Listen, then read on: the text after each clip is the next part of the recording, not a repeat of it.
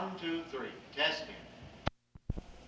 Please come up here. All clear.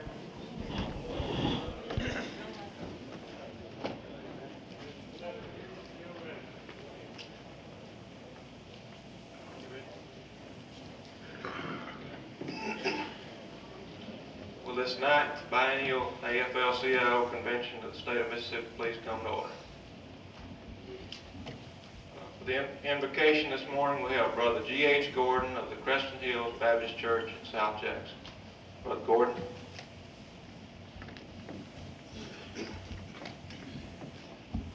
I appreciate the honor of sharing this spot on your program today. And I would ask you to join me as we go to the Lord in prayer. Our Heavenly Father, in the name of our Savior, by the help of the Holy Spirit, we come to thy great throne of grace today. Lord, I would ask your blessings upon this assembly. Thank you for groups such as this who represent the working man. And I pray that in their deliberations that the Spirit of the Lord might lead and that they might prove a blessing to the working people of our state and throughout the nation. I would ask for them, the divine leadership of the Holy Spirit. For we ask these things in the name of Jesus, and for his sake we pray. Amen.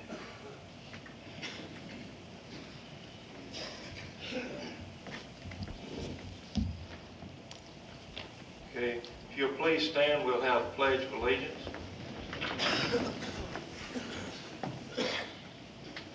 I pledge allegiance to the flag of the United States of America and to the republic for which it stands, one nation, under God, indivisible, with liberty and justice for all. Please be seated.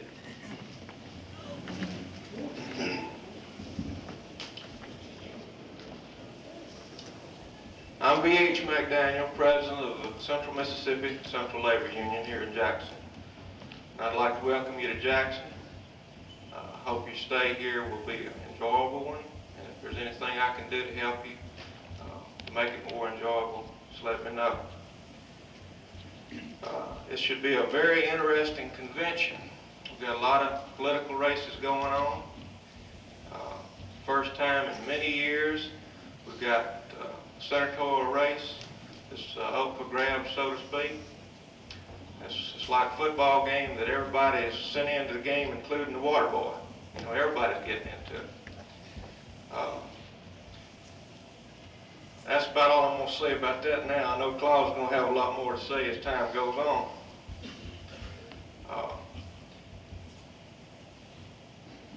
We had a race, something like this, in our last mayor's race. As you can see on your agenda, Mayor Danks was going to be here today, but he had some conflicts. So we have Mr. Stephen L. Spots representing him in the city. Mr. Spots is a graduate of Ole Miss and active in many civic activities. He's administrative assistant to the mayor. And now I would like to introduce to you Mr. Stephen L. Spots.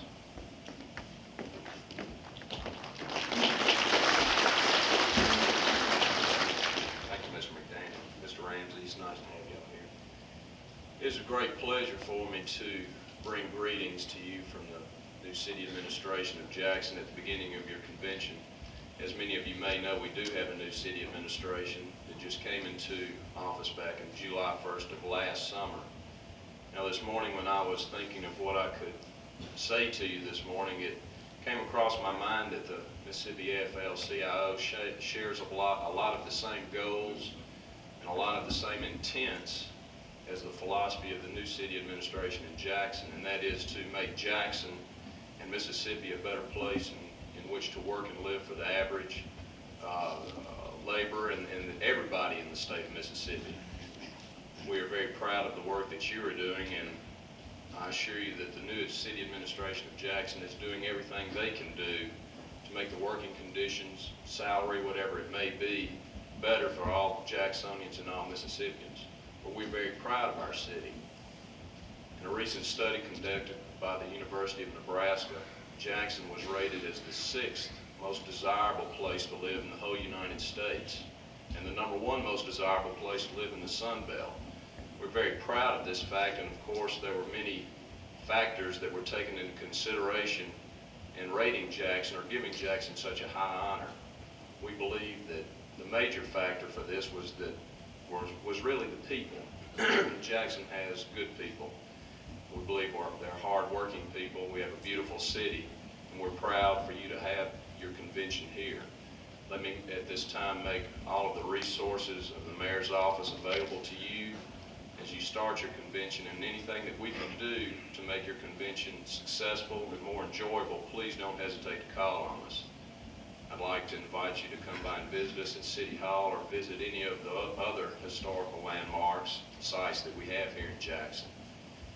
As many of you will be traveling through other parts of the state of Mississippi at the end of your 3-day convention, please drive carefully. I hope that the weather will be cleared up by then.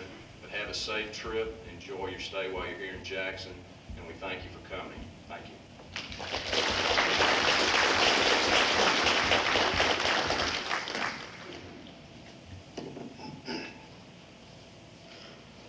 Now it's my pleasure to introduce the chairman for the rest of this convention.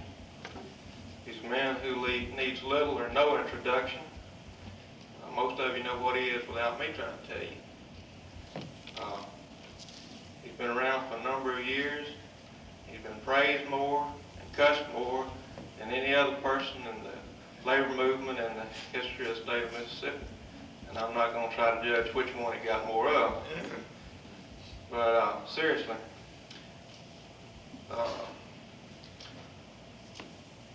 this is a man that spent a great deal of his life in the labor movement in Mississippi. As labor leaders, you know that you don't do this for money. You do it because it's got to be done. You do it because you care about people. And when you see a man like Claude Ramsey that spent as much time in the labor movement and in community affairs as he has, I think that says more about the man than I could ever say. So without further ado, I'd like to introduce to you the president of the Mississippi AFL-CIO, Mr. Claude Ramsey.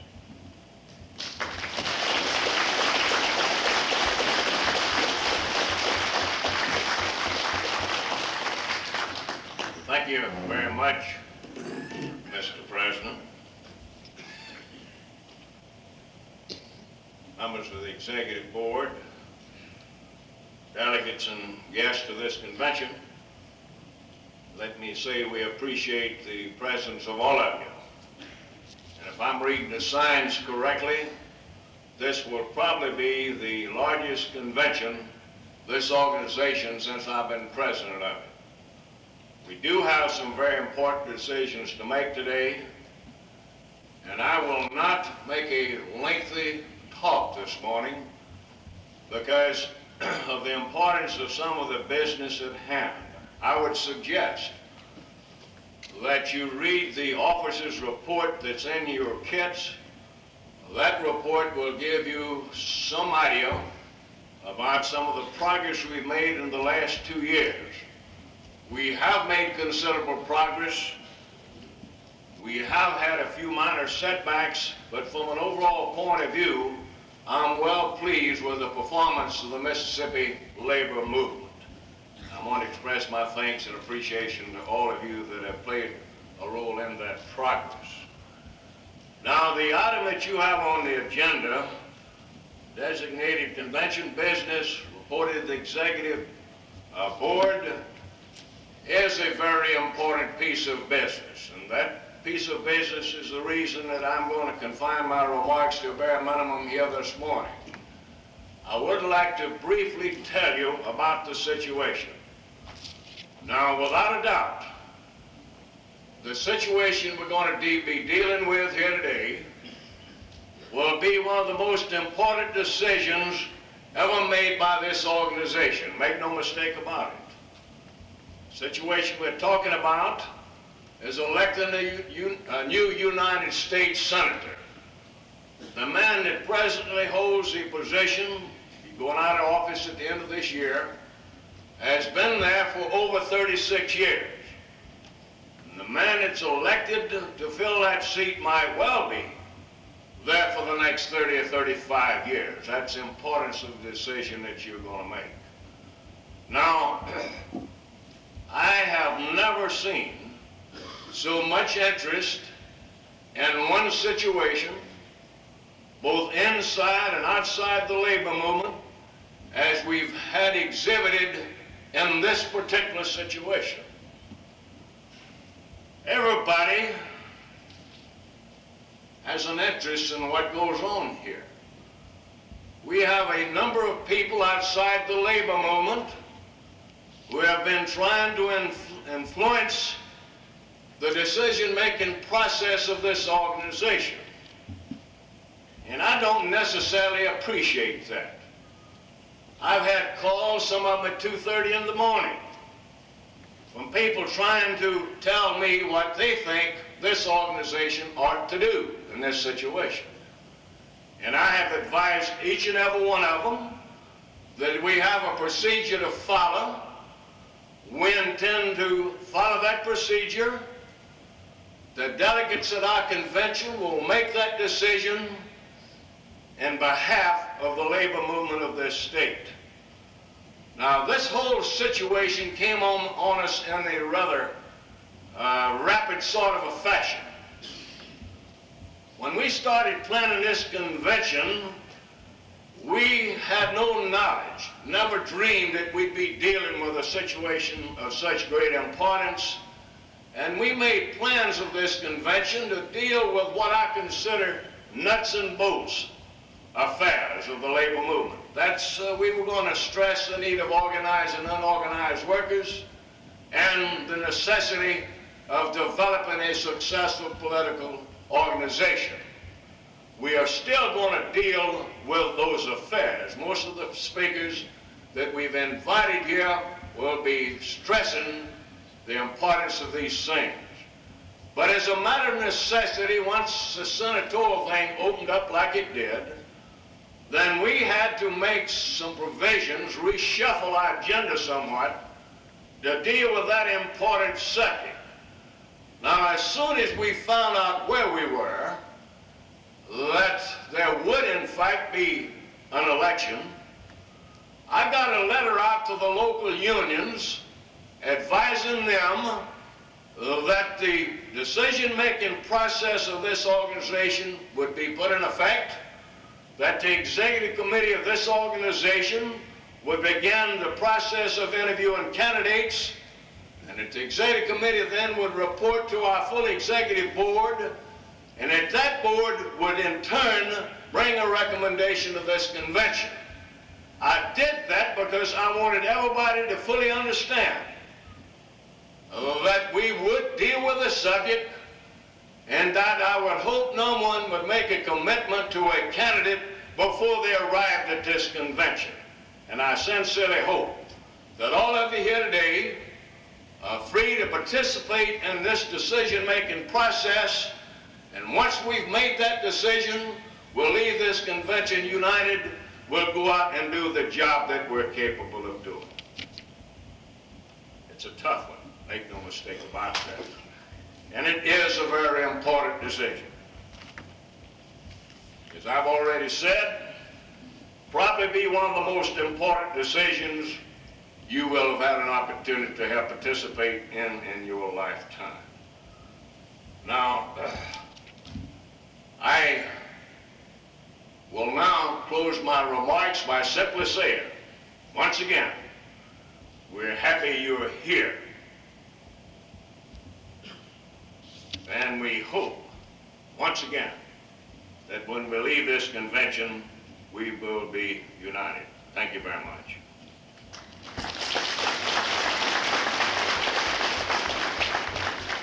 Now, some of you didn't think Claude Ramsey was capable of making that short a speech, did you? Surprised a lot of people. But I think we have some other people here that I'm sure you'd like to hear from. We want to afford them an opportunity to have plenty of time. And before we bring our speakers forward, I'd like to make the assignment of committees, the necessary things that has to be done to get this convention properly organized. I'd like to now read the names of those committees that will serve the convention. Some of them have already been functioning, some haven't. The Audit Committee, Brother C.E. Schaefer, Jerutha Stowers, and Billy Still. Sergeant at Arms, L.D. Clark, Alan Flanders, Howard Underwood, Harry Adams, Wayne Elmore, Alan A. Payne, and Fred Westcott. Brother Clark is chairman of that committee, standing at the door. Those of you that have just now learned that you're sergeant at arms, he's the chief knocker of that committee. The Rules Committee, Robert Woodson, chairman, SHDs, Cecil Shelton, May Bryant, and Louis Turner. Restoration and Credentials Committee, James Jackson, chairman, Jenny Cook, Joanne Ward, James Cater, Floyd Berry, Marilyn Ray, Cecil Shelton, Maridel Whips, Joanne Bolton, Amy Hollowell, Ralph Miley, and Mary McLeod.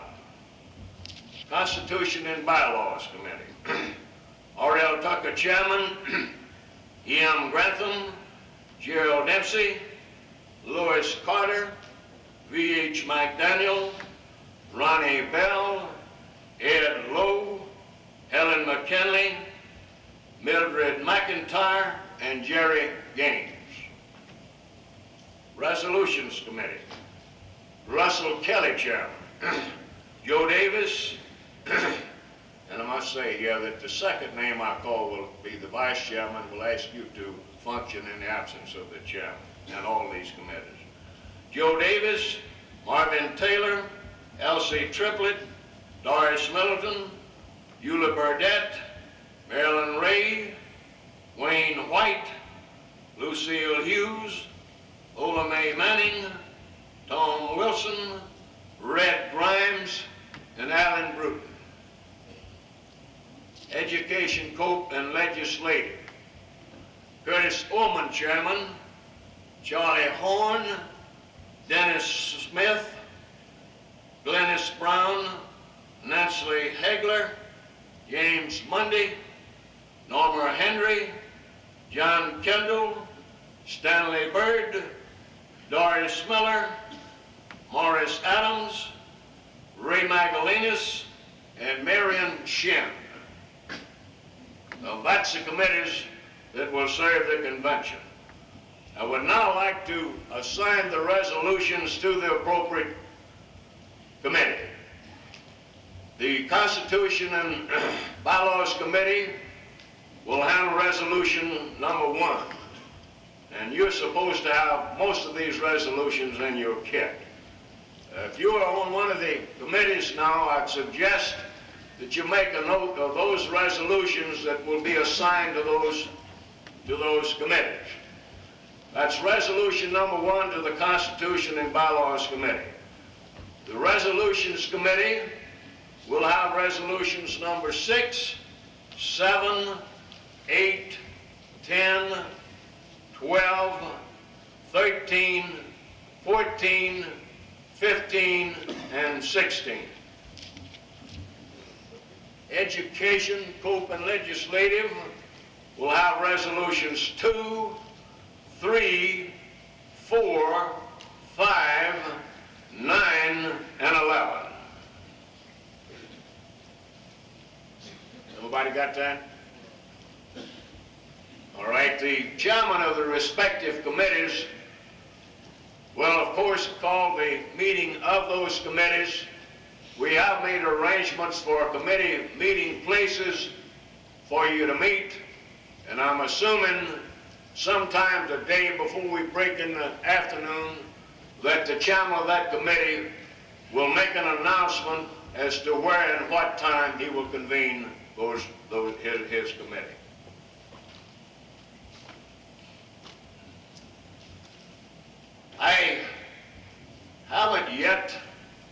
been delivered the list of guests that we have with us today.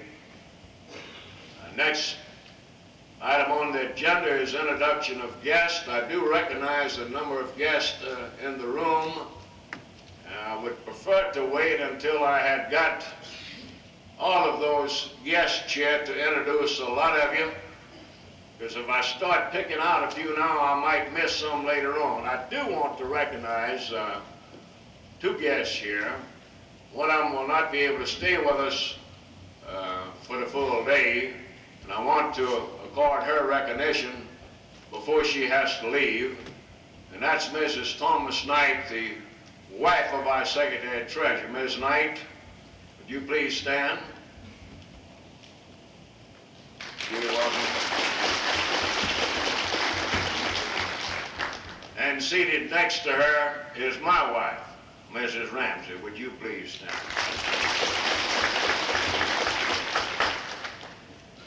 Appreciate both of you being here this morning. Where's Brother Clark? Would you like to perform your requested thing now? It'd be a good time to do that before I bring on the other speaker. Ms. Knight will have to leave shortly, and we are just a wee bit ahead of schedule, and shortly we're liable to start getting behind schedule. Brother Clark has got a present that he's requested to present to Brother Thomas Knight while Mrs. Knight is present. So at this time, we're going to recognize the chairman of the Sergeant at Arms, Brother L.D. Clark, to present Brother Knight with that gift. Thank you, Mr. Chairman. I don't know how many of y'all know that when you go off to conventions out of state, as well as in the state, Tom's just like a daddy and a mother to all of us. He always looks after us and carries us to the massage parlors, all this kind of stuff, and entertains us, does a good job. Recently, we went to Houston, Texas, to the Coke Convention, and one from the Mississippi delegation felt that Tom done such a good job that they wanted to show their appreciation to him for being so nice to us, and showing us all in the massage parlor at midnight.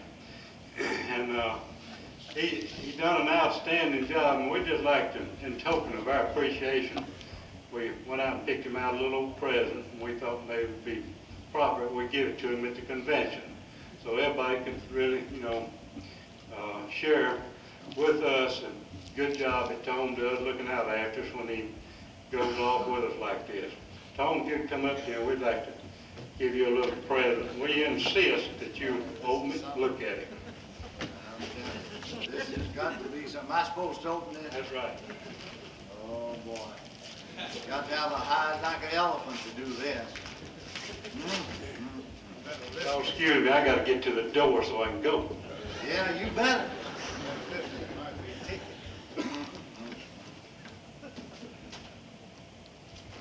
Well,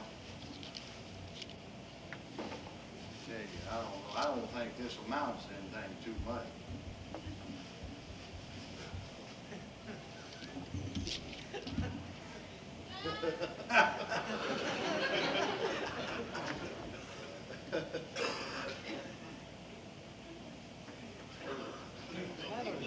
Presented me with something I don't know how to get into it.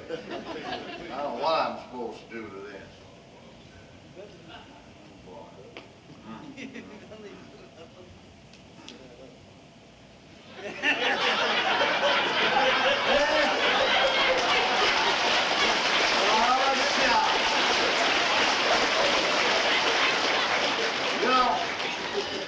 I've been embarrassed by intelligent people. I don't know why I want to be embarrassed by L.D. Clark.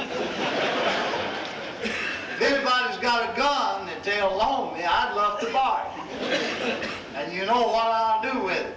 I appreciate this on behalf of my family, whoever brought this on, I appreciate it. There might be somebody can wear this. Thank you.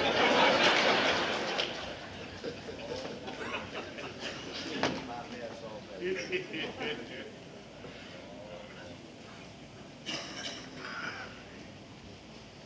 thing is a little tight, isn't it? Yeah. Would you stick your head out and see if Brother Jackson is ready with a partial report of the Credentials Committee. We're trying to move as fast as we can because of the business session. We want to try to permit as much time for that session as we can. If 5 minutes.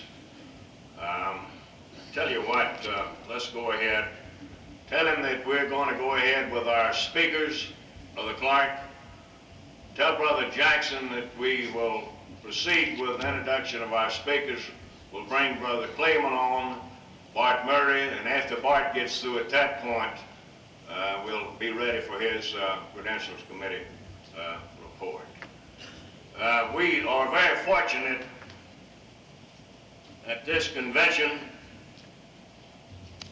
in having as our keynote speaker a man that I've had the privilege of knowing for many, many years.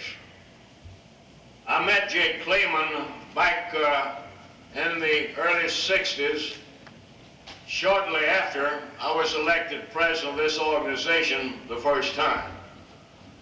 At that time, Jake Clayman was the secretary-treasurer of the Industrial Union Department. We had some tough days during that period, believe you me. Some of you were around and some of you were not. But there was a period that it appeared doubtful that the labor movement of this state will even survive those dark days. And we did have some very good friends in some high places within the FFL-CIO. One of those friends was Jacob Clayman, who at that time was the secretary-treasurer of the Industrial Union Department, as I have said.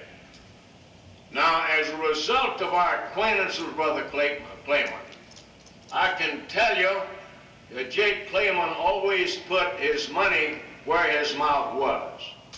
The Industrial Union Department did invest a lot of money in this organization. Now, recently, the last convention of the Industrial Union Department, as a matter of fact, Jake Clayman was elevated to the president of that department. And Jake is not going to be around too many more years, and it appeared to me, in view of all of the fine things he'd done for this labor movement in Mississippi, the least we could do was to invite him to our convention and let him see some of the progress that had been made in Mississippi during the last 15 to 20 years. Jake is operating on a rather tight schedule. He'll have to leave shortly after he makes his address, going back to Washington. As all of you know, I'm sure, the labor reform measure will be called up by the Senate on May the 15th. That's next week. And Jake Clayman will be playing a very important role in passage of that act, we hope. With those few remarks, it's now my pleasure to present to you President Jake Clayman of the Industrial Union Department. Brother Clayman, will you come forward, please?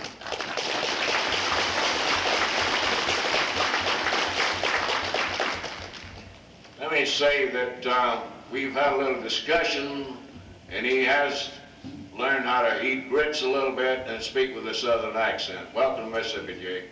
Thank you. Dear friend, it's interesting, to me at least, and even kind of exciting, to be back in Mississippi, where I've been here once or twice before. I don't know how a damn Yankee is supposed to address you. And so I'll talk not with a southern accent, because unfortunately I don't have it. But I'll talk to you partially with a Boston accent and an Ohio accent, whatever that is. Claude, Tom Knight, Bart Murray, and brothers and sisters, I knew that Claude was rather oratorical. It's one of the great assets of the South that you raise some of the best orators in the country, but he kind of outdid himself in that splendid introduction of me. Let me quickly, it's early in the morning and maybe to wake us up, let me tell you a story that we used to tell around Ohio years ago.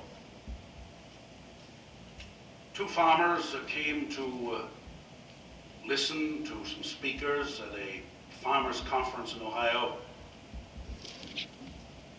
And the chairman introduced the speaker by name, and then simply to put a little icing on the cake, said he has a degree of BS and MS and PhD. One farmer turned to the other and said, what do those letters mean? Well, the other farmer said, well, you know what BS means.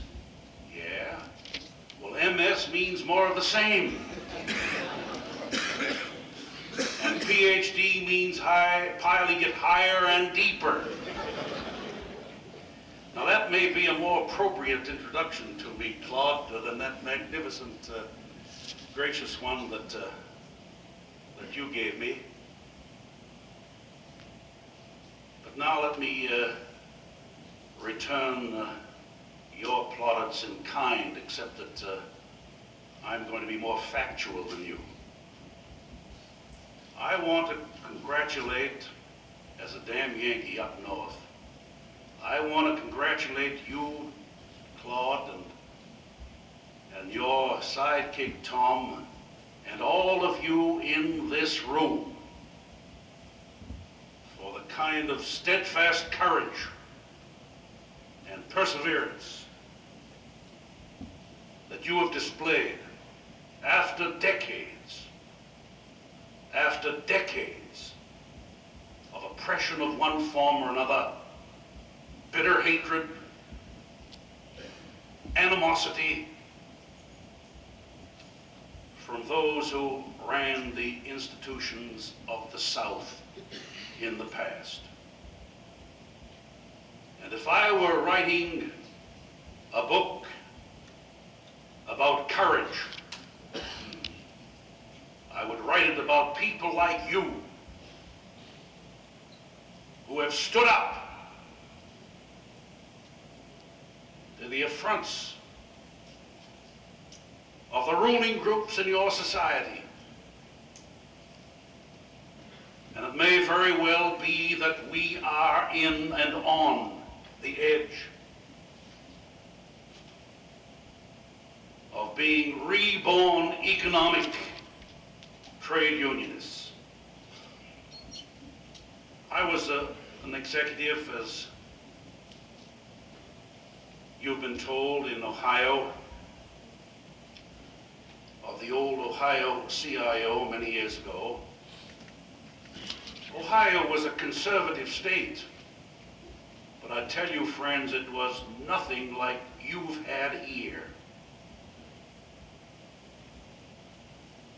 And my job was duck soup, even though I thought it was hard, difficult, to what Claude and the rest of you have had to surmount in your time. But having said that, there's great hope in your state, in the South, generally these days. I think we're on the verge of a breakthrough. There is a new spirit, for example, in organizing. IUD has been down this area and elsewhere for 14 years now in a coordinated organizing campaign. We've been associated with many of your unions in your organizing activity. And my personal perception is, and I hope I'm right, I'm told this by many of you, that the mood is changing, that the ordinary Southern worker no longer is filled with fear by his employer. J.P. Stevens has become a household word or a household epithet. Even in that benighted company, with its long years of deliberate violation of the law, even there, workers are signing up. They're coming to meetings, no longer subjugated by fear, no longer trembling in the presence of the boss, asserting their American right of citizenship, asserting their freedom as citizens and workers and trade union members. Yes, there's hope, new hope in the South.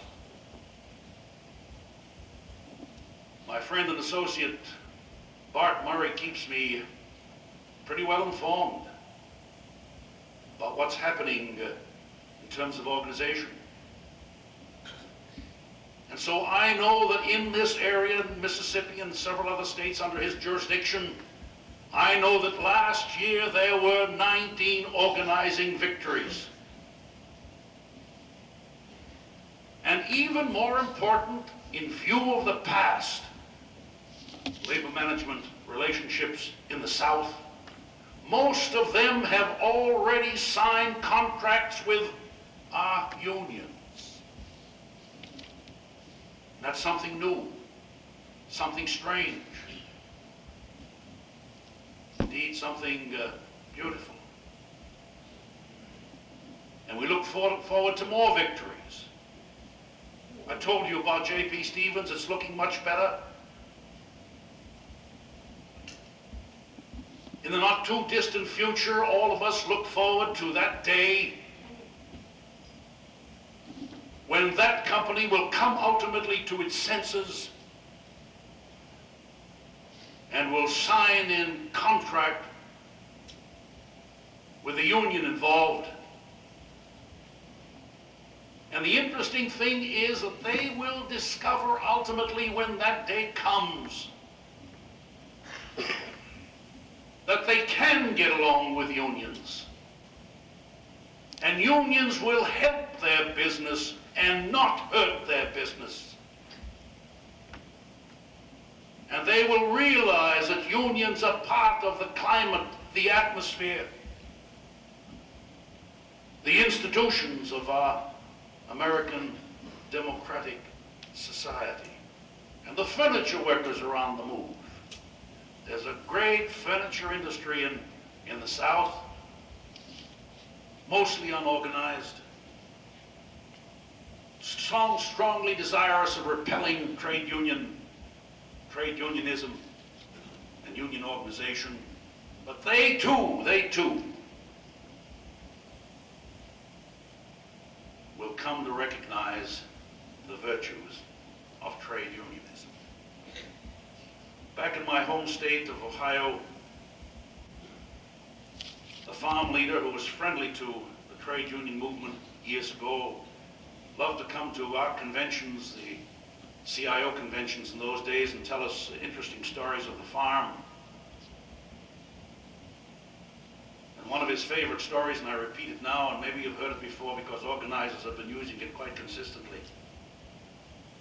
was the story of the farm wife who called the veterinarian and said, my calf is sick. The doctor asked about the symptoms, the veterinarian rather asked about the symptoms, and she said, what shall I do? And he said, give that animal 1 pint of castor oil. And so she did. The next day, the veterinarian called her and said, how is that cat doing? Oh, sir, it wasn't a cat. It wasn't a calf, it's a cat. I said, how's that calf doing? It wasn't a calf, it's a cat. Oh my God, did you give that cat a half a pint of castor oil? I sure did. Well, what happened? But I'll tell you, friend, that cat is the best damn organizer I've ever seen. Has 4 cats out digging holes, has 4 cats following up, and has 4 cats out front prospecting for new territory. That's a farm story from a city boy. Well, we've been at it, I told you, for 14 years in IUD. You've been at it too, and we'll continue. We'll do our planning, and we'll do our prospecting, and we'll be doing our organizing. And one day, we'll all be able to say together, I hope in my time, that in terms of labor management relations, the South is no different than the rest of the country. Quickly, I want to make a few quick points.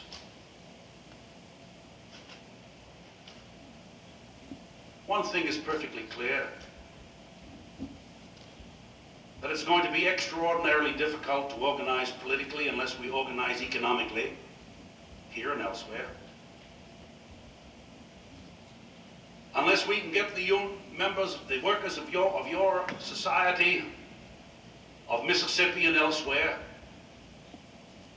to join together in unions, those same people will always be the victims of misrepresentation, the victims of prejudice, and the victims of illiberal reactionary politicians. So the beginning is the organizing of workers, and a byproduct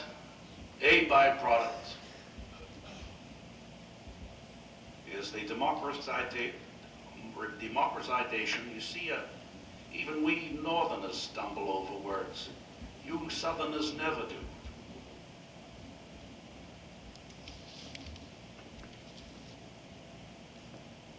And so one step in that process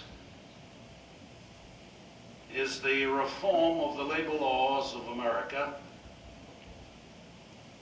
which permit employers to stall. In the typical case is J.P. Stevens, but please believe me, and you know this even better than I, the J.P. Stevens is not the single employer, it's endemic. It's part of the soil in many parts of the country. It's part of the atmosphere. Delay, illegalities, violation of the law, resisting unions in their legitimate aspirations and in accordance with the law simply to make profit. And that's been happening in the United States. It may be the South is a little more difficult than some other parts of the country, but you can find it elsewhere too. J.P. Stevens, a deliberate course of law breaking, discharging people who want to become members of the union only because they want to become members of the union has been illegal under American law since 1935. Doing it over and over and over again. Oh, of course they've been found in violation of the law by the NLRB, by the District Court of Appeals, indeed by the Supreme Court. Times too many and too numerable to mention. And so they string out the application of the law, delay it deliberately. They go to the courts, to the District Court, the Court of Appeals, the Supreme Court. Years afterwards, literally years afterwards, these workers are found to have been discharged illegally They're ordered back to work, they get back pay. But what a price the workers who were so discharged have paid. And what a price the workers who haven't been discharged pay because they are full of fear. They have been and will not accept unionism because of that stark fear. Well, the Labor Law Reform Bill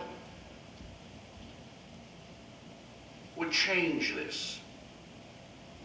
It would simply say, and I'm not oversimplifying it very much because I have to simplify it a little in order to say it in a hurry. It would simply say that we are going to make it more difficult for employers to break the law. That's all. We're going to make it more difficult for employers to fire people because they want to join unions. We're going to make it more difficult for employers to refuse to bargain in good faith in accordance with the law. And these are normal aspirations of any worker who's interested in justice, or any person who's interested in justice. And all this business that probably you read in many of your papers, probably you hear some of your politicians enunciate, that this bill will force workers to join unions is an absolute fabrication. Because every worker who joins a union, if there's a representation election, as there will be, will cast his vote in secret just as it has been done in the past. And no one will know how he voted, for or against the union. And so, my friends, we need the change of the law. We're going to have a heck of a fight. The fight will take anywhere from 4 to 8 or 9 weeks, perhaps. A determined minority will try to see to it that the majority doesn't get a chance to vote on the issue by the use of the filibuster.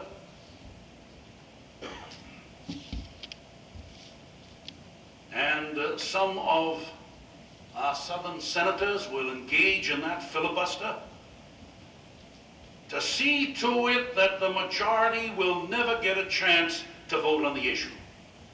And I've always sensed that this was a strange aberration of democracy when a minority can refuse and force the majority to still its voice so the will of the majority never becomes known. That's the situation. I believe, I've been going around seeing senators now for several weeks, along with some of our other presidents of international unions, including many of yours. I think we're going to make it. I think at long last, after 30 years of patient waiting, we're going to humanize the Labor Relations Act.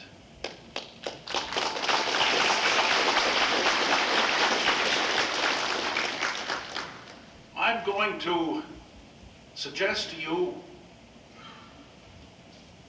that you take it upon yourselves to write a little note to your senators.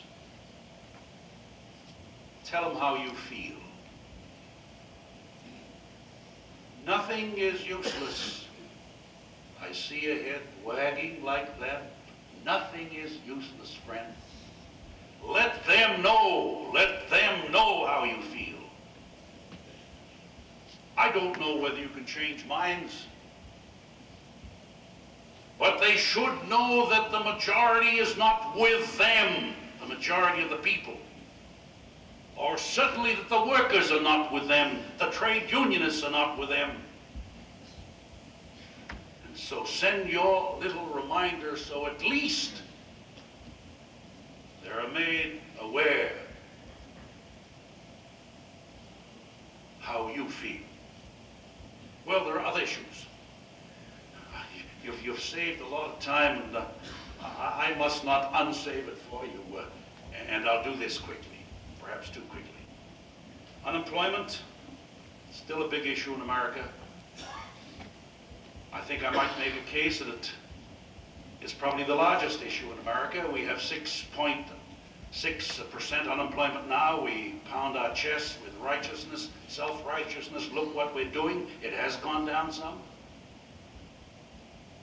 But now for 5 years, we've had the deepest recession and the most pervasive and persistent recession since the Great Depression. We're trying to pass the Humphrey-Hawkins bill, a bill that would impose upon the President, the Congress, an obligation to plan with more preciseness in the future to bring down unemployment, to provide full employment. I don't know how many of you have been unemployed in the past. I haven't, so that my reflections on what it means to the individual to be unemployed is from seeing many who have been unemployed over the years. And unfortunately, too many in Congress don't perceive, don't understand, because like myself, they have been employed all their lives, what it means to the human spirit to be unemployed. What toll it takes in terms of frustration. What toll it takes in terms of families. What toll it takes in terms of crime. What toll it takes in terms of mental illness and all the rest. Well, many of us don't appreciate or understand that special cost to our society of unemployment. In my judgment, it's the most important cost because it cuts through and severs the essential structure, moral structure of our society. But those who don't understand that may understand cost, money cost. Do you know that one of our government agencies has proclaimed that the cost of unemployment per 1% of unemployment, for every 1% of unemployment, the cost to our society in money, let alone the other things I've been talking about, is $19.5 billion. $19.5 billion. We have 6% unemployment. If you reduce it to 1% or 1.5% or thereabouts where it should be, that means that we would be saving roughly $100 billion a year that all of us who are taxpayers pay to feed unemployment. And Hubert Humphrey has made the point over and over again during his life as he was fighting for the Humphrey-Hawkins bill that it's a damn sight cheaper to pay for full employment than it is to pay for unemployment. Humphrey-Hawkins, keep it in your memory. In a couple of months it'll be coming up. I hope at that time you'll remember and write a little note then to your senators, because it has already passed the House. Quickly, international trade. Our Industrial Union Department has been deeply involved in that issue. We remember, for example, that last year we had the largest trade deficit in the history of our country, meaning that we bought more from abroad than we did shipping out to abroad, to the tune of about $28 billion. And last March, just a month ago or so, our trade deficit was $4.5 billion, the largest single month trade deficit in the whole history of the United States. And irony of ironies, the same month the Japanese, one of our trading partners, had a trade balance, favorable balance, of $2.5 billion, the highest single month trade favorable balance that they had in their whole history. Shoe industry, I guess you don't have shoes, or do you? We've lost 70,000 workers in shoes in the recent decade. Clothing, 150,000. Workers less over the last 10 years. Electronics, tens of thousands lost jobs there. $18 billion in steel, 18 billion tons of steel a year coming in from foreign countries, with our own steel mills not working at full capacity. 18 million tons of steel means 105,000 steel workers' jobs. In manufacturing, the Department of Labor tells us, in manufacturing alone in the United States, between 1974 and 1976, we had 1 million fewer workers. Just a 2-year period. Not all of this was due to trade. Some of it was due to so-called cyclical unemployment, meaning recession. But a lot of it was due to trade.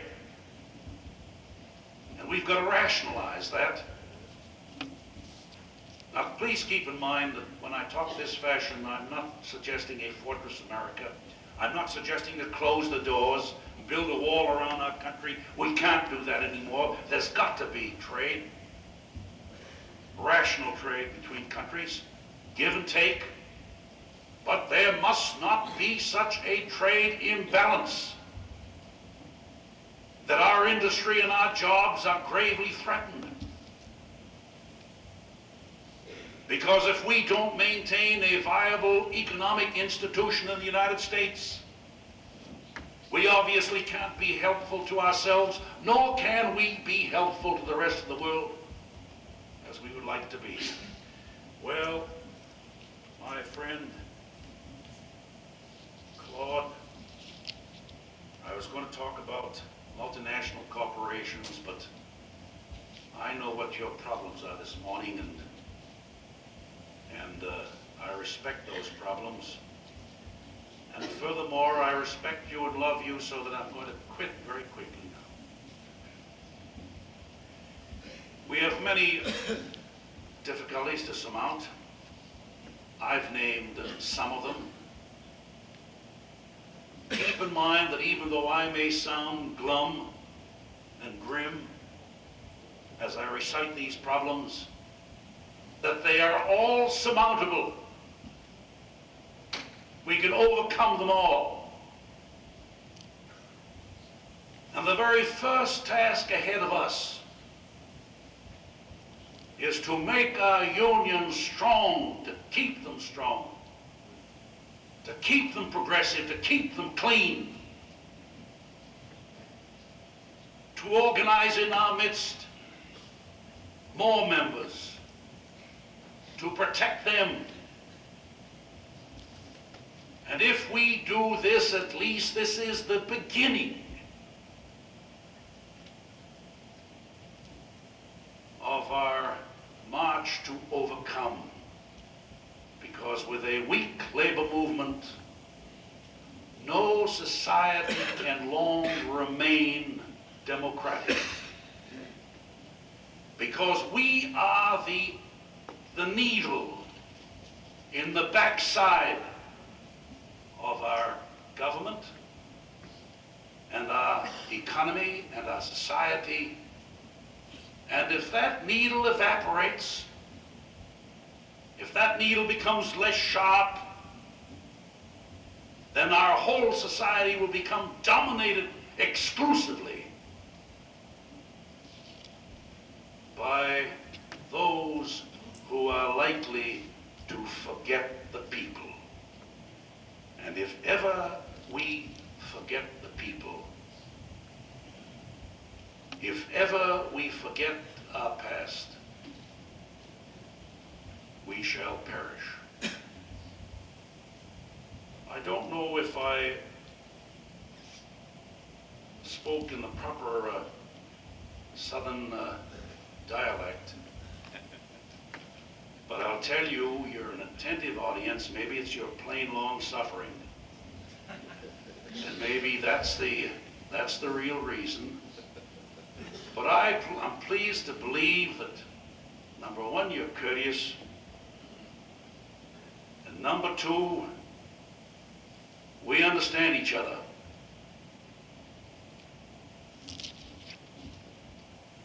And I understand that I had an interesting time here, Claude.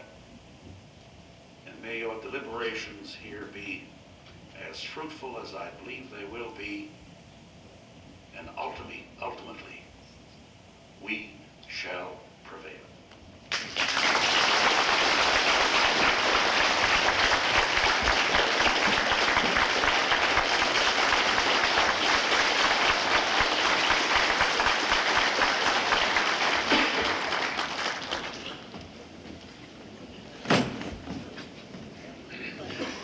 Thank you, Brother Clayman, for such a fine and advocate address here this morning. We appreciate it very much. I have a note here that Ruth Young has an emergency call. Is Ruth present in the audience? I assume inside at the desk. Ruth Young.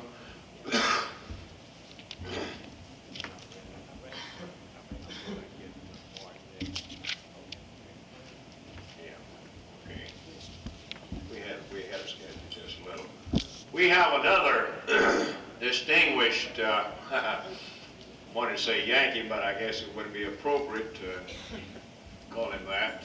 I understand he raised from the south side of Boston, and he does speak with a southern accent of sorts. But the man that I'm about to introduce to you again has been in our state now for several years. He's been directing the coordinated organizing program of the Industrial Union Department, which is headquartered in Tupelo. Jay Clayman made mention of some of the successors of this organization in his remarks. We felt it would be appropriate to ask Bart Murray to make an appearance here today in conjunction with Jay Clayman and to report to you some of the activities of the coordinated organizing program. So it's my pleasure now to present to you Brother Bart Murray, the director of that program.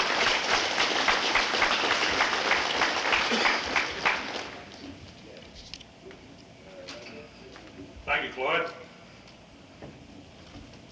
Secretary Knight, executive board members, and brothers and sisters.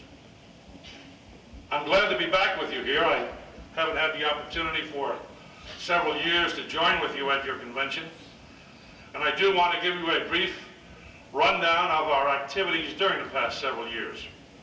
However, I just wanted to point out, and Claude is well aware, that it was back in 1974 that President I.W. Abel and Secretary Jay Clayman and Organizational Director Nick Zonorich asked me to come down to Mississippi.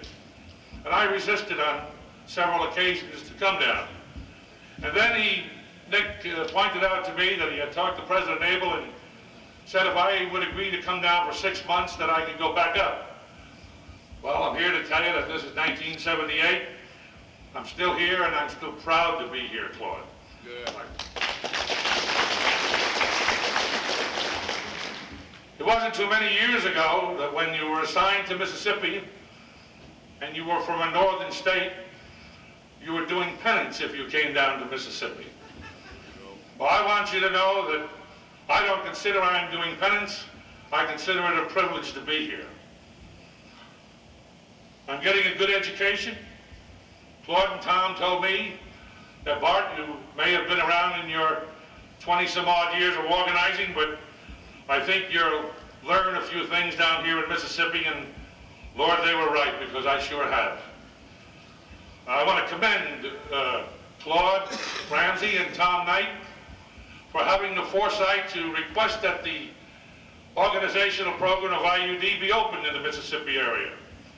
As Jay pointed out, there have been other programs throughout the United States. In fact, I headed up one in the Northeast area from 1965 to 1969 when it was opened, and it proved successful up there.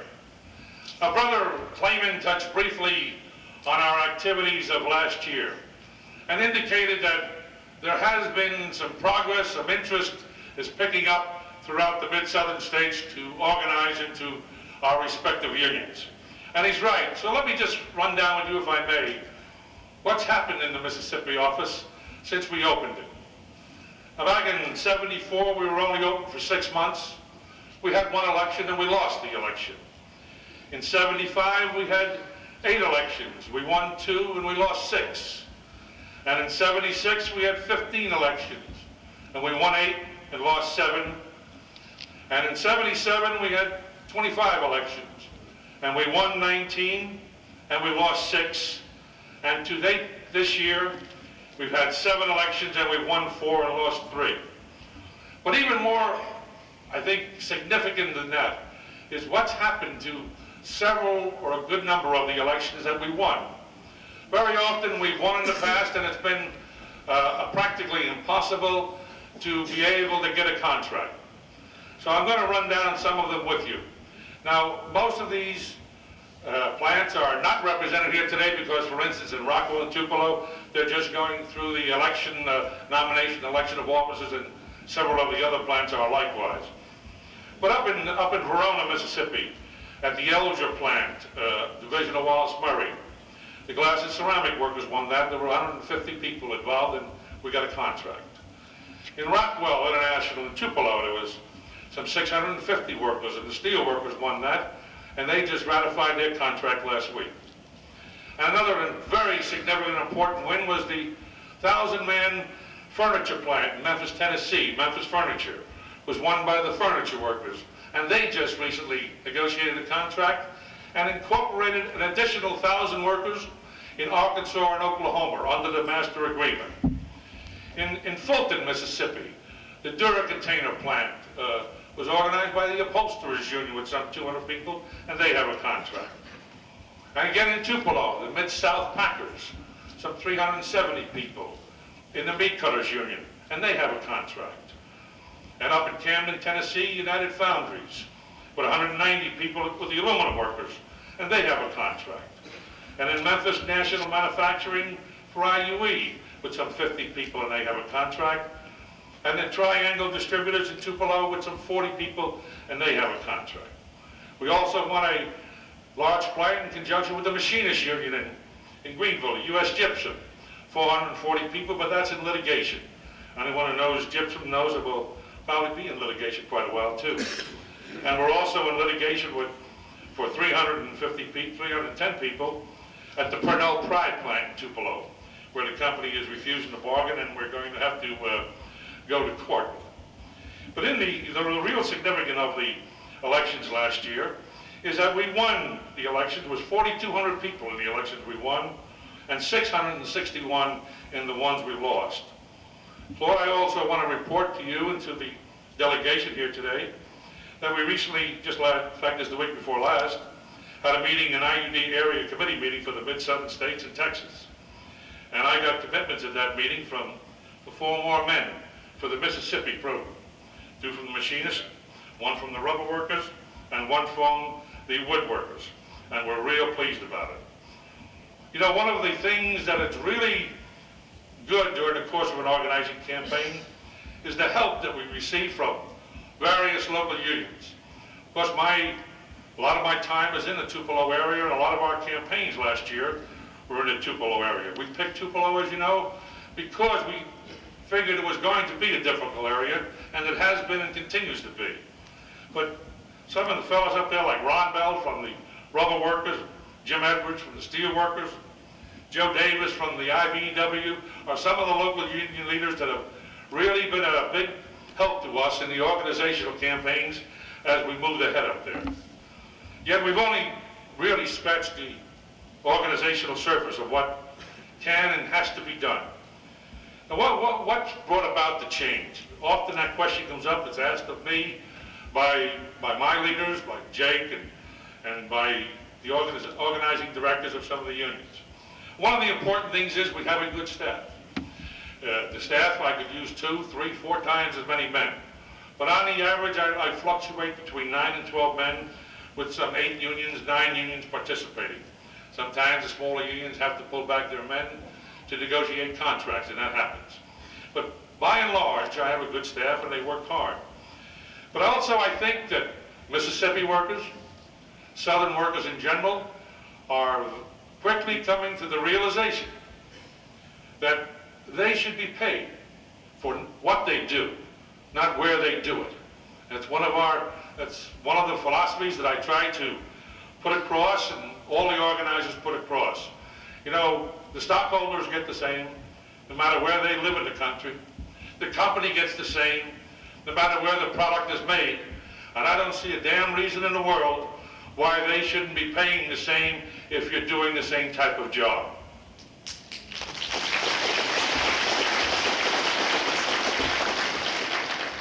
Now, Brother Clayman talked a little bit this morning about labor law reform. And I think that you've heard it from your state leaders, from your own union leaders, the necessity of becoming involved. I agree that the National Labor Relations Act, as presently applied, is weak. The fact of the matter is, I was thinking about some of the remarks I would make here this morning, and I thought to myself that more appropriate initials for that act would be I gotta look at it because I just wrote it down, as the FEAL, FEAL, the Full Employment Act for Lawyers, because to me that's the only one that benefits from the National Labor Relations Act as presently applied. Everything we do is thwarted during the course of an organizational campaign. And I think it's appropriate. You know, I went through a book recently about facts about Mississippi. And you know, as residents and citizens, lifelong citizens of Mississippi, you know this better than I do. And you've gone through organizational campaigns where many of the law firms of Mississippi have been involved taking us on. And they become totally involved. They fire, they spy, and whatever else has to be done, just to make sure that you don't get representation at the bargaining table. And one of the interesting facts I found about Mississippi, Claude, is that the first state bar association was founded in Mississippi in 1854. So they wanted their way, but they don't want the people to have it.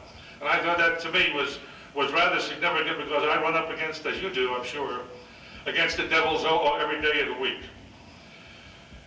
The thing with labor law reform, we're going to find out something. Hopefully it's going to pass. All the indications are that it will. But if it doesn't, I think it's going to have to make us realize that we have got to pay as much attention to the ballot boxes of NLRB elections as we do to political elections. Because sooner or later we're going to realize that defeat at the first is going to mean disaster at the second. We've got to organize the unorganized in every state in the Union, not only in Mississippi, but throughout the United States. Well, I think we have to stop trying to legislate sometimes what we can't negotiate because we fail to organize our industries or our states. Just last week, I don't know what they call it in a particular city or town you live in, but the Tupelo CDF, which is the Community Development Foundation, had their annual banquet. I think they should just call it the anti-union gathering to make sure no more unions come in. And there was 1,200 people at the banquet. And they talked about all of the hot issues that are going on in Tupelo. And they issued statements about the black boycott and the Ku Klux Klan, and made sanctimonious requests about, you know, we've got to be cool. And then he wound up his speech with one of the most anti-union speeches given at one of those banquets. He said they're going to maintain their posture of pro-labor, but anti-union, to make sure that no more. They're worried up there in the area. In fact, they're becoming worried throughout the mid-southern states that people want a voice in their bread and butter. Well, we're not going to go away. We're going to stay there. I tell you this, brothers and sisters, we've got to fight the battle for decent wages and benefits in the halls of unionism, as well as in the halls of Congress. We need your help during the campaigns as we move around the state. And as many of you know, we've exercised that option and contacted you whenever we've had the opportunity. We need your help. If you have any unorganized contacts, many of you have already funneled them to Claude and to Tom, and I've tried to follow up whenever I've had these staff. You know, there's an old saying, and I'm sure you're more aware of it than I am. You know, if one man's rights are denied, then your rights are not secure.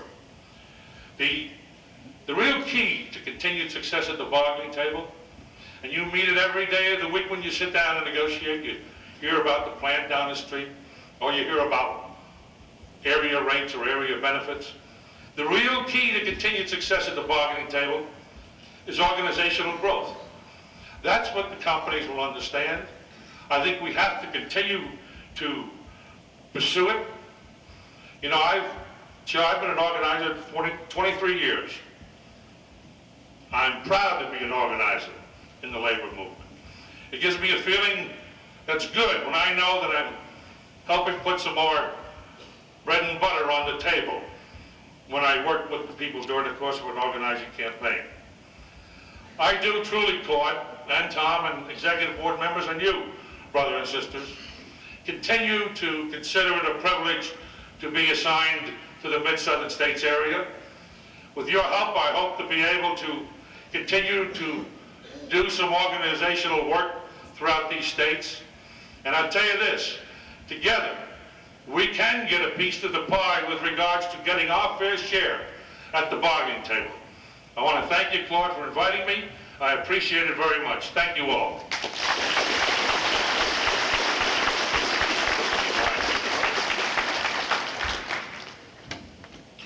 Thank you, Bart, for those inspiring remarks. We hope you'll be able to hang around and stay with us, but if you have to leave, we understand, okay?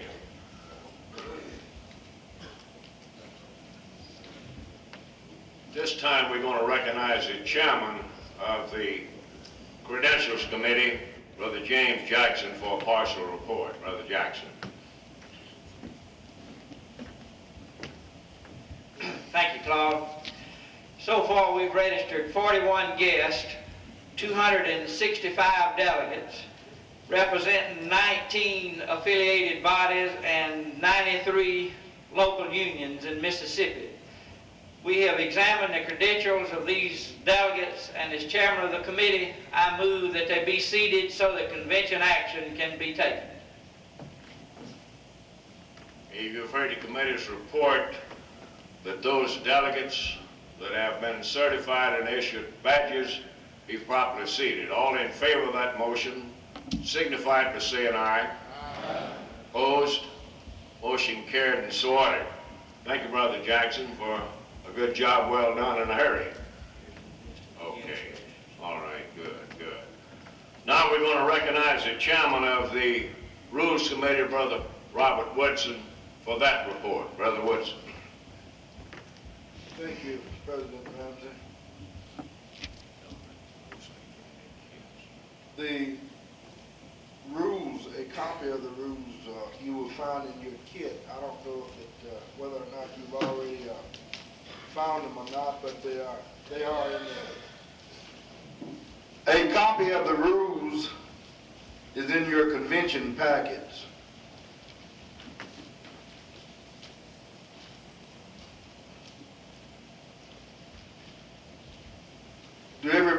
them before you now.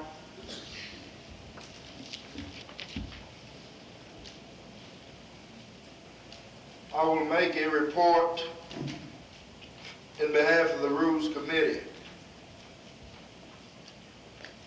The convention shall be called to order at 9:30 a.m. on Monday and at 9 a.m. on Tuesday and Wednesday. The convention shall recess for lunch and reconvene according to program schedule and shall remain in session until the business of the day is completed.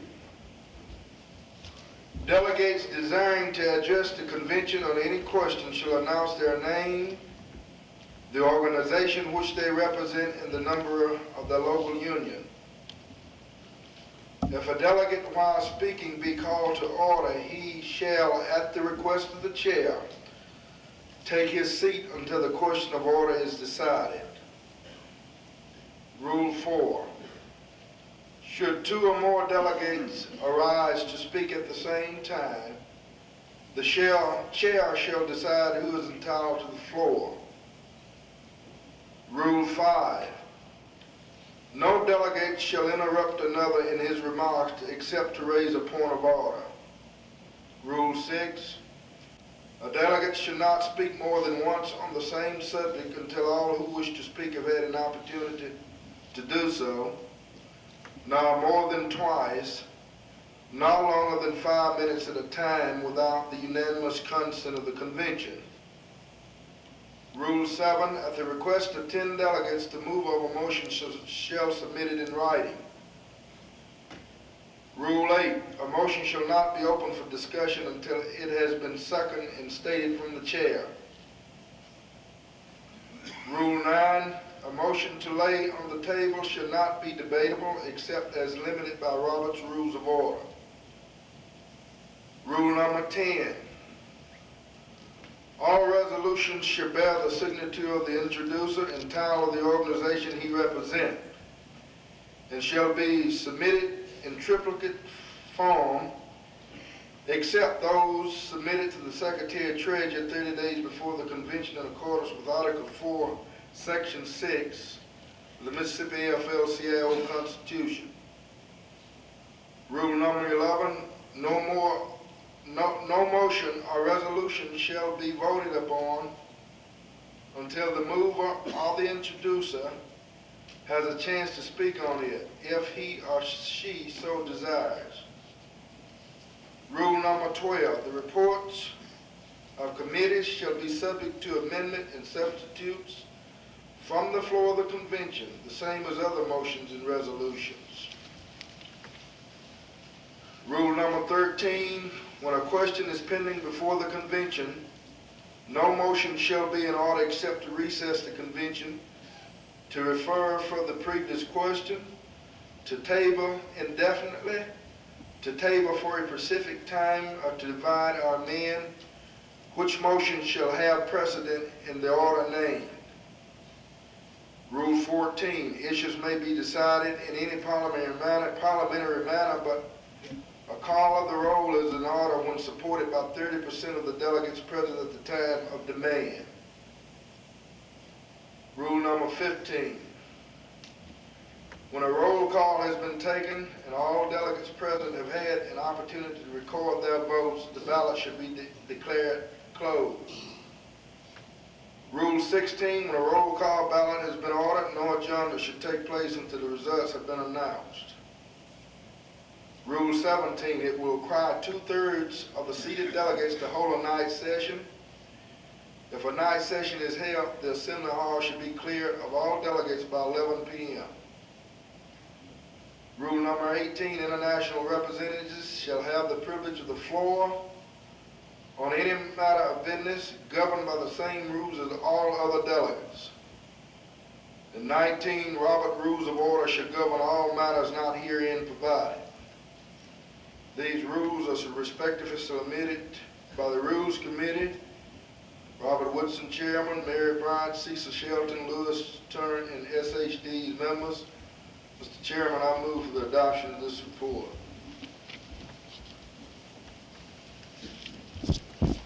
You heard the committee's report and the motion to adopt the rules. Do we have any discussion? Brother Fitzhugh?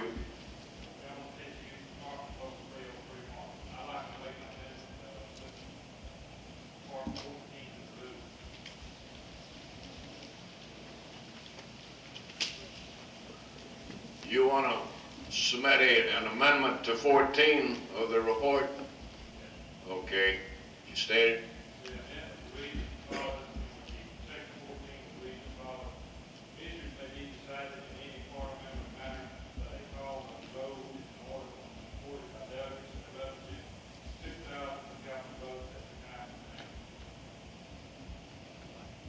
Would you state that again? That what now?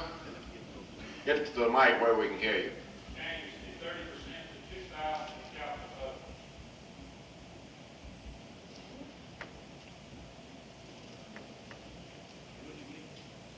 I think perhaps you need to clarify your amendment, Brother Fitzhugh.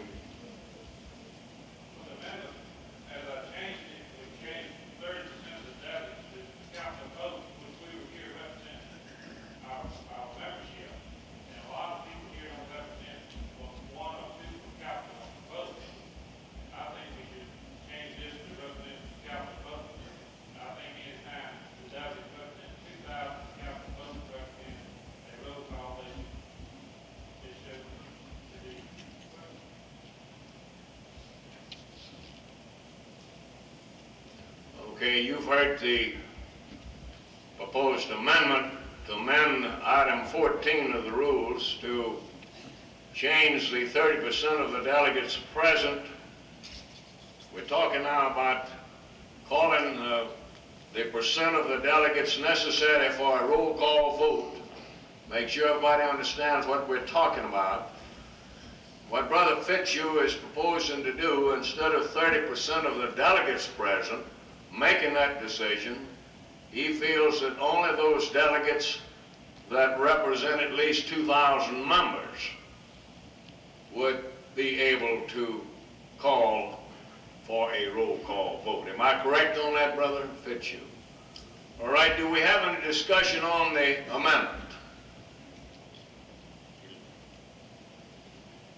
Any discussion on the amendment? Chair's going to recognize Brother Miley.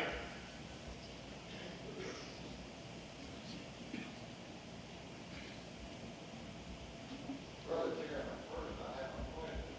I thought I understood the amendment Brother Fitzhugh proposed it, and then in response to a question you put to him, I got confused.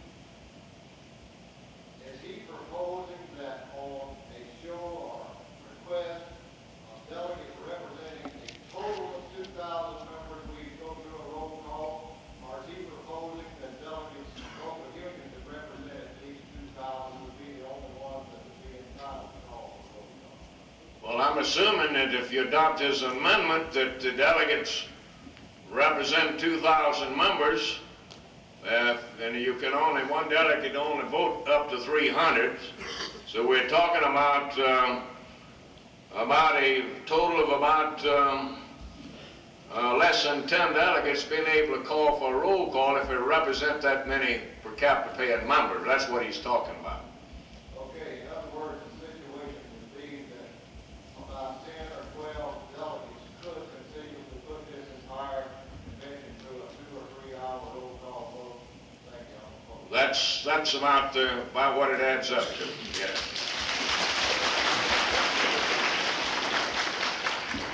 Chair recognizes Brother Beckham.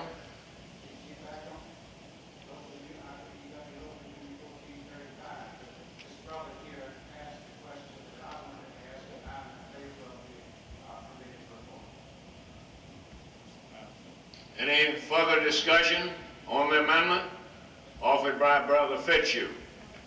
Are you ready for the question? All in favor of the amendment signify by saying aye. Opposed? No. The motion has been defeated to amend item 14. Now the committee's report is before the House. We have a discussion on the committee's report. Are you ready for the question?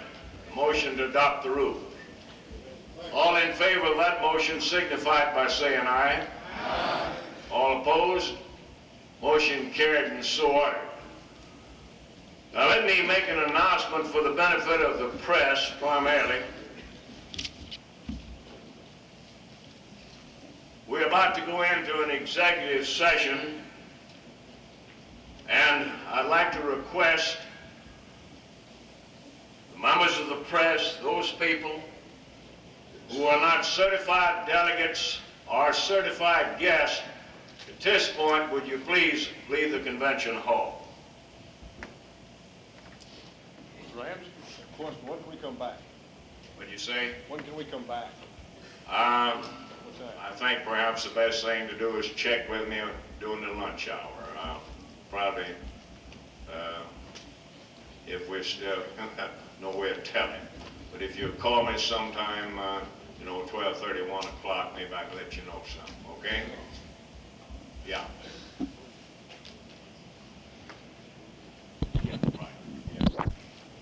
Brother Chairman, that concludes the work of the Rules Committee. And I would like to express my appreciation to those on the Rules Committee for their participation. And with the thanks of the convention, I'd like to ask that this committee be relieved of its duties. You've heard Brother Woodson's motion that the Rules Committee be discharged with the thanks of the convention. All in favor of that motion signify by saying aye. Aye. Opposed? Motion carried and so ordered. Let me say, Brother Woodson, we appreciate the work of your committee and the fact that you were able to get the rules adopted expeditiously. Right, the next order of business is special order of business, which will be in the form of a report by the State Council Executive Board. And let me make an inquiry, Brother Knight. Do you have the report of the committee where it can now be distributed? Brother Clark, you said they're in the office in a little box, I think. So, committee report. We will have a brief recess while the Sergeant at Arms find and distribute the report and recommendation of the Executive Board. While we're in recess, let me make an announcement. This is particularly for the committee chairman.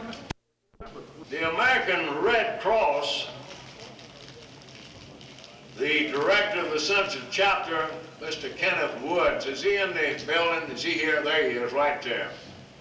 Brother Woods and the chapter have set up shop outside for blood pressure checks. Anybody that would like to have their blood pressure checked by his team outside during the lunch recess, please feel free to do so.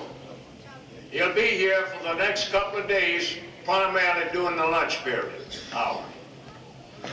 Now, I would also like at this point to recognize a few guests while we're trying to get the delegates back into the hall. I've been advised that Ray Smithhart's wife, sitting with my wife back there, I didn't recognize Vera when I hadn't recognized Ms. Ramsey's Miss Knight, so I'm going to correct that error now. Vera, stand up. Ms. Smithhart. I didn't see you, Vera. I'd have took care of that matter earlier. We're happy to have you here. And I'd like to recognize a number of guests that have registered with us. And simply like for you to stand and receive that recognition. John Deefy, Papermakers Union. John. Sarah Bloom of the clothing workers will be on our program, so we'll withhold recognizing her for the time being. Dan Ory with the FFL-CIO staff. He's probably out in the hall. I know I've seen him here. Nelson Watson with a ACWT. Milton, are you here? There he is. Good to have you here, Milton. No use here. We got Herman Merritt with the Paper Makers Union, Paper Workers that is, Herman. Leonard Peters with the Firefighters Union. Where's Brother Peters? I met him.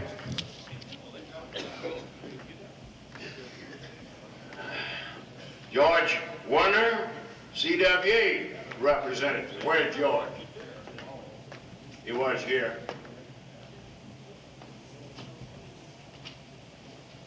T. Reed, woodworkers rep. Where's Brother Reed? Brother Reed, there he is over there. Didn't know he was here, Brother Reed. Jim Touchstone with the FLC, all the staff. There he is. Eddie Brewer, ACTWU. Brother Brewer. You know, I can't get accustomed to this you name they got. I used to call them the clothing workers. Now they come out with this long string of initials, and I get tangled up with it, like some of you do, I'm sure. Merrill Davis with the clothing workers staff. I'm going to keep calling them clothing workers myself. Jennings Davis, Merrill's husband. All right. Lundy Daniel with IEM. Went north. Steve Williams, IEM. I've been advised that I'd better get started. Some people's got some planes, so I'll hold up the rest of them for a little later. We make an inquiry. Does everyone have a copy now of the Executive Committee's report on the recommendations in the senatorial campaign? Does everyone have a copy of it? Anyone that doesn't, hold up your hand. Let's see, Brother Clark, there's a couple over this way and a couple back that way that don't have the document. Let's make sure everybody's got one.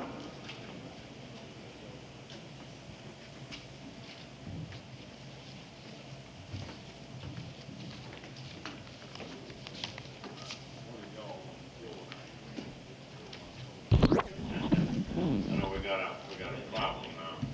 Tell me that they can't get too big. Sorry. I understand some of you in the back are having trouble hearing. Is that correct? Is it from this mic, the one back there?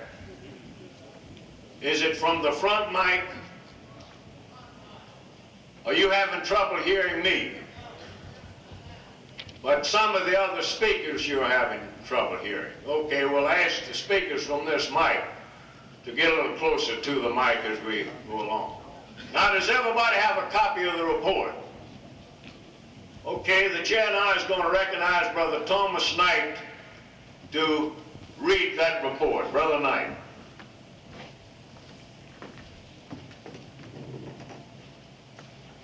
Report and recommendation of the Executive Committee to the Executive Board in the 9th Biennial Convention. James O. Eastland has served in the United States Senate for over 36 years. His recent decision to retire has brought about a mad scramble of political figures to fill this vacated seat. Among those candidates seeking this office are the present governor, an incumbent congressman, a member of the state Senate, a member of the State House of Representatives, a former governor, a former lieutenant governor, and a former candidate for governor. Two of these candidates, Thad Cochran and Charles Pickering, are seeking the Republican Party nomination, while 9 candidates are seeking the Democratic Party nomination. In addition to these people seeking party nominations, several others have announced their intention to run as independents. In final analysis, this simply means the next United States Senator will be elected during the general election on November 7, 1978. On April 12, shortly after the deadline to qualify for the party primaries, the Executive Committee of the Mississippi AFL-CIO met in Jackson. And the 1978 senatorial election was a major topic of discussion. After much deliberation, the committee decided that an effort should be made to personally interview the major candidates and that other candidates should be interviewed by mail. The committee selected April 19 as a date to interview these candidates. On April 13, President Ramsey began the process of contacting the campaign manager of each major candidate. As a result, Thad Cochran was scheduled to meet with the committee at 9:30 a.m., Charles Pickering at 10:45 a.m., Maurice Stanton at 1 p.m., Cliff Finch at 3:30 p.m., and William Waller at 7 p.m. With the exception of Cliff Finch, all of the candidates met with the committee at the agreed time, and each one stated he wanted the endorsement and support of the Mississippi AFL-CIO. Cliff Finch did not appear before the committee at the agreed time, and no one called advising us that he could not fill the appointment.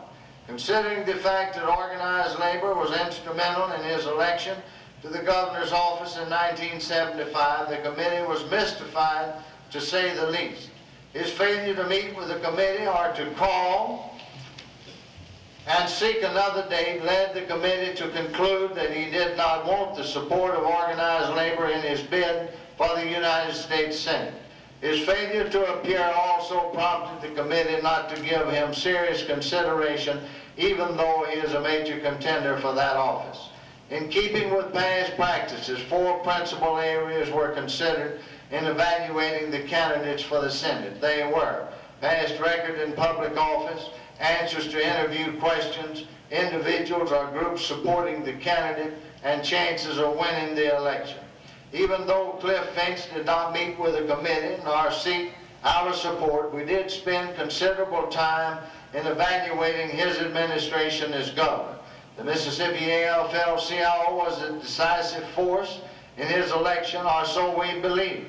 Many of our members joined his staff of colonels after being urged to do so by the officers of the state AFL-CIO. And the officers of this organization worked closely with the governor's office during the first year of his administration. In spite of this cooperation on our part, our evaluation disclosed that Cliff Finch had failed to keep many of his commitments to the Mississippi labor movement. He has brought a number of anti-labor people into his administration, and we are constantly at odds with these individuals because of their anti-labor policies. The committee spent considerable time in evaluating the 4 candidates who did appear. All 4 answered our questions in forthright manner, and all 4 stated they would like to receive our endorsement. After much deliberation, we concluded that Maurice Stanton, Democrat, should be placed at the top of our list. William Waller, Democrat, second. Thad Cochran, Republican, third. And Charles Pickering, Republican, fourth. We have received communication from some of the other candidates since April 19th, but we have received no information that prompts us to change this rating of the candidate. This committee interviewed Maurice Stanton when he was a candidate for governor in 1975. We were impressed by his knowledge and sincerity at that time, and we were equally impressed this time around. He ran a strong third in the Democratic primary, and no doubt many of our members voted for him during that election. He established a strong following during that election, and with our help, he should become a major contender for this office. He is held in high esteem by the white and black citizens of his community, and he established a good record as mayor of Columbia and later as a district attorney. He is knowledgeable and articulate, and the committee is of the opinion he would make an excellent United States Senator. The Executive Committee therefore recommends that Maurice Stanton be endorsed by the Mississippi AFL-CIO in his bid to become the next United States Senator for Mississippi. We further recommend that the Executive Board be called into session shortly after the second Democratic primary for the purpose of evaluating the results of the primaries and to formulate and make plans for the November general election. The committee also recommends that a special COPE convention be called in early September to take whatever action that may be necessary and to make plans for the general election. Mr. Chairman, I move the adoption of this report. You've heard the motion to adopt the committee's report, and we do have a second. Now, I have agreed to recognize Vice President Jackson to speak in favor of the report first because he has to leave and go pick up one of our distinguished speakers this afternoon. So at this point, I'm going to recognize Brother James Jackson. Brother Jackson. Thank you, Claude. I'll be very brief as I do have to leave to go to the airport. I am rising in support of the committee's report. I don't think the labor movement in Mississippi can be in a position of not taking a position in this senatorial race. As you noticed in the report, Jim Eastland has been in Washington some 36 years. Whoever we elect to take his place is probably going to be there the rest of my lifetime and the most of years.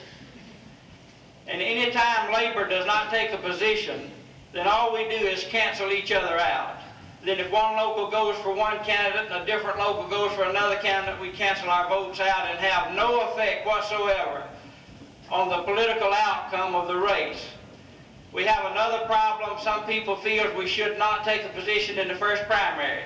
The danger that I see there is that if you don't take a position in the first primary, your people get with a candidate, then if you try to take a position in the second runoff, your people's already committed to somebody that may also be in the race and you won't change them. And then again, you are completely ineffective as a labor organization.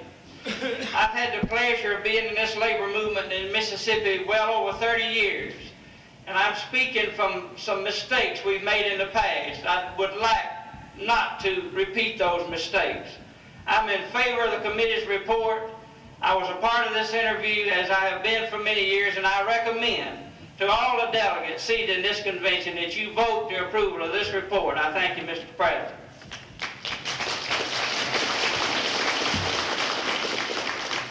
Thank you, Jim. I hope this weather hasn't got our gas socked in somewhere. Does anyone else wish to speak for or against the report? I have made a commitment of sorts that we'll try to alternate the speakers to the best of our ability. I recognize his brother Fitzhugh at the back mic.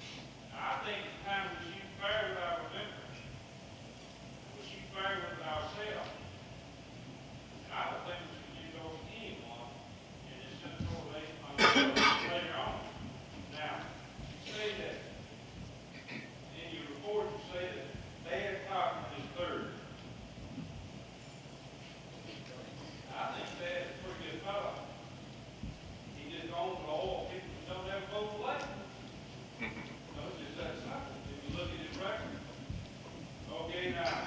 If water gets left out, that gets left out, and the split fence and everything with some bad carpet, that means that we're gonna endorse bad carpet. So that's kind of hard to follow with bad carpet up right. Now, bad carpet, when he appeared for the energy committee, I'm sure that he made a good impression. He does so, but his vote record is different. So I think we should wait and see, you know, I think we get Cliff Mitch out of the picture totally, and then him be the Democrat nominee against someone that we rather have him than someone else. So I would like to urge the members to vote against this report. And I'd also like to request that that a unanimous report, if it wasn't, I'd like to hear from the one that was against it on board.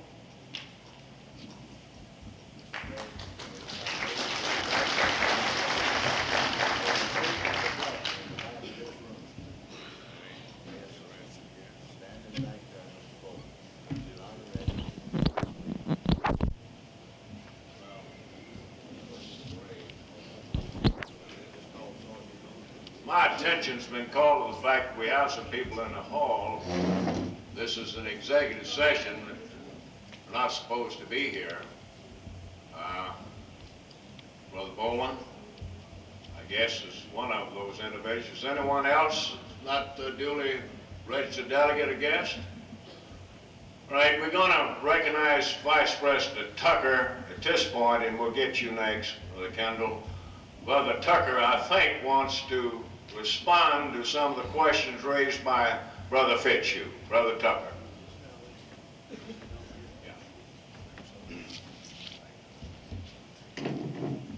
President Ramsey, Executive Board members, delegates, I am R.L. Tucker from Meridian, one of the first supporters of our governor. We worked hard for this man to get him elected, and he is still the governor of the state of Mississippi. We feel like he's done some good things. He has not done some of the things that he committed to do to us. Now, so that the building construction tradesmen will understand, the two major things that I was interested in interviewing the candidates for governor was the Department of Labor and prevailing wage rate on state work. And Governor Fitch, without any hesitation, committed that he would do this for us. Okay, he has, as you said, Brother Fitzhugh, he said he did unite the party. We're very proud of that. We give him credit for it.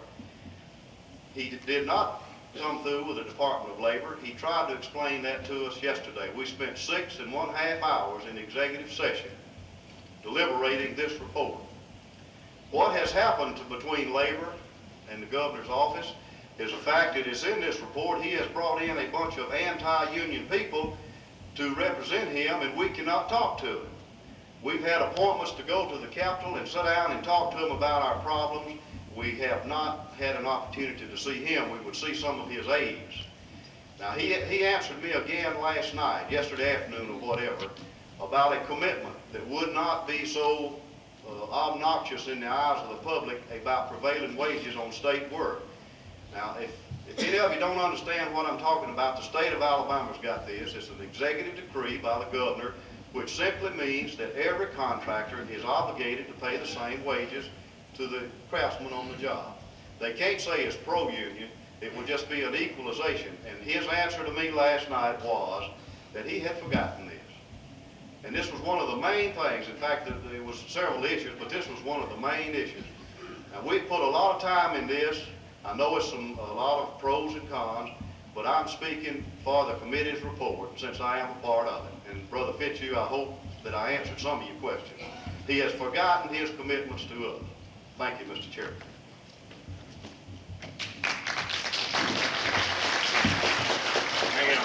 Thank you, Brother Tucker. As another bit of information before I recognize Brother Kendall, I'd like to, I got a document in my hand, July the 6th, 1977, which is a proposal to the Secretary of Labor for a program to coordinate the 10-ton waterway project. We attempted to work very closely with the governor's office on this. We're perfectly willing to give him credit for anything, any accomplishments. Unfortunately, some of the anti-union people that Brother Tucker made reference to got themselves involved in this project. And we found that they were working at cross purposes with us and attempting to set up a training program run out of the governor's office, tied in with the open shop contractors, making this a total non-union job and eliminating our construction unions. And I happened to get by accident, I guess, a memorandum from a gentleman by the name of Bill Caraway, written to the governor of Mississippi, and I'd like to read that to you. Remember what we said in the report. This is addressed to the governor. When you meet with Secretary of Labor Ray Marshall this weekend, this is dated July the 6th, 77. If you have an opportunity to tell him about your plan to coordinate all training of construction crews for the 10-Dome Waterway, training of construction crews for the 10-Dome Waterway, that is. Stress the board of directors appointment by the governor from the junior colleges, vocational education, organized labor, the governor's office, Corps of Engineers, the Appalachian Regional Council, and the Office Corps of Engineers. Tell him of your intention to select a strong executive director to manage all training programs based on proposed needs as outlined by the Corps of Engineers. I've attached a proposed budget and an explanation to Secretary Marshall with a request for funding for the President's discretionary funds for $100,000. Mr. Claude Ramsey has an appointment with Ray Marshall on August 14th and will try to take over this program if you as governor do not step in and sidetrack him. I was shocked at this, as I'm sure many of you were, because we at that point were trying to work closely with the governor's office. But for reasons beyond our understanding, some people around the governor decided they wanted to play footsie with our opposition. That's part of the problem. I'll now recognize Brother John Campbell. Thank you. I rise in opposition to this resolution, or this proposal. I do it for this reason.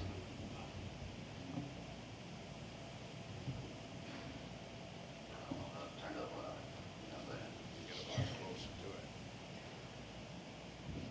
In 1975, we started working for a man in the state of Mississippi by the name of Cliff Finch. The people in my part of the state worked very hard. There's not a person in the Tupelo area that wasn't contacted by phone. There was many people contacted in person. At that time, we said labor is behind this man 100%. Our people were told that this man had promised to do some things. Mr. Tucker mentioned the fact that we do not have a Department of Labor in the state of Mississippi. If I remember correctly, Cliff Finch advocated a Department of Labor in the state of Mississippi.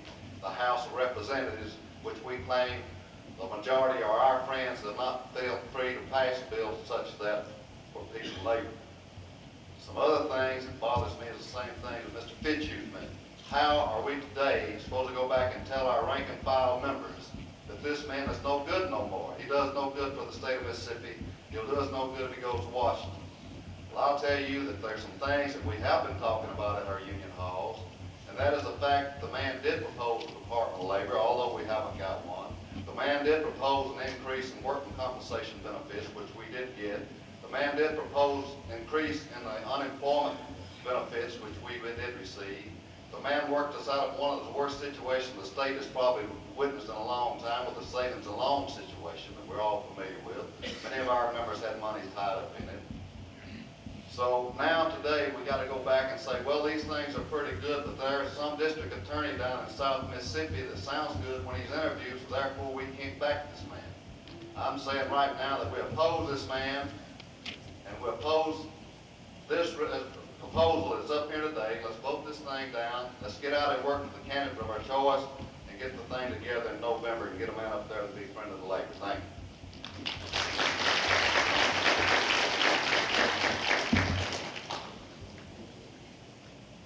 Well, let's see, we got two speakers wanting the floor.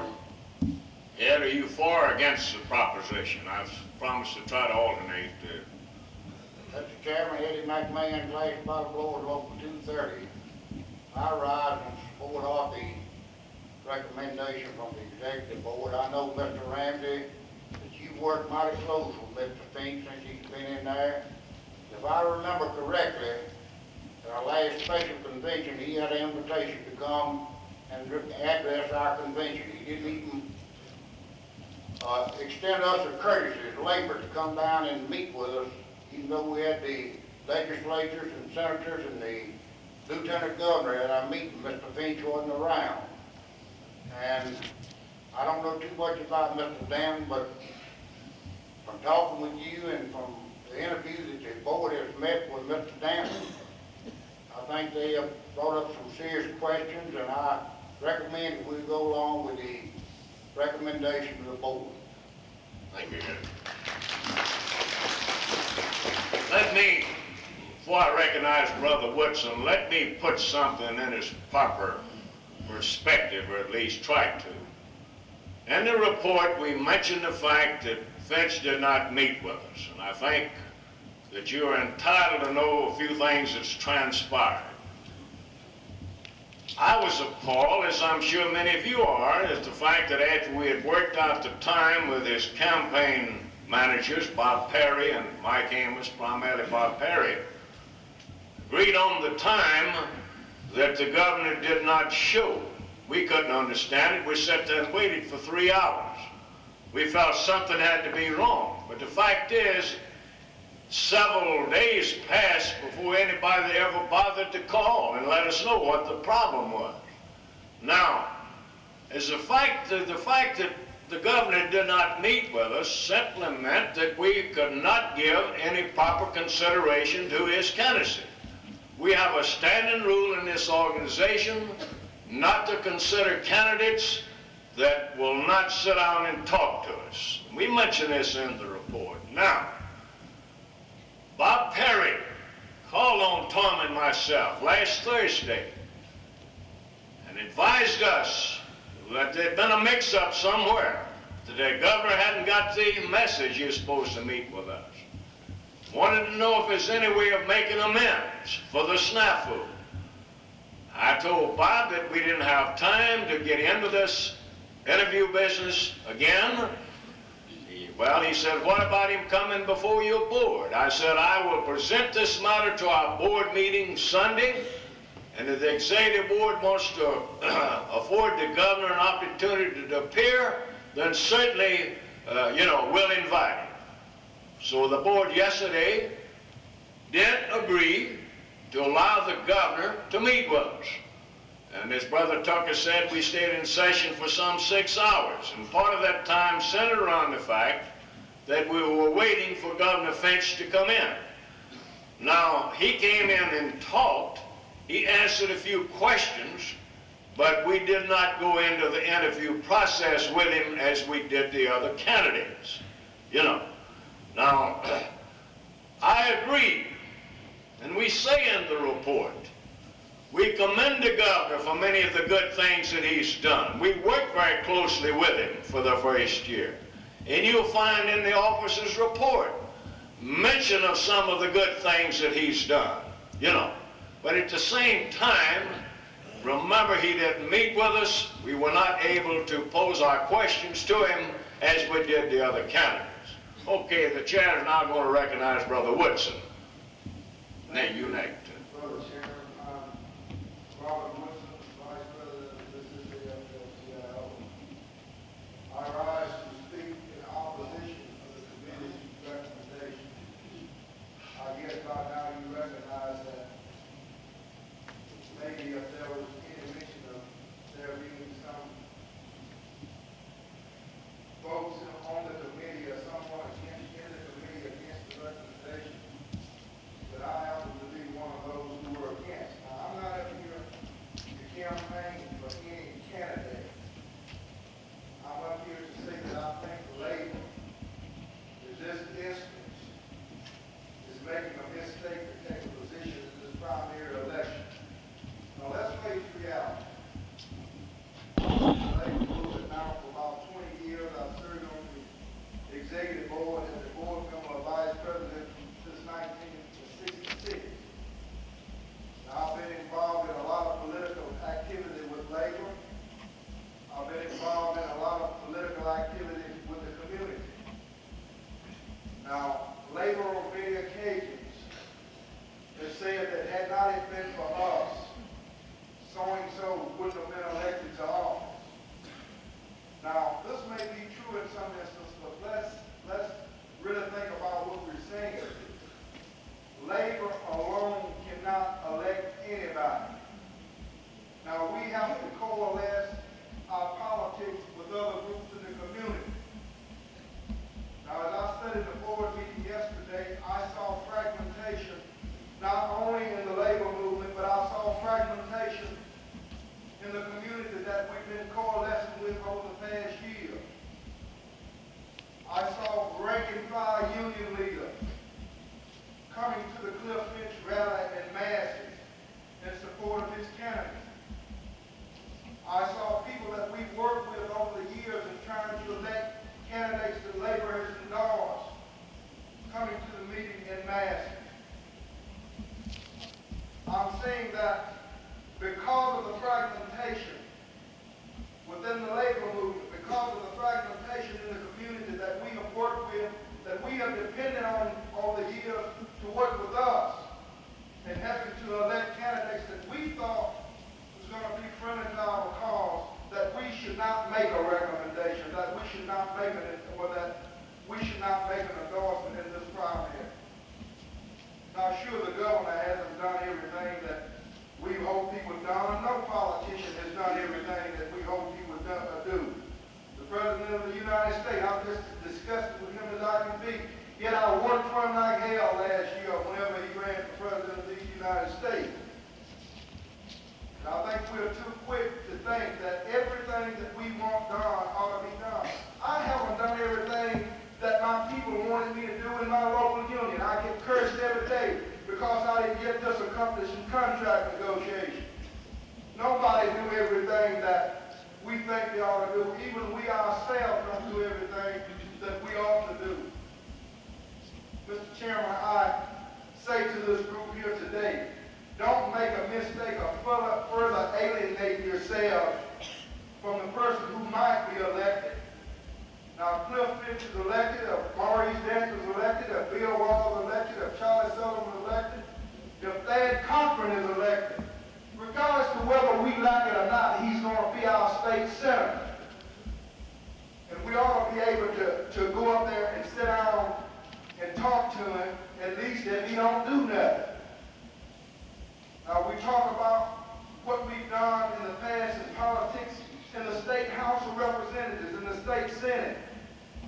We say that we've elected majority of friends over there. When I look at Labor's program for progress and the things that we've got passed over there, I don't think we've elected majority of our friends under no circumstances. Now, the governor gave a pretty good explanation yesterday as why he had established the Department of Labor. I don't know whether he was telling the truth or not, but who am I to call a governor a lie? I have to respect the office if I don't respect the man.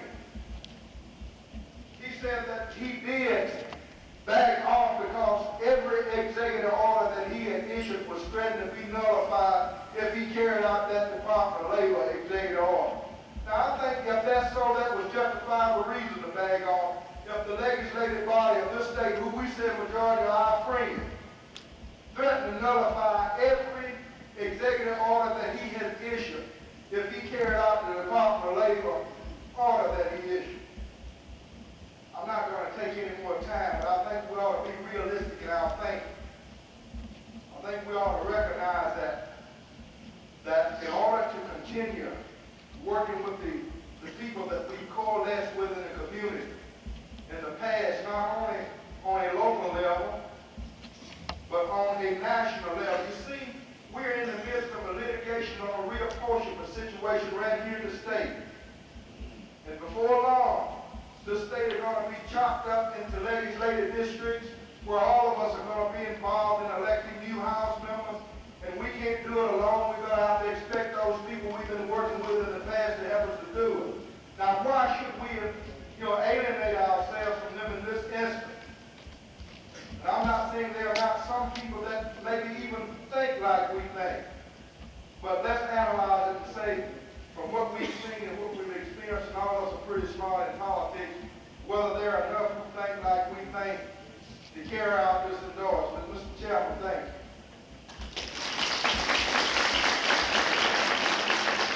Chair recognizes Dimple Herring from Columbia, Mississippi. Right, local 708. As I live in the town that Mr. Danton lives in, I want to assure you. As I live in the town that Mr. Danton lives in, and I know the man personally, I would like to tell you what I know about him. He served as mayor, district attorney, and he served fair and impartial in all of his dealings with the people. If you'll come to Columbia, I think if you'll ask anyone around, or even in Forest counties and other places that he served in, as he was district attorney, you can see that he was fair and impartial in all of his dealings. So I have confidence into our leaders, and I feel that they have looked this matter over real carefully and diligently. So I think that when they make a recommendation, that I am the one that will go along with them. I think we should unite and go along together. Now, you said that the Labor cannot really elect one person. Well, I can tell you in this first primary, the unions can make the difference. You just count around you and see. We sure can be in there and be counted for. Thank you, Mr. Chairman.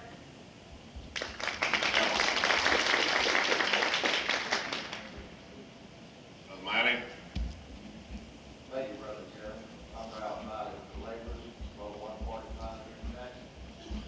I want to speak to just a moment in support of the recommendation coming from the committee. We don't want to lose sight of the fact here this morning that we've got a positive recommendation here as far as that does not have a proven record as of yet in a high state office or federal office, but a man that does have somewhat of a record as an individual and in other public offices that he's held. But there is still a question mark that he is an unknown. But by and large, with the other candidates in his race for the senatorial seat are known. I'd just like to comment briefly on some points that's already been brought out here this morning. The question was raised, now that we have gone to our membership, our leadership, and our local unions was turned on to clip things like they've never been turned on to any political figure in this state. And we supported it.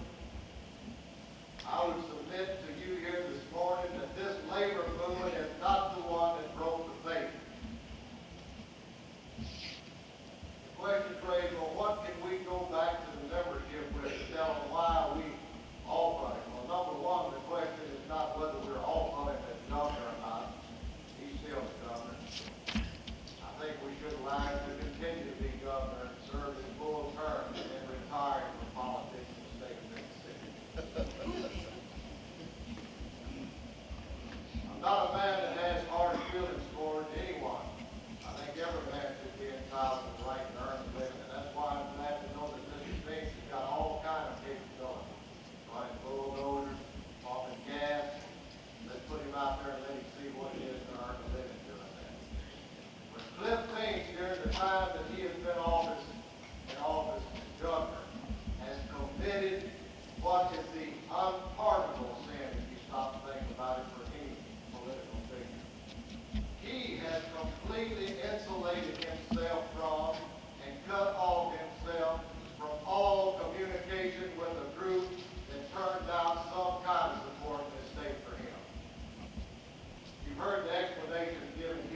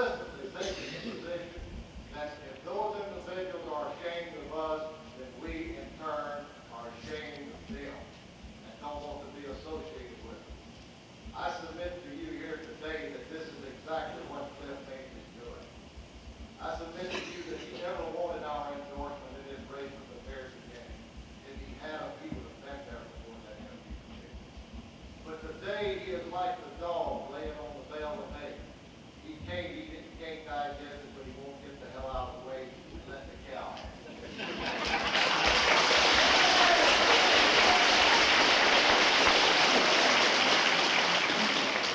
We've been given all kind of excuses as to why we haven't been able to get certain things. You know, all these different commitments, most of the time we in the labor movement, when we read the back of political candidates, we're not looking at all kinds of commitments that he's going to do this, he's going to do that.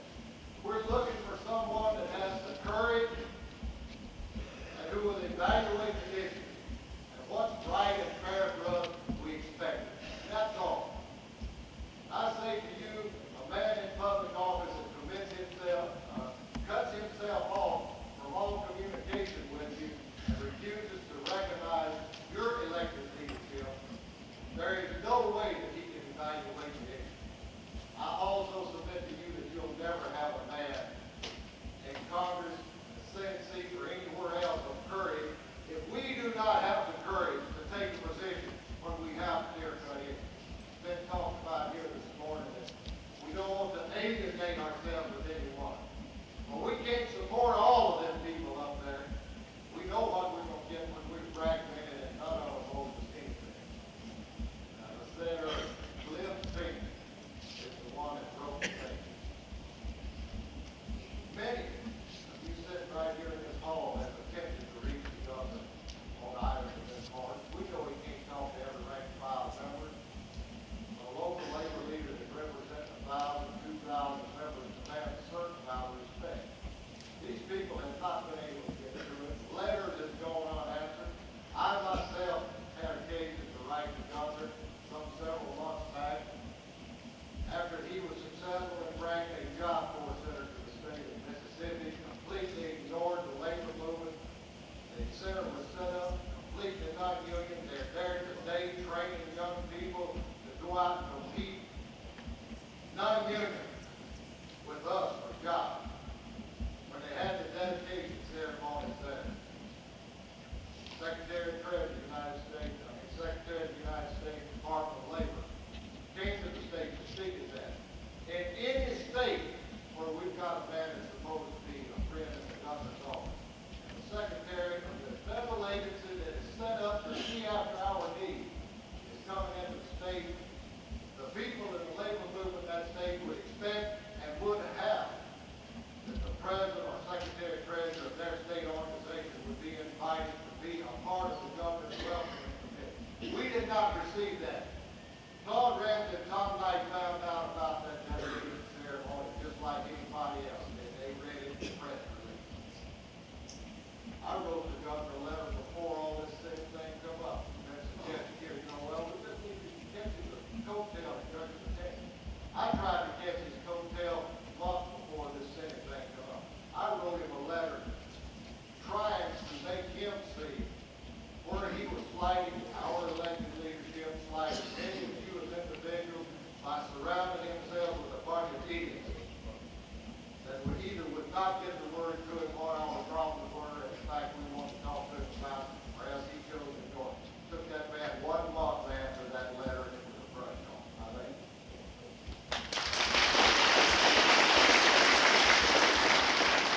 The chair is on record, recognize the gentleman at the front mic.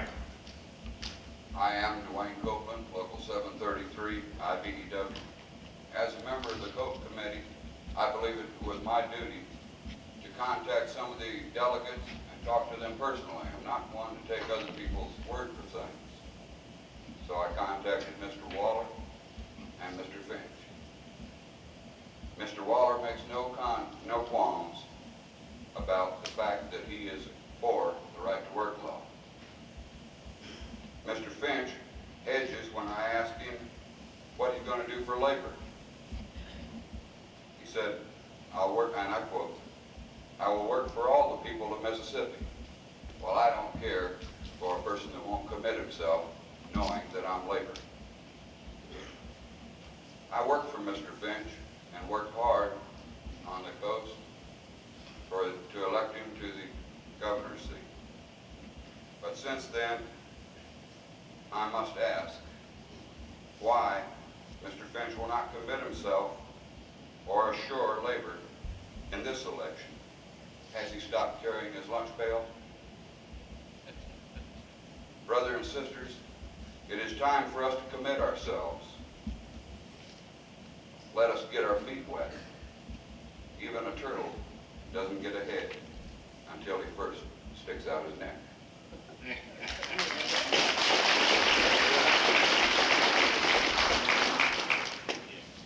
Chair's going to recognize Brother Louis Turner. Will get you next.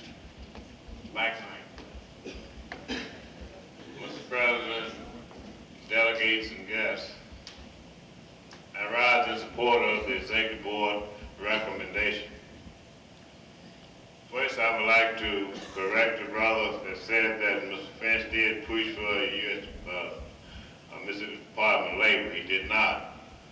Mr. Finch came to us and told us that, and asked us to back off pushing a bill for the Labor Department in the state of Mississippi.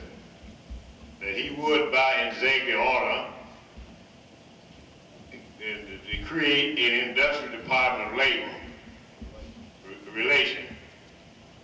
We agreed to do this in order for him to give him the chance to do what he said he's going to do. He did, named the committee, and that's where it's got.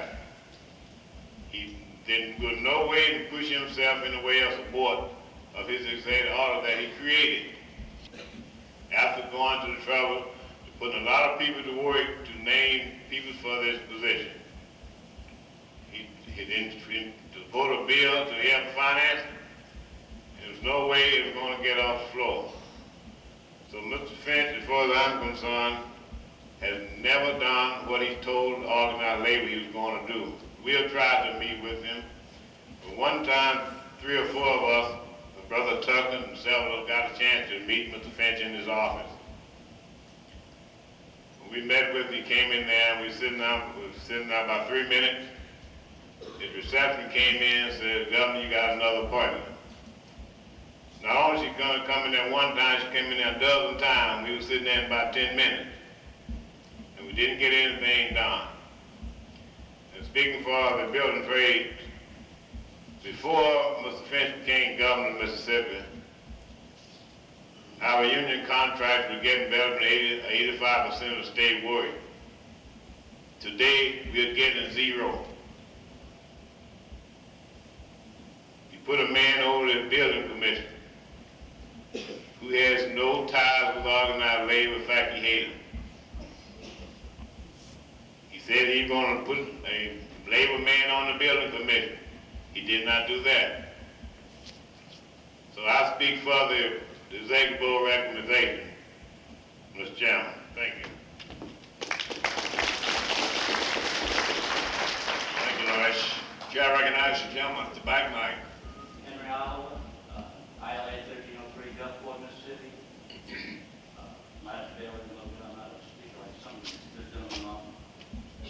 Well, the question is whether we accept this resolution or turn it down. As I see it, my reason for not accepting this resolution is that I see 2 Democrats and 2 Republicans on it. And as I've said here and heard previous speakers, they seem the race is going to be between Mr. Finch and Mr. Danton. Well, I'm not here to back any candidate on this slate. As far as Mr. Finch, I'm involved with him in 2 places. As labor, he's lied to us very bad down on the Gulf Coast. And as far as my community, he has helped us a lot. He went out his way to help. The water and sewage in my area. So I can talk good about him, I can talk bad about him. I can talk bad about Mr. Wilder, some of the other candidates. But I don't see this labor movement getting on anyone right now and ride that horse halfway down the stream and lose. And jump on another one after this person has fought his way into a primary, and a second primary with somebody that we did not back. We're going to have what? 3 elections here. And I think this board ought to wait for the general election so we can vote Democrat or Republican. That's all I can say. Thank you. Chair, now I'm going to recommend recognize Vice President Orman.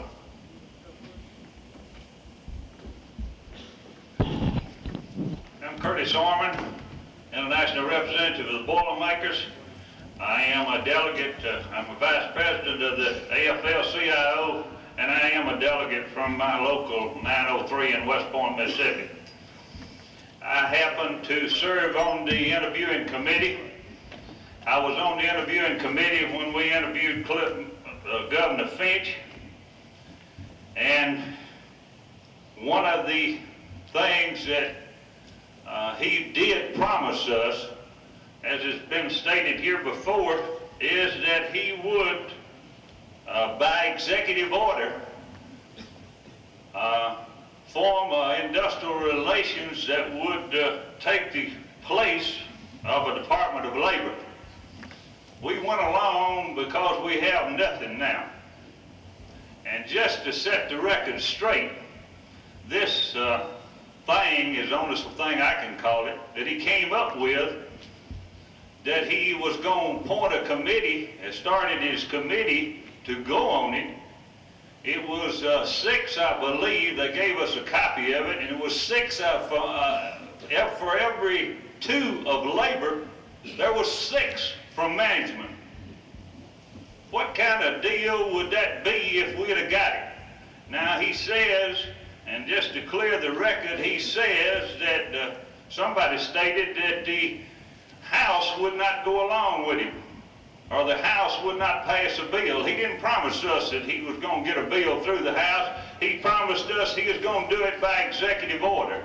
Now he tells us yesterday that he backed down because the House was going to take his executive order away from him if he did. But he can't tell us who in the House threatened this. He also stated, and by the way, he stated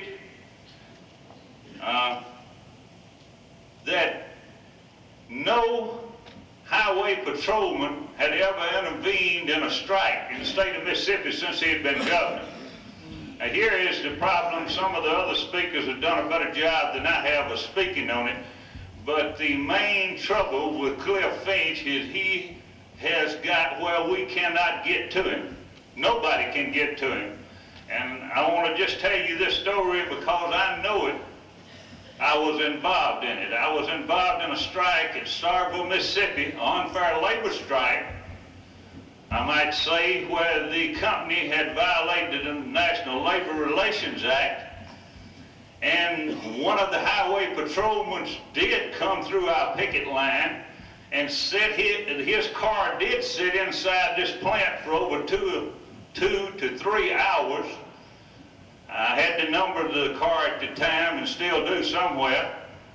And I thought that was bad enough, but then they had to get some goods out of the state, and the highway patrol protected those trucks all the way to the state line, which they have a right to. But those trucks were overlinked and they went out after dark, which is against the law of the state of Mississippi. And I know I'm just a little peon, and I called the governor's office to try to get it stopped. And I couldn't get him to none of his henchmen. So I said, well, maybe this is, I should get somebody else. So I called the state AFL-CIO office and talked with Mr. Thomas Knight, and I let him say whether he ever got anybody or not, but nothing was ever done about it. We interviewed I did support Cliff Finch. I got out and did just like everybody else, I think, in the labor movement did. We talked for him. We thought he was the best man. And I know we considered all the things that you people brought up in this meeting where we deliberated on what to do. I think it's time that I think it's past time that we have sat back and said, okay, we'll wait till, like some of the other speakers have said, till everybody picks them out a candidate, and then we'll try to change our numbers. I don't think this is fair. We've got to take a stand one day, and I think that day is here, and I urge you to support the committee's recommendation. Thank you.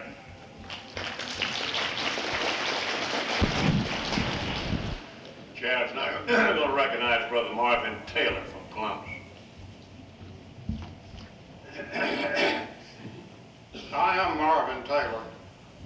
I'm a member of the Executive Board, and I'm a delegate from Local 387, Carpenters, Columbus, Mississippi.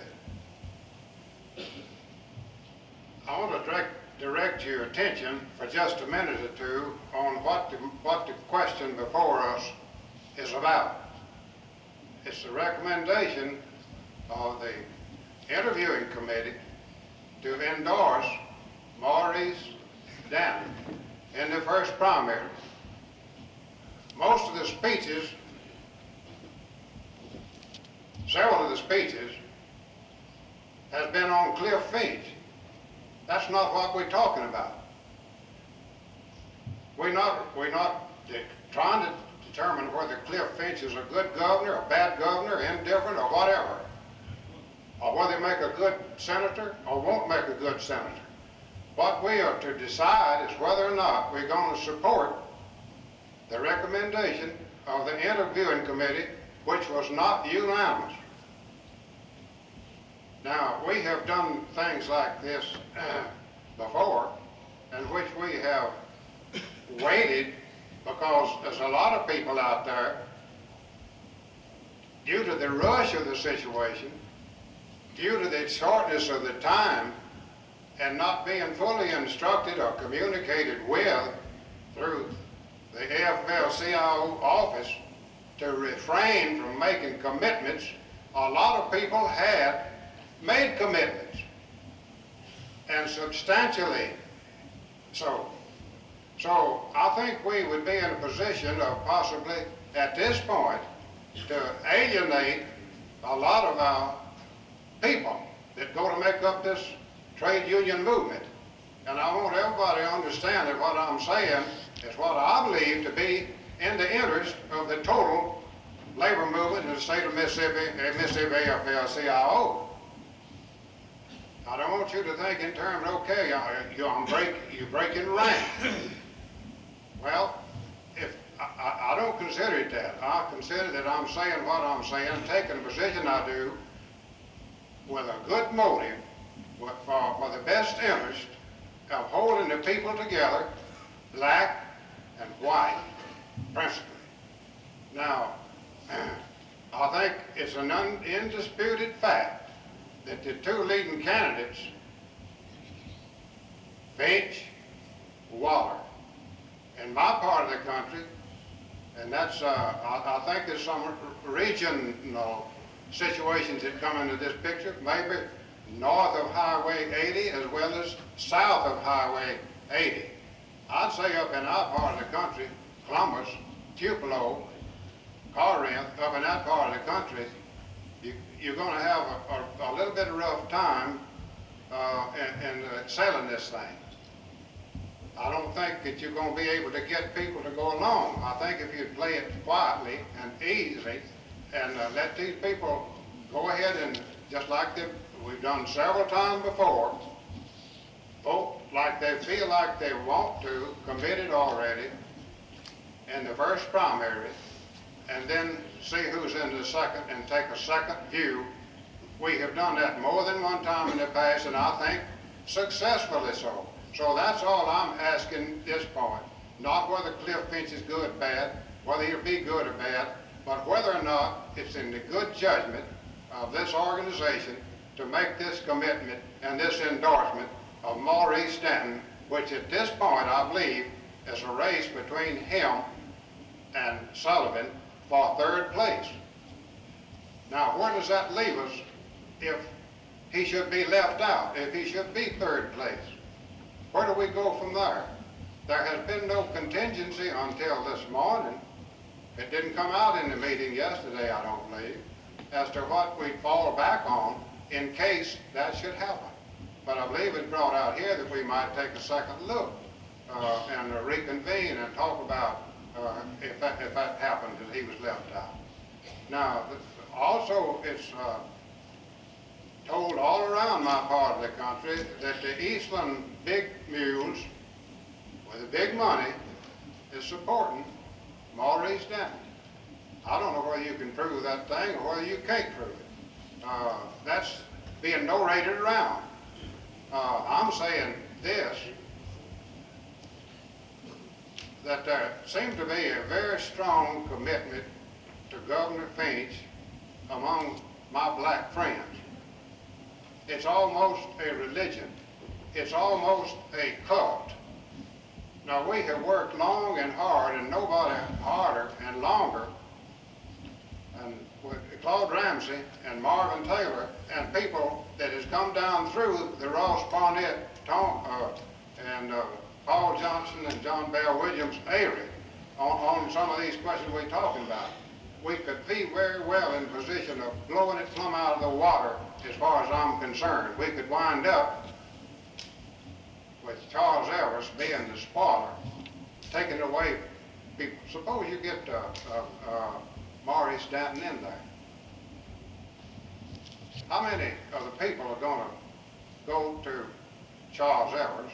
How many of them will go to the fellow you're talking about? You'll open the door for your 4th District Congressman, Thad Cochran, and he'll be your next United States Senator on the Republican side. Now, that's the thing that I'm really concerned about. I appreciate the fact that you allowed me to talk about this long. Time is running way out, and but I wanted, and this will be my last go at you. I'll be retiring. I won't be in this organization. I'll be interested in it, but I will not be an official part of it after this convention. I appreciate the fact that I've got friends in this organization, and I know that you're going to give me the courtesy to say that Taylor has spoken what he felt to be the best interest of this organization. Thank you very much.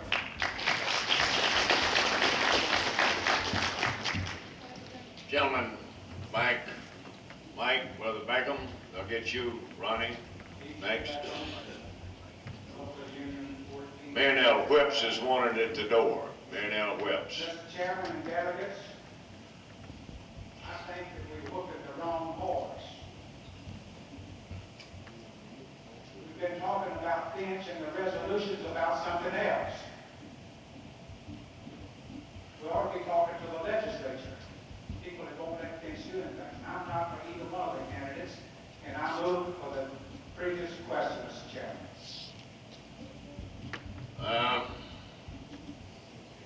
Brother Beckham, I second that. I don't think it'd be appropriate for me to accept the motion for the previous question after you having made the statement. Now, if someone, when they get the floor, advises me they want recognition for the purpose of the previous question, at that point I'll recognize the previous question. Point of order, Mr. Chairman. Yes, sir. State your point. I was standing at the mic. The gentleman who got the mic was standing with it out of order. This gentleman was standing. I stood, was the only one stood that was in order. Get to the mic where they can hear you. I was sitting here, and the gentleman you gave the floor was standing. This one was standing. I rose. I thought the floor should have been mine, since they was out of order. Could I have the floor now, please? Well, Mr. Beckham was standing in the back at the mic for some time, and I recognized him because he was standing there. Now, Ronnie Bell got up, indicated he wanted the floor. Now, you know, it's immaterial to me, you know, but we'll take you one at a time. If the gentleman says, go ahead, Morris, we'll recognize you at this point. Go ahead, you got the floor, Brother Morris Adams. I move the question. Mr. Morris Adams has moved the previous question. Now, let me make sure everybody understands what the previous question is. Simply means if this motion's passed, that debate ceases, and then we'll have the vote on the question before the House. Everybody clearly understand what the motion is? All right, all in favor of the motion to cut off debate, signify by saying aye. Aye. Opposed? Unanimously carried. All right, the question now occurs on the report and recommendations of the committee. Are you ready for that question? All in favor of that motion signify by saying aye. Aye. All opposed? No. Somebody's not voting. Now let me say this is a very serious business. In order for the recommendation to carry, it must have a 2/3 vote. And so, since it appears that the vote was so close on a voice vote, I think it now becomes necessary to have a division of the House. And I'll ask the Sergeant at Arms to get ready to start counting. All of those in favor of the motion, please stand.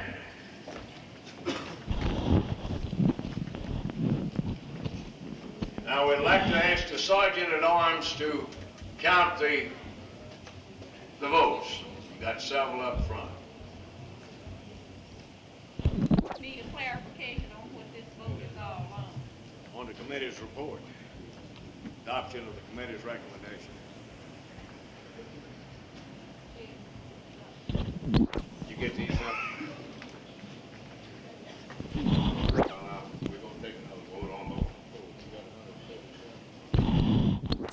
Those that voted for the proposition will please be seated. Now, those that oppose the proposition, please stand.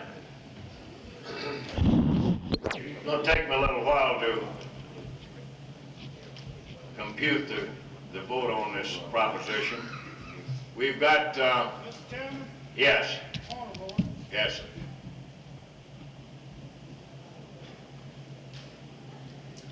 I hadn't announced the vote yet now.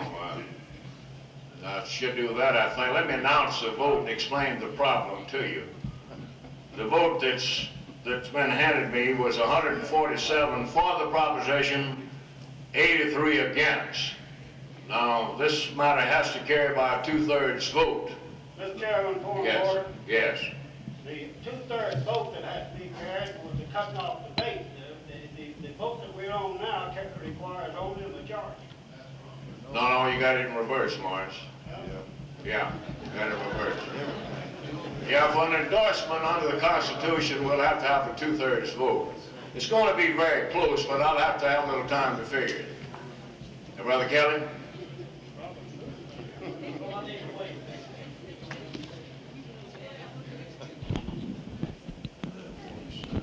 Computation is correct.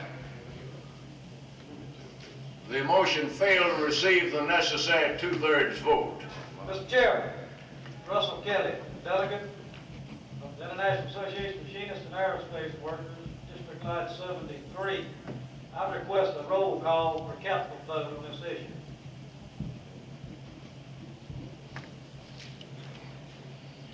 Well,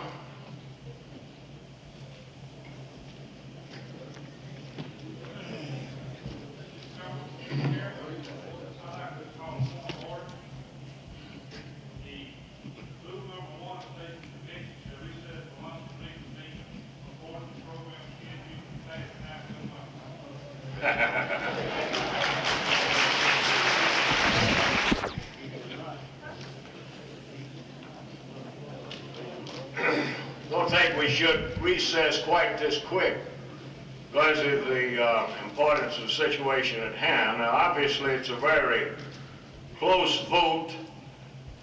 A request has been made for a roll call vote, which will require a vote of 30% of the delegates present before a roll call vote will be permitted. Now, I think perhaps we ought to resolve whether or not we want to go into a roll call vote. If we do, then we'll have to determine when that roll call vote will be taken. We can't do it right now. It'll have to be later on in the day, and I think we can work out time for that. But let me accept the motion by Brother Kelly for a roll call vote which will require at least 30% of the delegates present to second that motion. Now, all in favor of a roll call vote, please stand. Roll call vote, please stand. Now we'll ask the Sergeant at Arms to count the delegates standing, want the roll call.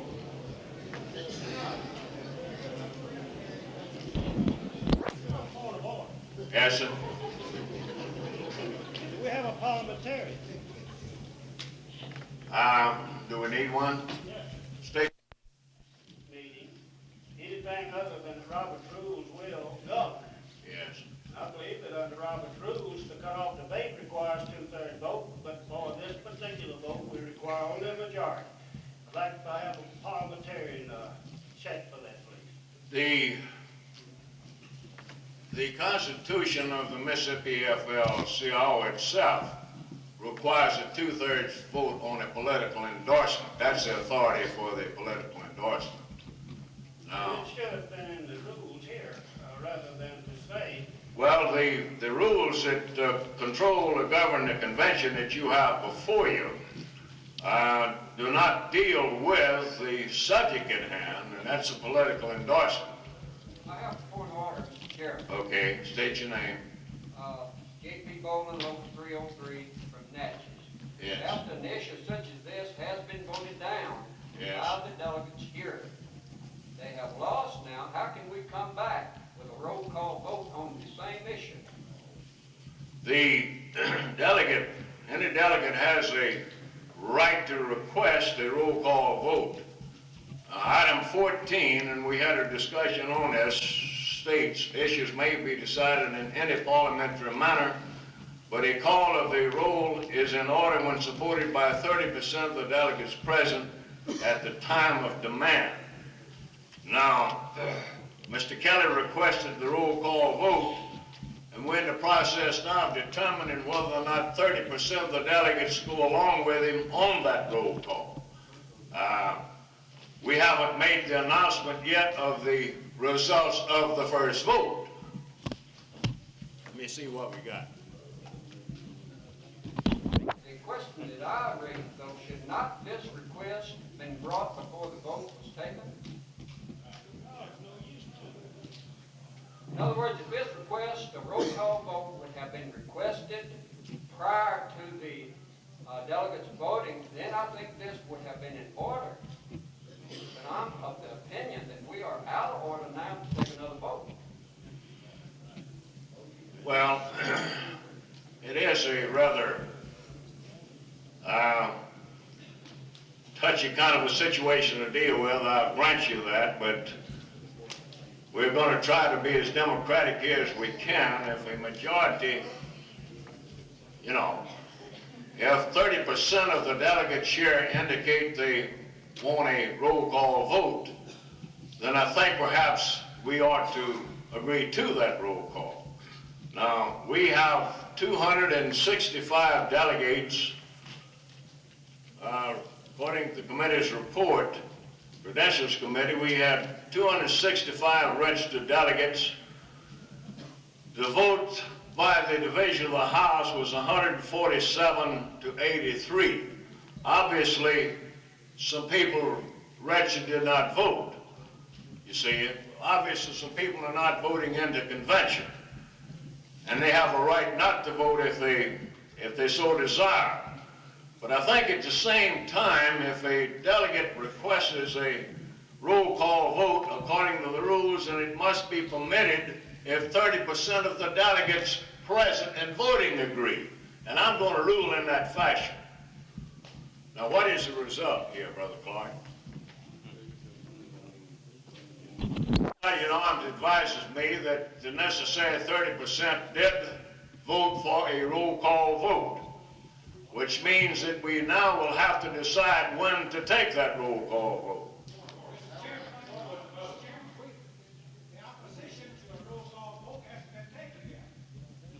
Don't have to do that as long as 30% of the delegates. No vote on it, it's just 30%.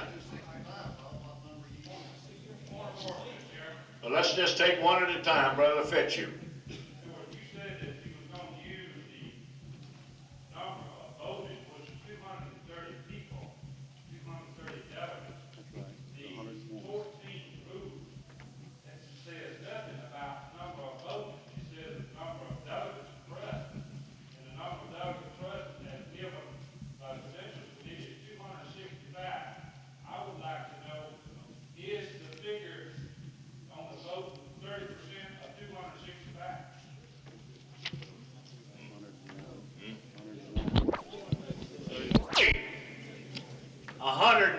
delegates indicated they went with Brother Kelly's request on the roll call, that would be more than 30% of the 265 registered delegates.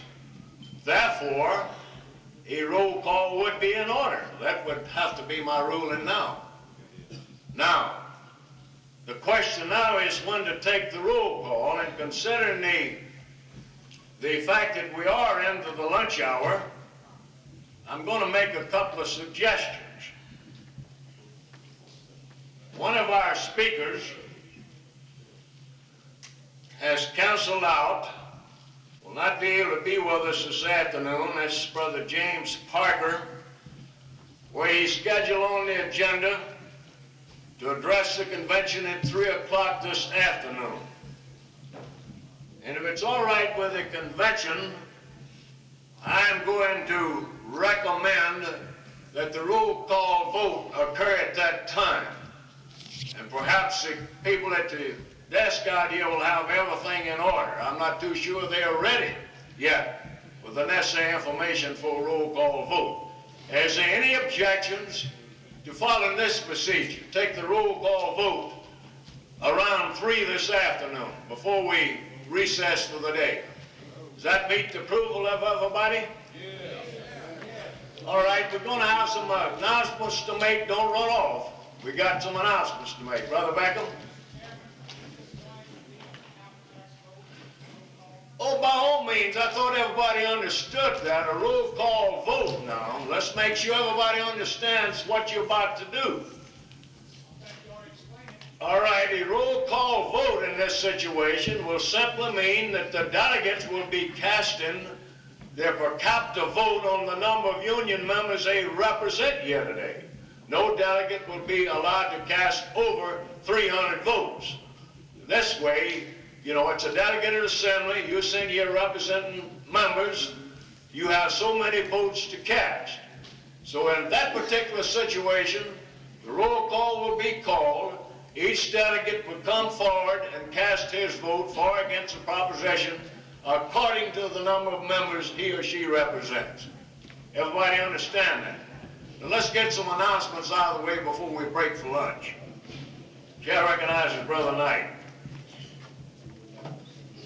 Brother Ronnie Bell of the Rubber Workers asked me to announce that there will be a meeting of the rubber workers in Gallery A at noon, right out to your north and to your left. Any other announcements? Any other announcements? Well, we'll stand in recess, and hopefully you can be back here by 2 o'clock. It's close to that time. Huh?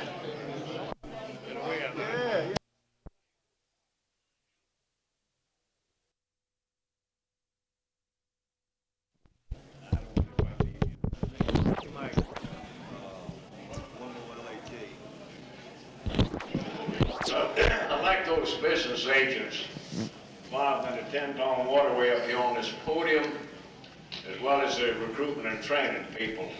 Simply to just sit up here and back up to the next speakers. Here somewhere? Where's Marvin?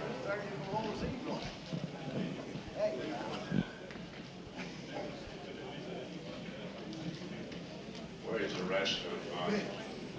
Let's get the delegates in. We need to get started if we can.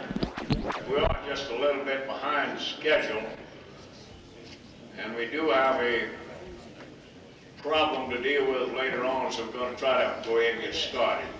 Convention will please be in order.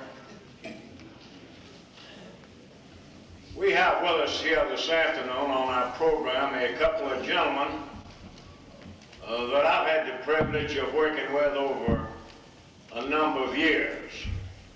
Al Kera, who is now the Southern Director of the AFL-CIO Civil Rights Department, is not a stranger to this organization.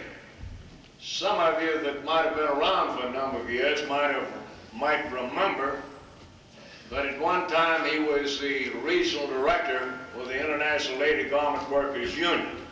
Served in that capacity for several years, and perhaps saved Claude Ramsey from defeat one time. Now that would have been back in 1964 when we had a Wing Dong Ditty. You think we're having one today, you should have been here then. But anyhow, we had a session in Atlanta talking about the history of the Mississippi Labor Movement and civil rights situation during that period, and Al and I were there. This was this past Saturday. And a lot of discussion about things went on then, and it developed in the course of our discussion. Had it not been for Al Kerr and his delegation of Lady Garment Workers Union, I might have actually got defeated. So the first thing I want to do to express my thanks, appreciation to Al Kerr for having saved my neck in that particular election. Now, Al, of course, has been working in his present capacity for a number of years, and he spent a lot of time in Mississippi with the Mississippi labor movement and dealing with some very, very tough problems. Those of you that are from the shipyard unions do not need an introduction to Al Kerr. You will recall that back in 1970 and 71 that the Lytton Shipbuilding Corporation was out to destroy the labor movement in that shipyard. And they had a very cute little thing going for them where they were asking the blacks to stay out of the union. And if you have a problem, take it up with a character we got over here. Just stay out of the union. And it took a while to discover what was happening on that. And matter of fact, Al and I spent a full day in just surveying the situation and trying to make a determination on what the problem was and what should be done. Well, to make a long story short, after having got into that thing in some depth, we come to the conclusion that we should invite into Pascagoula the recruitment and training program that had been initiated originally in New York City with a group of building trades unions. That program was designed to recruit minorities for the apprenticeship trades and the building construction industry. Now, the metal trade unions are not construction unions per se, but the programs are very similar, where they have apprenticeship programs, things of that kind. And the thought here, frankly, was that we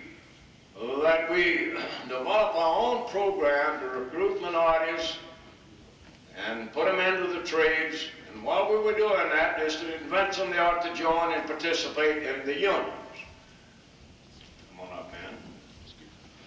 And I'm happy to report to you, and I'm sure those of you from the shipyard unions today will acknowledge the fact that this program, along with Brother Turner back there with HRDI, I don't want to overlook him. These two programs played a major role, in my opinion, in saving the trade union movement at the Lytton Shipbuilding plant. Since that time, we've been involved in another project of some magnitude, which also involves the recruitment and training program. And Al Kerr, again, has been active in working with the building trade unions that are involved in construction of the waterway. The folks you see on the front up here, some of them are either business agents of local unions involved in the waterway project, or they're recruitment and training staff people associated with the recruitment and training program. Now, the thing we're going to do here this afternoon is to present Al Kerr to you, that I'll speak to you about some of the things that he's been doing by virtue of his position with the Civil Rights Department as it relates to the Mississippi labor movement. And after he finishes, then we're going to hear from the director of the recruitment and training program itself. So at this point, it's my pleasure to present to you our good friend Al Kerr, Southern Director of Civil Rights Department.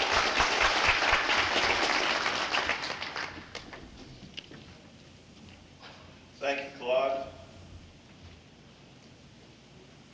I want to bring you greetings today from the National Civil Rights Director of the AFL-CIO, Bill Pollard.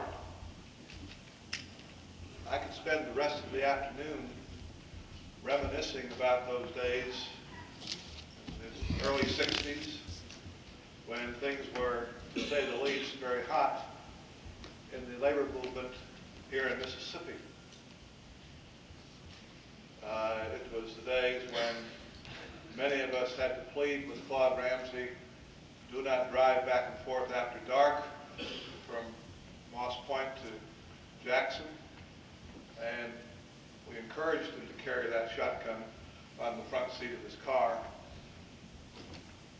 It was Tom Knight, I think, who said, describing that period of time, that there was a certain element in Mississippi who, if they had a gun and saw a labor leader or saw a black leader or saw a mad dog, wouldn't care which one he shot at first.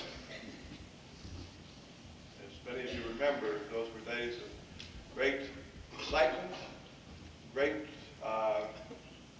tension, and also I think it is to the credit of this movement and the credit of all Mississippians that we have moved well past those kinds of days.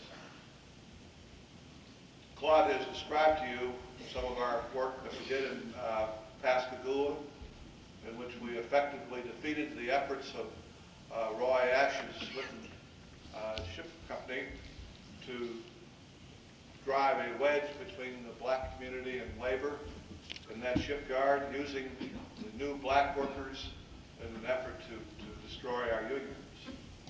We were successful in that effort because of the leadership of the unions here in Mississippi, and particularly of Claude Ramsey. I want to speak to you just a moment or two this afternoon about the new dimensions in the civil rights movement, what we see happening, and what the future holds for us.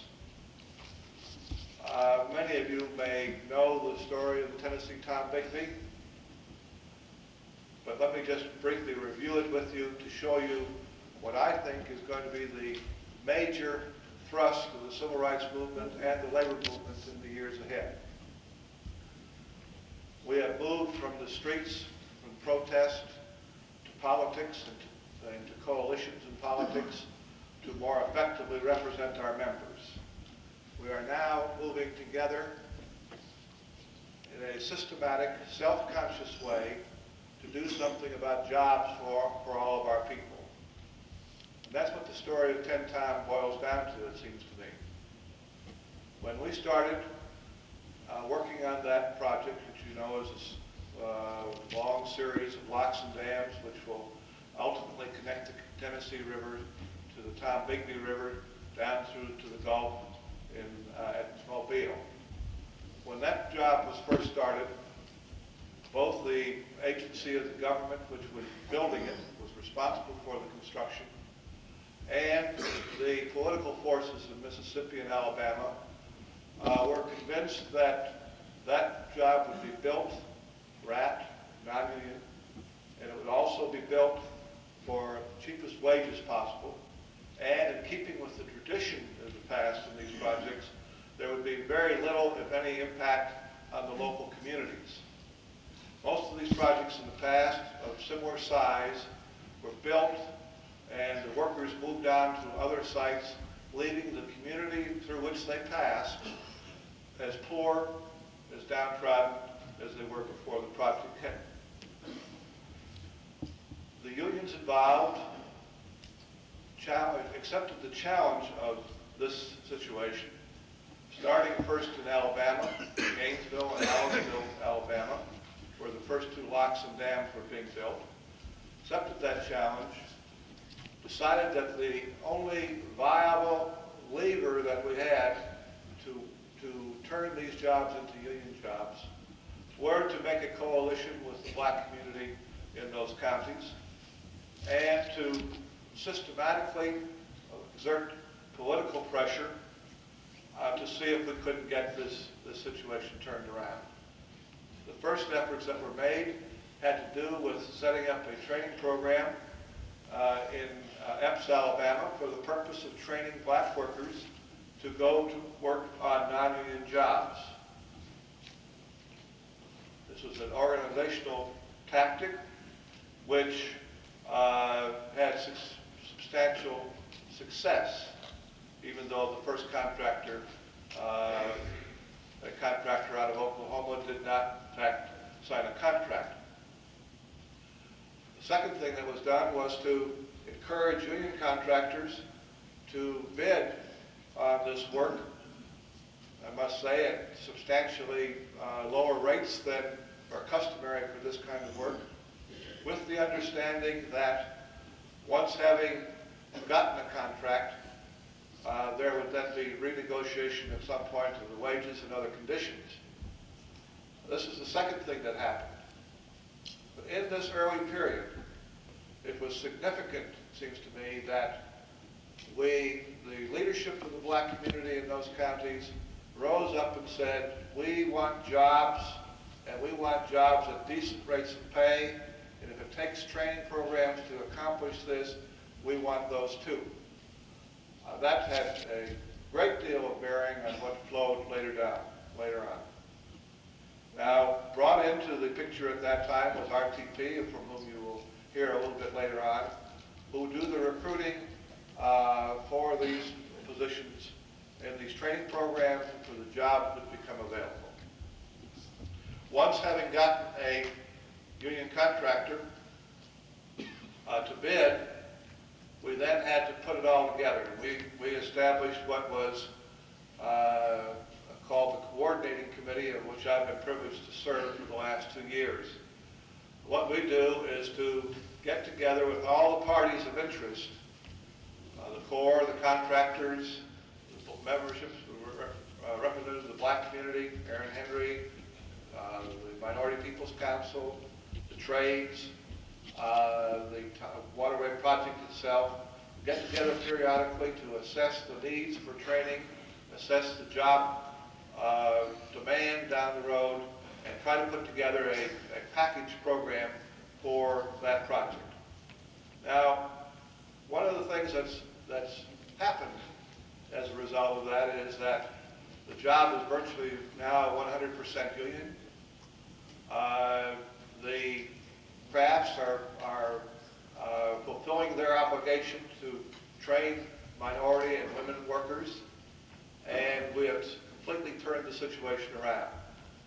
The original contractor, Guy James out of Oklahoma, who I mentioned a moment ago, has ceased trying to bid on these projects, considering that we've got it all put together and that he won't be able to successfully bid. We have one non-union contractor of any size left, and he is under considerable pressure at the present time. Now, I say all this because, in my judgment, as we move forward together with the minority community and with the labor movement, our greatest success will come when we put together joint activities, coalitions, if you will, around the question of jobs. And it is no accident that I am now busy working on the Red River in Louisiana, and the Washita River in Arkansas, and a whole series of water conservation projects in Texas, the Richard Russell Dam in South Carolina and Georgia.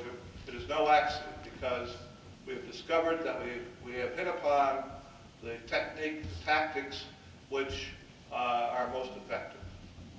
You see, when I say it, or when a business agent says, our people want good jobs at decent pay, we're talking as old pros. Nobody really listens anymore. But when you've got substantial political forces from the grassroots in the black community making these demands, these same gentlemen who have been fighting us off over the years are susceptible to considerable pressure. Now, I'll close by pointing out to you the fact that it's not just water projects that we're talking about, although Claude, I haven't even had a chance to talk to you about what are we going to do about the Mississippi River. The Corps of Engineers spends somewhere between $6 and $20 million a year just up and down this little old river, you know, and that's all going to non-union contractors. We haven't even begun to work on that one yet. But there is out there another kind of job which we've got to begin to dig into. That is the whole energy field. A recent study by the Labor Department says that in the next 10 years, there will be 36,000 at least new jobs created in the construction of energy facilities and the maintenance and operation of those facilities. That is, much of that's going to be here in the Mississippi Valley. A substantial part of it will be here in Mississippi itself. The Tennessee Valley Authority nuclear plant up in Tishomingo County being just one illustration. What I'm suggesting to you is that we now have the formula to get these jobs as they emerge in the whole energy field under union contract. The technique is to put together a community political coalition to move the projects in the direction of unionization. I suggest in closing that I thought when I was director of the ILG that I thought that I would never live to see the day when unions would be active and prominent in Northeast Mississippi. And in those days in Tupelo, when we hit town, the cops were on our tail until we left. I had a number of employers who wanted to relocate into Tupelo and were denied that opportunity by virtue of the fact that they were under contract with us elsewhere. All I can report to you is that the world is changing very rapidly, and by the time we're done with the total impact of Tenn-Tom, Northeast Mississippi will never be the same again.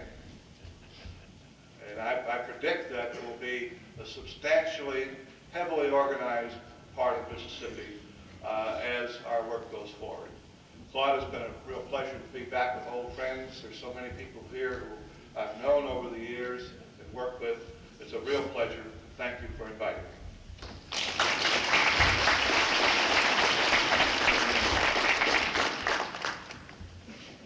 Thank you very much, Al. We certainly agree with you that before we get through with our efforts Northeast Mississippi, when you add up what the Industrial Union Department's doing, and I don't believe you was here to hear Jay Clayman or Art Murray, either one this morning, making a lot of progress in organizing plants up there now in Tupelo and that general area, Northeast Mississippi.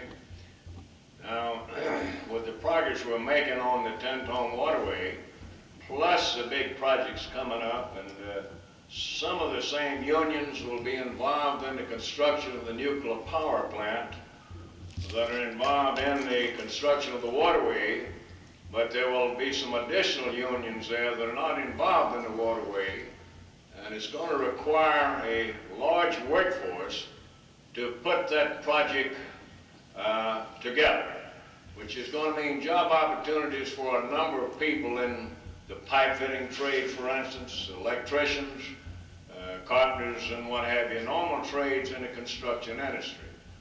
And the good news about this is that I can tell you here today that I was in a meeting not too long ago and learned that the nuclear power plant will be a fair job, will be a union job, and that simply means that with us doing our work with recruitment and training with those unions, we'll have a lot of job opportunities for a lot of people up there, and we're going to do our best to make sure that Mississippi people receive those job opportunities.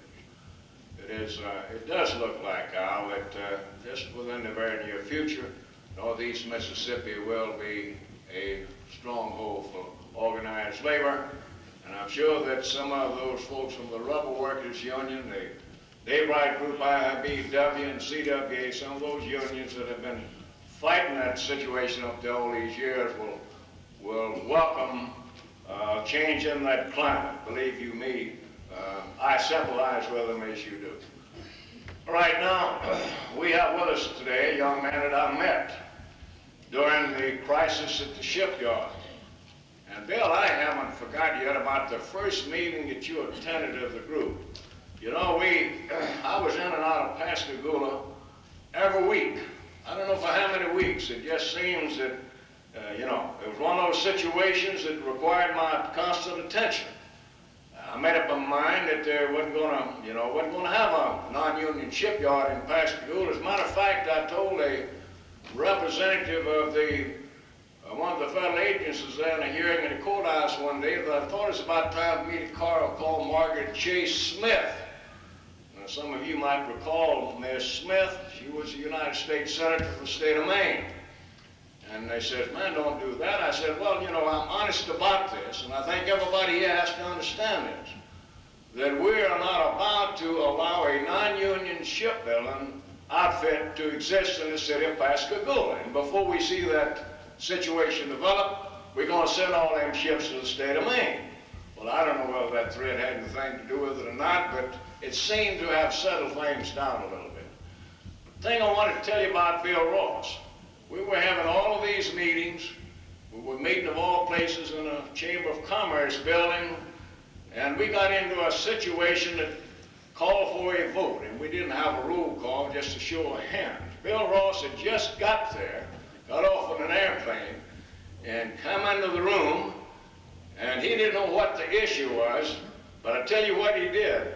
When Claude Ramsey and 2 or 3 more of the labor folks held up their hand, up went Bill Ross's hand, so at least he voted right on that issue. Now,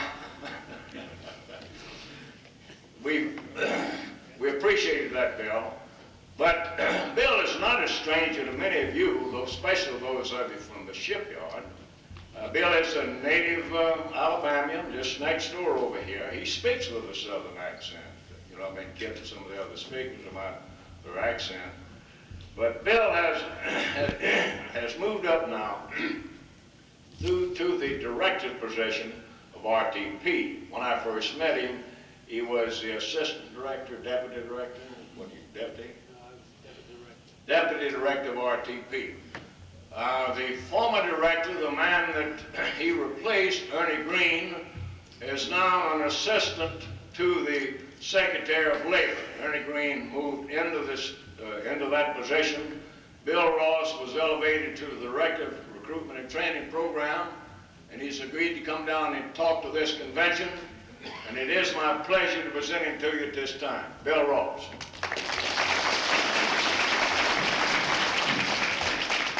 Thank you very much, Claude. One note you failed to mention, Claude, was that when I left that room, that Chamber of Commerce room in Pascagoula, Mississippi, a woman come over to me and said, hey, come in, where you from? And she cursed me out. But I got away with it because I told her that I was from Alabama, that I had too looked into my roots, and my folk had come out of Mississippi. So we got it all together at that point. I am truly delighted to be with you today and to bring you greetings from the Board of Directors of RTP, its chairman, Bayard Rustin, whom most of you know, and the staff itself. We're truly very happy to be here, Claude, and we graciously accepted your invitation to come in to talk a bit about the recruitment and training program and its experiences in Mississippi. I must say from the outset, it has been probably the very best experience any of us have ever had. About a year ago, we were recruiting some women in New York and Brooklyn to become painters. And one woman stood up and said, I don't know what you're talking about, but I'm going to Pascagoula. That's where I'm from, and I'm going to work in the shipyard at $5 or $6 an hour. You take that job and you ram it. People, that was an interesting example of what has happened. About 17 years ago, I migrated from Alabama. I went to high school. I marched with Dr. King. I got thrown out of school because I went to Montgomery. I lived in a small city, Opelika. Most of you have heard of it, in Alabama. And when I was a kid in high school, we would go down, we'd heard about the marches, about the demonstration. I didn't only get kicked out of school, I also got my behind whipped by my father. So it took me about 2 weeks to get back in school. So I completed my high school with honors. I then decided that it would be good to go north to college. I went to North Carolina. I further decided that I should go either west or go to New York, because the limelight is where things are happening. Chicago is where they're popping the fingers. In between making a decision, I went to the Army and settled in Seattle for 2.5 years. After that, I decided to go to Chicago. And I said, well, I'm going to make it. I'm a little city boy. I'm going to the big city, and I'm going to show these folk how to live. They offered me a job at $5,500 a year as a sociology teacher. And I had a couple of degrees. I thought I was intelligent. I discovered that she said, you take it or you leave it. So then when I went into the school and saw what I was going to be dealing with, it was a jungle. They didn't even have comeback pay in that $5,500. So what happened to me, I counseled with my parents and my younger brother and decided that it was better that I go off to New York because things were a bit better there. You had a much more liberal community. It was the international city of the world. The lights never go out in New York. That's a fact. We're broke now because of that. What happened, I went off to New York and I started doing social work. And I discovered that that really wasn't my bag of tea, because most of the young Hispanics and blacks I saw didn't need counseling, they needed jobs. So I struck a friendship up with the former director of the organization, Ernest Green, and with Bayard Rustin, whom I'd followed over the years, and the dean of the civil rights movement, A. Philip Randolph, and decided that it was in my best interest to get out of that social work because there were a lot of problems. What I needed to do was find some way to find folk good jobs.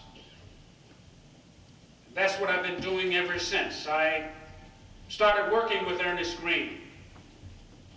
They paid me $5,200 a year. But I started working with them because I had a dream and I saw a vision that the whole thing would change eventually. And that what I was doing would probably inspire some youngster to go on and just do a bit better. We got involved in the Bedford-Stuyvesant area of Brooklyn, New York, in recruiting minorities and women for the skilled crafts. That was a hard process because I remember the words of the former Secretary of Labor, Peter Brennan, waving his hand and said, it won't work. They can't pass tests. They just turn them out of high school. They got social diplomas. It won't work. So we had to come back and sit down and design a way to move minorities into the workforce. What we did,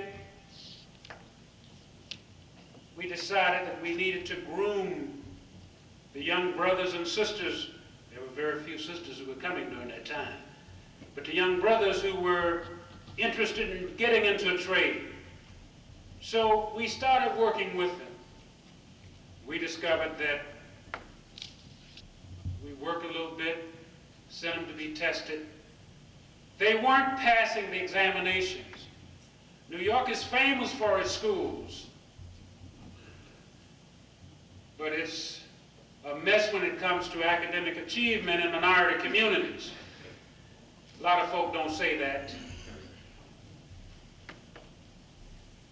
We decided that we had to do something about it. So we brought in some psychologists, we brought in some professors, some university professors and some other folk, had discussions, and we discovered that we needed to tutor them in 4 very basic areas, those areas being basic mathematics, verbal reasoning, spatial relations, and mechanical aptitude. We did that. We'd gone through a sheet metal test a year before, and the union president told us there was no way that we was going to get, he used a strange name during that time, minorities passed through those tests. So there ain't no sense in sending them down. We made them a lie. They tested some 32 Hispanics and black during that time. All 32 passed the test after we had gone through that intensive work with them. We called that work basic outreach. That was the beginning of the outreach concept. You go where the people are, you work with them, you groom them, you run mock interviews with them, then you send them out to be tested. You're giving them what the Board of Education has failed to do in this country.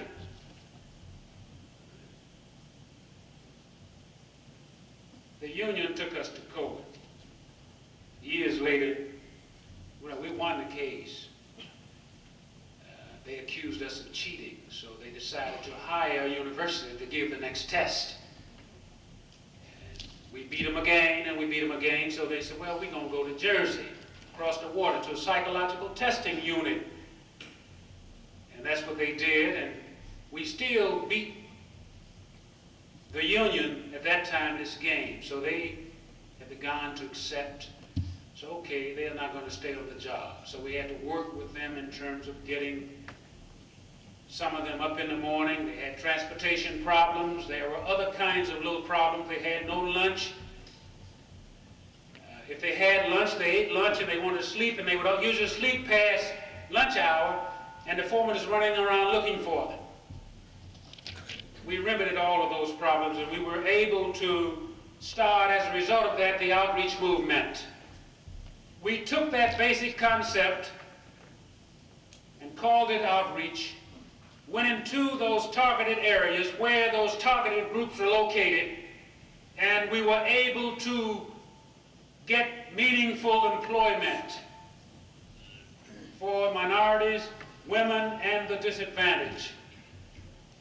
We are now into our 15th year, and we have seen in our 15th year some 25,000 minorities, the disadvantaged, and women move into the workforce. About 5 or 6 years ago, Ernie Green had a call from Claude Ramsey to come to Mississippi because we got some very special problems we want you to look in on. We came, we sat around at night, we drank, we went broke drinking, trying to resolve how we was going to deal in the Pascagoula area. Claude would see us every week. Claude even offered us, said, well, why you fellas don't come on and go to Jackson with me and just sleep over, and you won't have to come back in, but we all had wives and wanted to go back home for the weekend. So we finally were able, Claude's help, Russell Kelly, Ed Lowe, and some others, we were really finally able to come up, and HRDI, Carol Turner, sitting over here. Claude, you call his name. Carol, you ought to stand and so folk can see you and know you. He worked hard.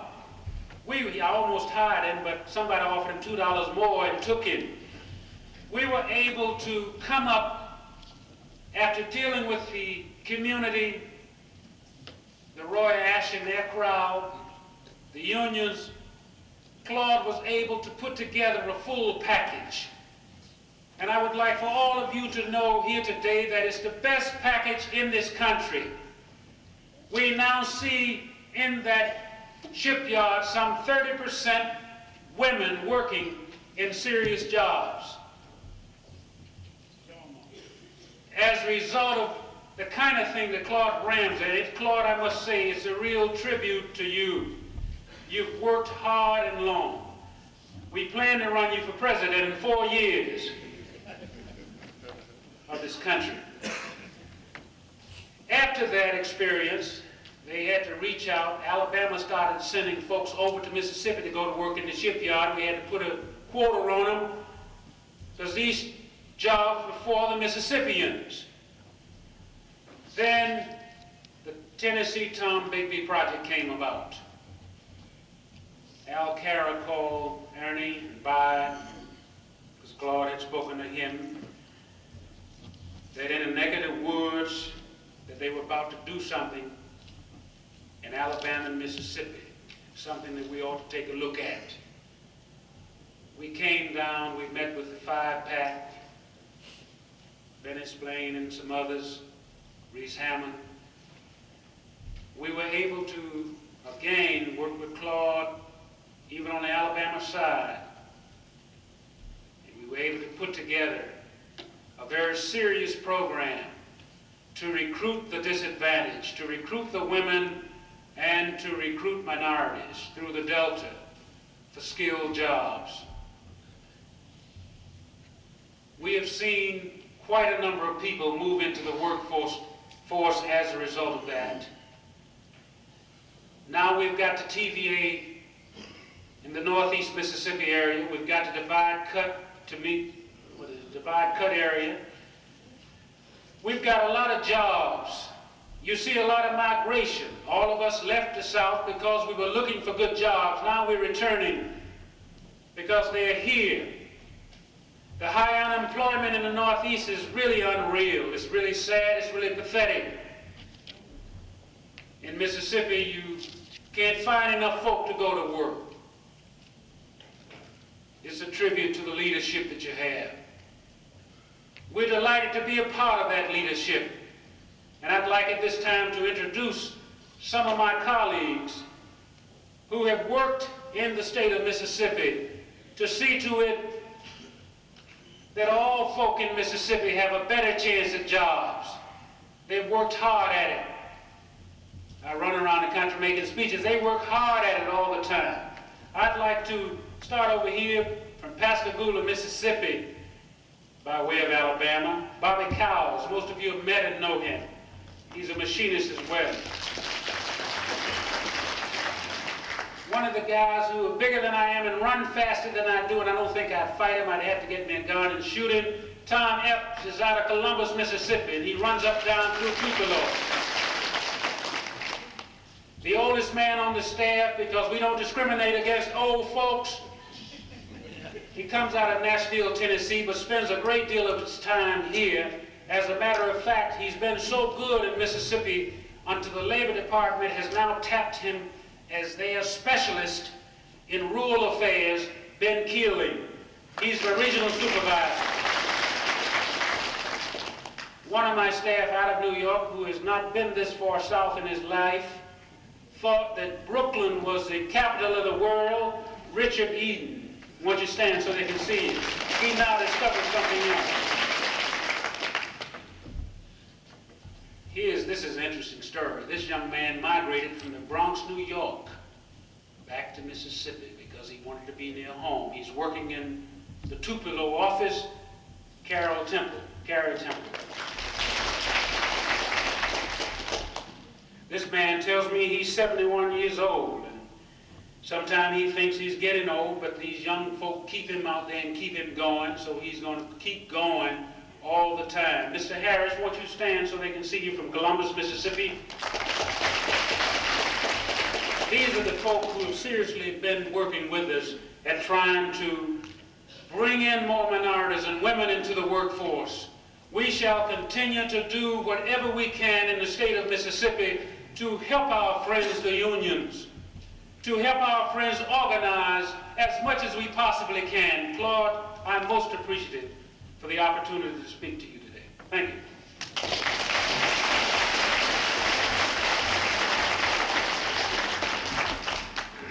Thank you, Bill, for doing such an excellent job. We are happy to have you with us, and we shall look forward to many more years of this type of association. Some folks in this convention, I think, would like to meet you before you leave. Levi Jones, I know, is back there somewhere from the Boilermakers Union in Pascagoula. And He knows who you are now. He heard you speak, and he wants to see you. But so before you leave, he would have a word to Levi. We appreciate it, Bill, very much. Now, I told you this morning that we're going to move our next speaker up because we had one speaker cancel out. So if you fellas would like down, we'll get the other round. I'm going to get around the wall here. Good. Oh, good. Yes, that the business representatives and what have you of the Amalgamated Clothing Workers Union, would they please come forward and accompany our next guest? ACWA, ACWTU, Act 2, now what's the correct pronunciation of that thing now? I've had trouble with it.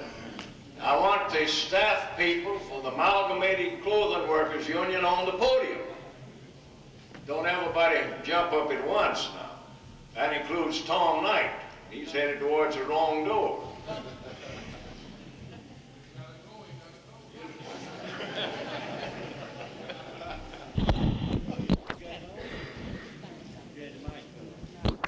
Ready? Yeah.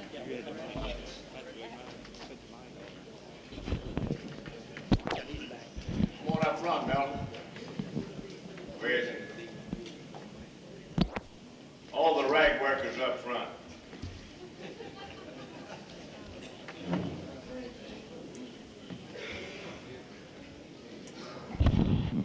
That organization he refers to as rag workers, he got me accustomed to calling them rag workers. So if anybody's got a complaint with that description, it's his fault, it's not mine. Ladies and gentlemen, we are privileged this afternoon to have with us one of the top officials of the Amalgamated Clothing and Textile Workers Union, Mr. Jack Shankman. I call him Jack. I believe his name is really Jacob, but is that all right to call you Jack? Everybody calls him Jack, so we'll call him Jack. I've been knowing Jack for a number of years. Met him, I don't remember how many years ago it's been now, Jack. I remember meeting you once at a winding up the Pocono Mountains, sponsored by some organization. I went up for a special session there. It had been back in the middle 60s, I think, thereabouts. At that time, you were an attorney representing the Clothing Workers Union. And you and I had quite some discussion during that time about Mississippi's situation. Jack now is the secretary-treasurer of the organization. His union is one of our larger unions in Mississippi. They always send a good delegation to our conventions, Jack. And I can say that each and every local union you have in the state of Mississippi is affiliated with this organization, and they actively participate in the affairs of the organization. Now, this union has more problems than they should have. I don't know of any union in these United States that have their problems as do the Amalgamated and Textile Workers Union. Now, all of you have read and heard about the J.P. Stevens situation. I'm sure Jack is probably going to refer to that some here this afternoon, a kind of a landmark situation, the biggie, so to speak. But some of you might not have got your mail yet. That letter we got out to you just a couple of days before this convention, advising you of a couple of strike situations in our own state involving this union. One in Crystal Springs and the other one in Shaw, I believe it is, Shaw. Making an appeal to you to come to the aid and assistance of these people. You know, in this particular industry, conditions are so bad and wages are so low that when people in this category are forced out on strike, they're in the hole immediately. They never make enough money for any nest egg, for hard times, and things of that kind. Now, if you hadn't got around to that letter yet, that appeal, I'm making it to you this afternoon. When you get back, answer that letter, send these people a contribution. They need all the help they can get. Jack, it's a pleasure to have you with us here in Mississippi. The weather was so bad this morning that we frankly was afraid that you might get socked in Atlanta somewhere and wouldn't make it, but you did. We're happy to have you here, and now it's my pleasure to present to you the Secretary Treasurer, the Amalgamated Clothing and Textile Workers Union, Mr. Shank.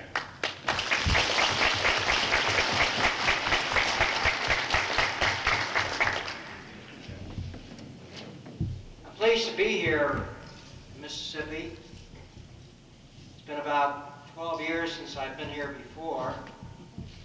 I'm particularly pleased to be here because Claude Ramsey has always been a staunch supporter of our union. Over the years, whenever we've needed help, Claude has always been out front, ready to help us. And when he made that plea to you here earlier about our strike at Crystal Springs and Shaw, this was in keeping with his tradition. He doesn't know this, but I got my start as an organizer for the old pulp, sulfite, and paper mill workers. So I got ties with the president in one sense, who I understand worked for International Paper, I found out during lunch, and with Tom Knight, who worked as an organizer for our organization. I'm not surprised that all of our locals here in Mississippi are affiliated with the state AFL-CIO, and that's because we've had a real fine representative of our organization as its chief official in this state for many years, and that's Jim Jackson, who is the manager of our Mississippi organization and works very closely with the folks you see up here today. I was surprised when I came in here earlier to find Harold MacGyver. I feel as though I'm stealing a little of his thunder, since he's been living over the years with J.P. Stevens, and I'm just a relative newcomer for a year and a half. Claude was talking earlier about accents. Let me tell you a story about mine. Some years back, when I first started working for the union, I came to my first union meeting in the South, and I was introduced as an attorney with a BS, an MS, and a PhD. And two of our members turned to each other. One said, "Hey, Jim, what's this BS the Shankman has?" He says, "You know, that's the kind of stuff we shovel out of the barn regularly." And he says, "What about the MS he has?" He says, "That's more of the same stuff." And his PhD says he piles it on deep. At that meeting, I was asked to read a contract 4 times. And at 1 o'clock in the morning, I finally turned to our Southern director, Charlie English, and I said, "Charlie, why is it they have to keep reading over this contract?" He says, "Jack, they're not interested in the contract, they're just interested in hearing your accent."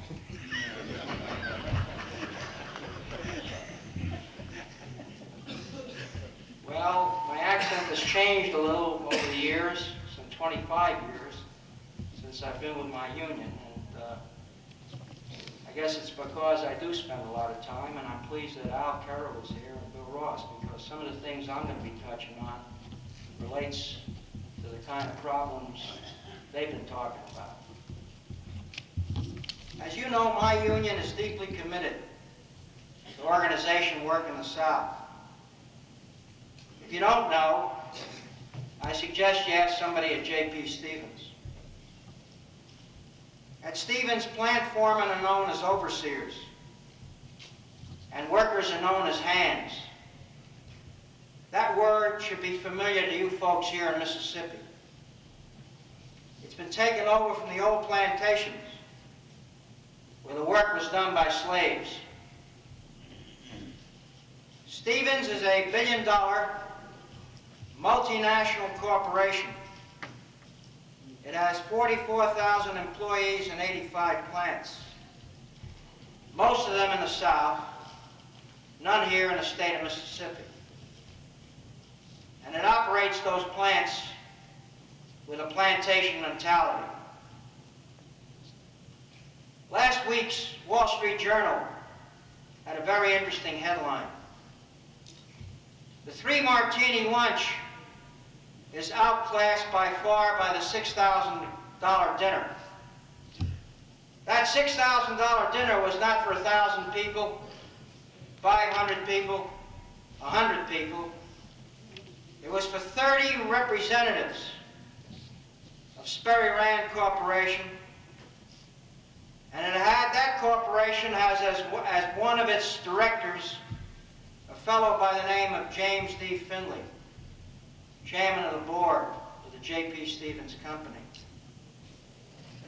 And the story goes on to say that in his cocktail chit-chat, he was telling his listeners about his company's problems with unions. And when he was talking about unions, he was talking about one union, my own. We think it's time for a change, to change that plantation mentality. And we're going to do our best to speed that change.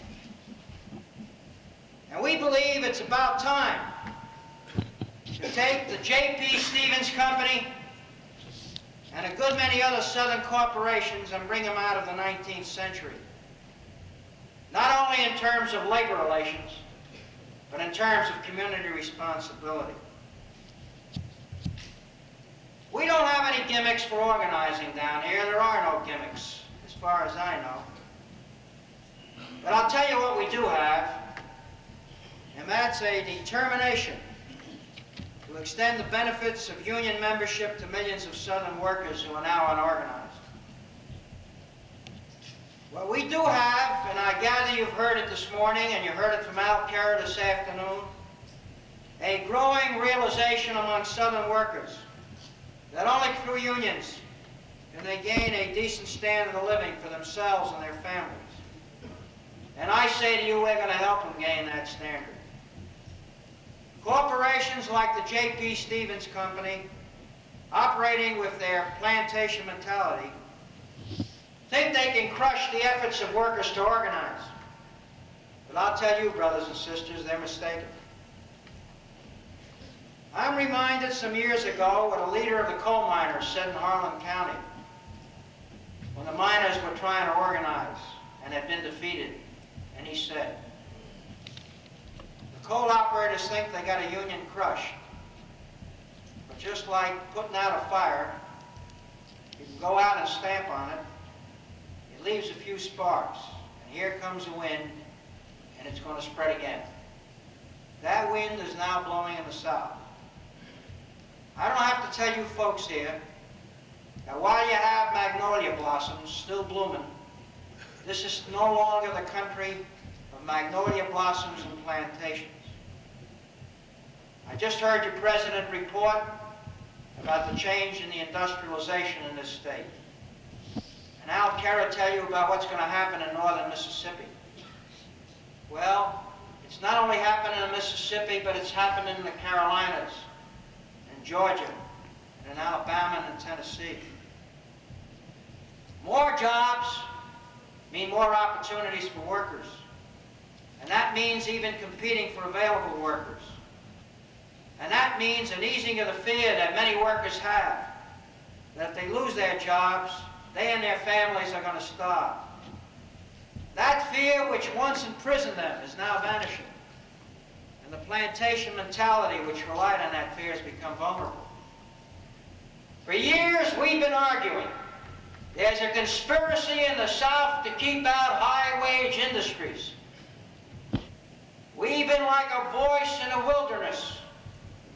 Recently, the Wall Street Journal ran another story about the efforts of the community fathers in the Carolinas to keep high-paid wage industries out of some of these communities for fear that these organizations would bring unions down and raise the wage levels of the workers now working predominantly in textile and apparel plants.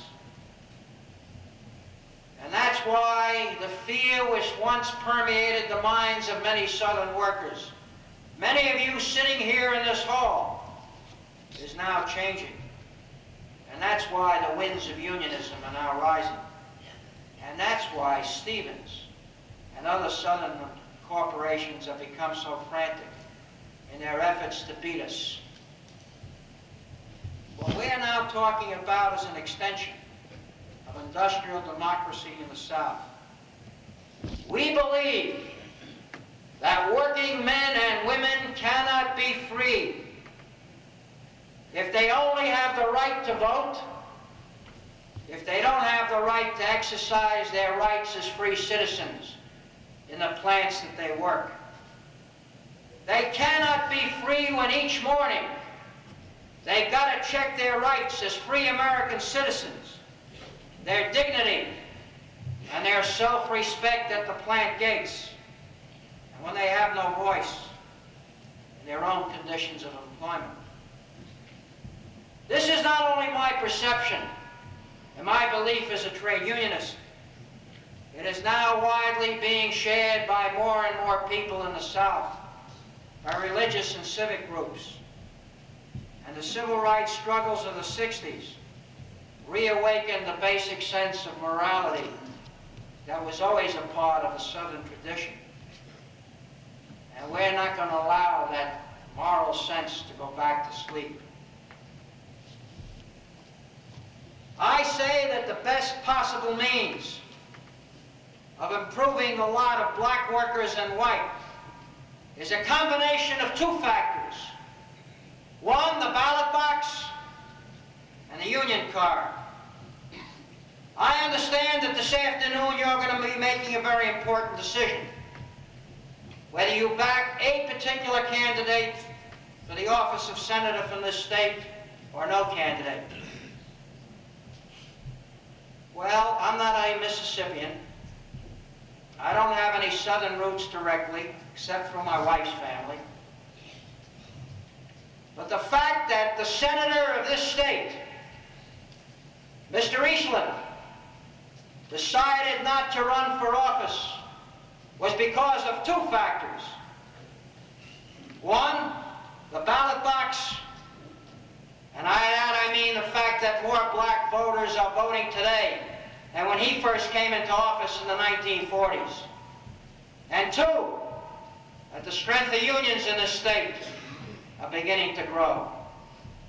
And the politicians here, as they learn where I come from, have begun to realize that they can no longer ignore the minorities or the unionists in the areas where these people now are growing in strength, and you are part of that growing strength. We've been called, my union, myself and my fellow officers, outsiders, or in other words, carpetbaggers. We're not the outsiders. Unions have been functioning in the South for decades, and the number of union members in the South have been increasing steadily. Our union members have been consistent contributors to all community causes. The members and the sons of our members have gone off from Southern homes to fight for this country in wars around the globe, and the South has been proud of them. And we're proud of it. Our union and all unions are not only a part of the South. The South was a part of us. There's a Georgian in the White House, and he's there because labor votes and labor support helped put him there. If being an outsider or a carpetbagger means refusing to bow before a plantation mentality, then in that sense we're outsiders and we're proud of it. But so then is most of the South. The real outsiders, the real carpetbaggers, are the corporations which have run away from the North and relocated in the South. Not because they like the climate, because they figured they could get good, cheap, docile labor.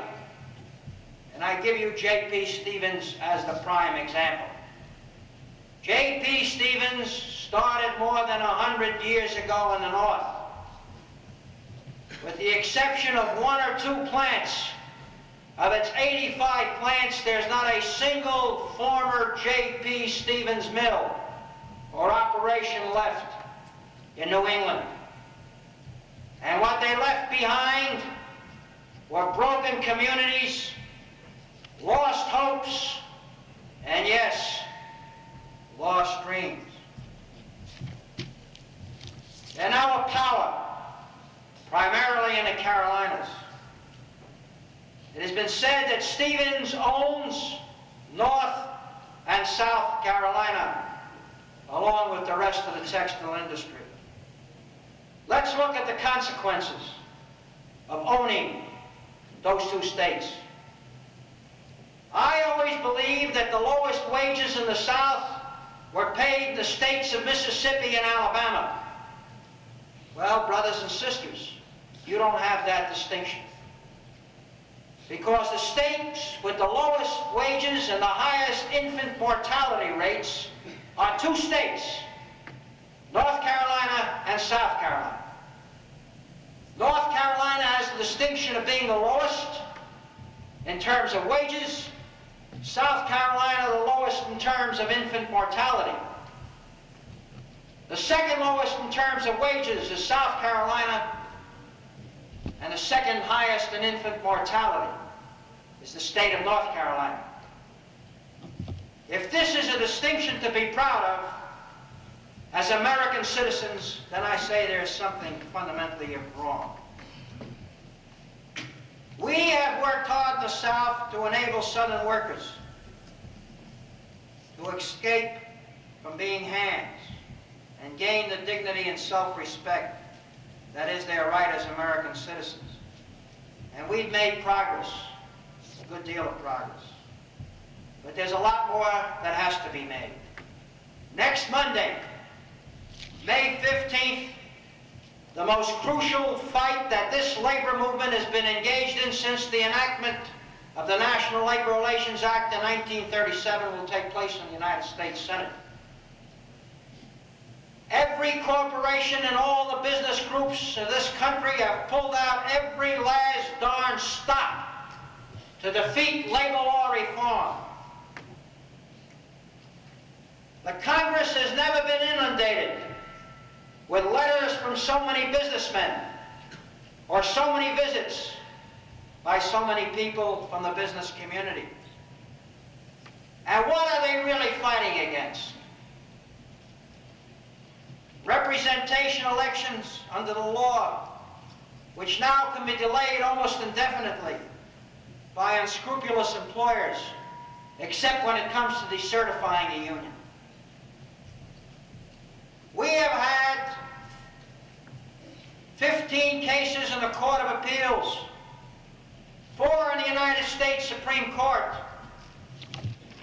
3 cases of contempt after 15 years, and J.P. Stevens goes merrily along its way, violating the law of this land. And I say to you that if a president of these United States can't ignore the law of this land or the Constitution, nor can this corporation. A lot of you folks hear about revolving door justice up north, where people are picked up for crimes and let go. Well, if we have revolving door justice up north, the people that are getting mugged down south are the workers in the plants, where unscrupulous employers are denying them the basic rights of self-organization, collective bargaining. We won an election in 1974 in Roanoke Rapids. Now, in the 4th year, we still haven't got a contract. We've agreed upon 8 clauses in an agreement. The company's been found guilty of a refusal to bargain, and a second refusal to bargain complaint has been issued. And I dare say it'll take years before those cases wind those way up in the courts.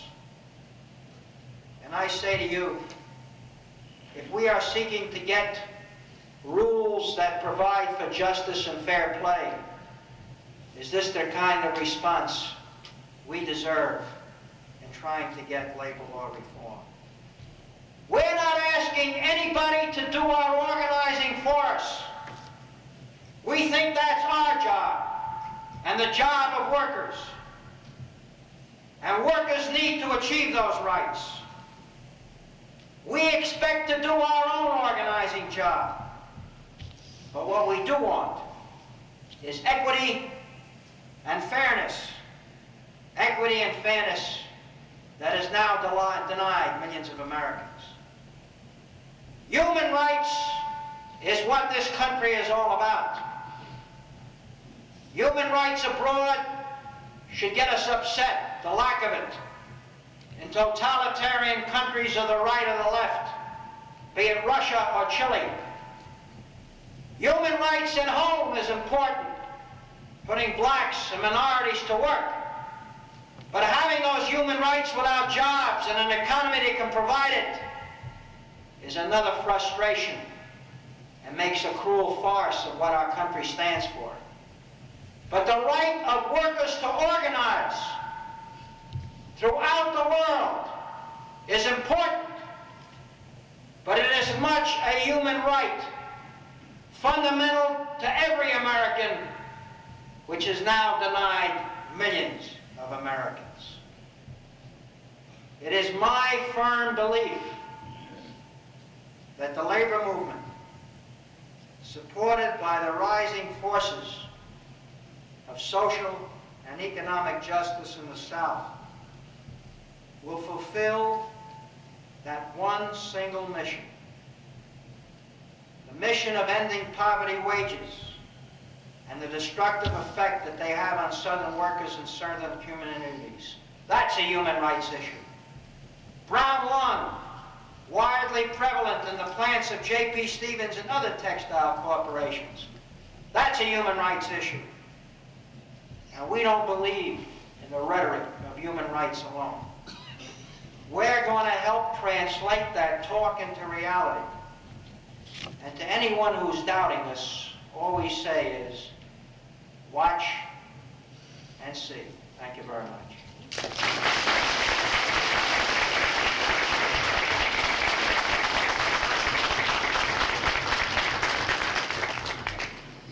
Thank you, Jack, for such a well-done job.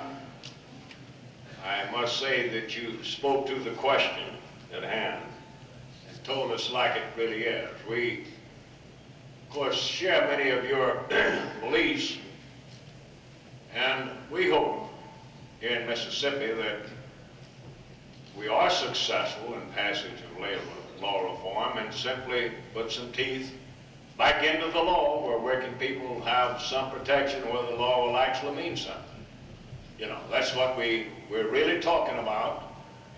And we hope, once the law is on the books, that your union, as well as all of the rest of the unions in this nation, will use this situation as a signal to double up on your organizing activity. Now, you do have perhaps more activity going on in Mississippi now than a lot of unions, and we're very proud of the job you've done down here, you know. But we have just got to get on with the rest of the job. Jack, we appreciate you coming.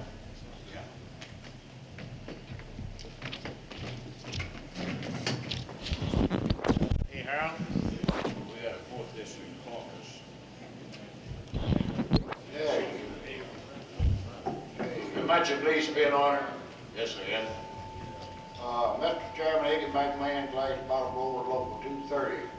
I well heard you about the letter for my brothers and sisters down at Creature Springs and the Shaw, Mississippi plant. I received that letter, and certainly I'm going to ask my local union to help out in this matter, but I'd like to ask you, as president of this convention, I'm a good Baptist. I believe in passing the hat, and I think as delegates here that we should take up a donation here at our convention and give to those people. And I appreciate it, Claude, if you would get the guard to get some boxes and pass through here and get all we can for these people, because they certainly need it.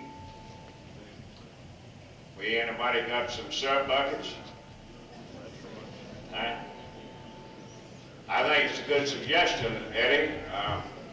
If the sergeant at arms will get a couple of trash baskets when we break up the convention, just set them up there, and anyone who would like to make a personal contribution to the welfare of these people, I'm sure will be appreciated. Yeah, we'll try to do that, Eddie.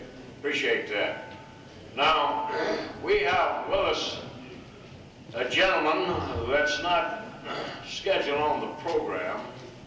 I mentioned to you earlier, we had one of our speakers was forced to cancel out at the last minute.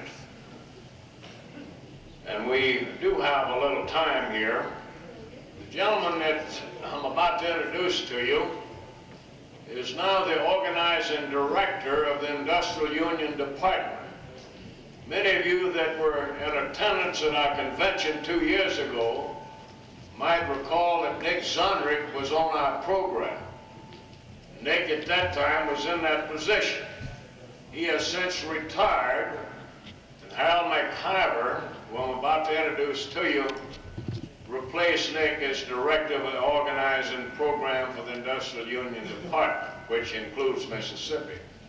Now, Hal has been actively involved in the Carolinas over a long period of time, and I suspect that I just don't believe there's anybody around that's had any more experience in dealing with the J.P. Stevens situation than has Harold McIver, as well as a lot of other expenses. So at this time, I'm going to present to you Harold McIver, the organizing director of the Industrial Union Department, for a few remarks. Harold?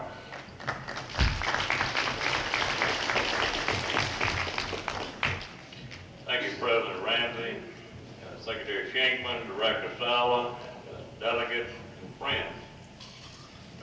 Really appreciate, Claude, you working me into your program, and I'll try to make it as brief as I can. I'm rather proud that the FLCO, the Industrial Union Department, has been well represented here today. You've had our President, Secretary Treasurer, and I don't know many jobs around like that, Claude. He's a good man to know, especially when he signs your pay voucher and your check. And also our director in this part of the country, Boyd Murray, whom we're rather proud of. And I know that your president is one of the primary reasons that we do have a cooperative organizing program going on in and around Mississippi, because he appeared at an IUD convention a few years back and asked the Industrial Union Department to come into the state of Mississippi and do what they could to try to help the people get organized in this part of the country. And I'm sure if you heard Bart Murray, we're beginning to make some steps in that direction. And if I recall the record correctly, there was about 19 plants that was organized in and around Mississippi, 13 of them in Mississippi, and we only lost 6 campaigns, and that ain't bad for this part of the country. It's better than what we were able to do over in the Carolinas. Now, I'm going to try to make myself as brief as I possibly can, and Jack Shankman's a hard man to follow. Even though I have maybe been connected with J.P. Stevens a little longer than he has, I think he pretty well covered the bases on it. But first of all, I'd like to talk about, our needs and why we need to do a little better about getting together with our fellow workers and bargaining with our employers in states like North Carolina, where I live now, and have for 10 years, even though I came out of Georgia. Worked in a steel mill 15 and a half years, and they sent me to North and South Carolina to work on J.P. Stevens in 1963 for the last 14 and a half years. I didn't mind that because I was hoping that we would be able to spread some of the wages and the benefits and the conditions that we enjoyed in the steel industry as a result of being organized to the textile industry. We're still working toward that goal. Haven't got there yet, but we will one of these days, whether the will or the way. And we've been at it now. This October will be 15 years with J.P. Stevens. And we don't think it's going to take 15 more years, but we're going to get there. So let me just tell you that the wages, and that's pretty important this day and time with the high utilities and the groceries. My wife told me she gave 99 cents for a head of lettuce the other day, and that's pretty high for a piece of lettuce. Gasoline around $60 a gallon. But for January of 1978, the average worker in this country earned $5.09 $4.92 an hour. Standing too close to the mic, I believe. Yeah, it'll talk back to you, sir. But, down in the South, we don't average $5.92 an hour, and those wages are current. They're effective as of February of 1978. In North Carolina, our wages were about $1.59 an hour less than that, $4.33 an hour. In Mississippi, your wages are a little more than they are in North Carolina. The wages in Mississippi, I'm talking about average worker in Mississippi outside of the farmers, earn $4.47 an hour. That's $1.45 an hour less than the average worker in this country. Now, if you multiply that times 40, you'll find that in Mississippi, you earn $58 a week less than the average worker in this country, and that's for the month of February '78.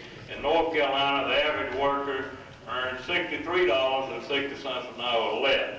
Now, if you multiply that times 52, you come out in North Carolina, an average worker in North Carolina earns $3,307.20 a year less. If you live in Mississippi, it's a little bit better. You earn $3,016 a year less. Now, we're talking about a little over $3,000 a year. Well, what can you do with $3,000 a year more? In some places, I guess you could send a kid to college for $3,000 a year. You might be able to buy some type of automobile. At least you can make a pretty good dent in a new car. But what have we been hearing for all these years, and born down in South Georgia, raised in Atlanta, and worked all over the South, with the exception of Mississippi, we've been hearing that we don't need as much money down here because we can live so much cheaper. How many of you have heard that? Especially if you've been in a union organizing campaign. Maybe they make a few dollars more in other parts of the country, but you can live so much cheaper. That ain't necessarily so, and oftentimes we get involved in campaigns, but there's a report that comes out of the Department of Labor that I don't have in front of me, but it comes out at least once a year. But in that report, since I've been active mostly in North and South Carolina, Virginia and Georgia, I use it quite frequently. But would you believe that a family of four, a man and wife and two children, they say that's what an average family is. The man's about 38 years old and the wife 37. The boy 14 and the daughter 12, or vice versa. But they say that this day and time that it takes $17,000 a year for that family of four to live comfortably. Now that's not living on the higher budget or the lower budget, but it takes $17,000 a year for them to pay his bills and house and feed his clothes and live comfortably. We're not doing near that well in North South Carolina and also down here in Mississippi. But the point I was going to make to you, get back to the other thing about how much cheaper we can live down here. It takes more money to house, feed, and clothe a family of four in Durham, North Carolina than it does in Cincinnati, Ohio. Now, you wouldn't think that if you heard a lot of these people. You can actually live cheaper in Canton, Ohio than you can in Durham, North Carolina. And if you check a few other statistics, I would imagine that some of these towns down in Mississippi are just about as high as they are in other parts of the country. One thing that stands out in the back of my mind, I think it takes about $200 a year more to house, feed, and clothe that average family of four in a place like Detroit, Michigan than it does in Durham, North Carolina. But yet the wages in Detroit, Michigan are double what they are in Durham, North Carolina. And if you check Pittsburgh, Pennsylvania, you'll find the same thing. About $200 difference, but yet the wages are double. Now the reason the wages are double in Detroit, Michigan is no mystery.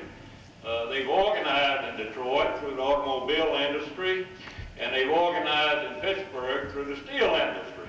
And that's the reason you read about and hear about those workers retiring with 30 years service on a decent pension and things like 13-week vacation and wages around $7 and $8 an hour.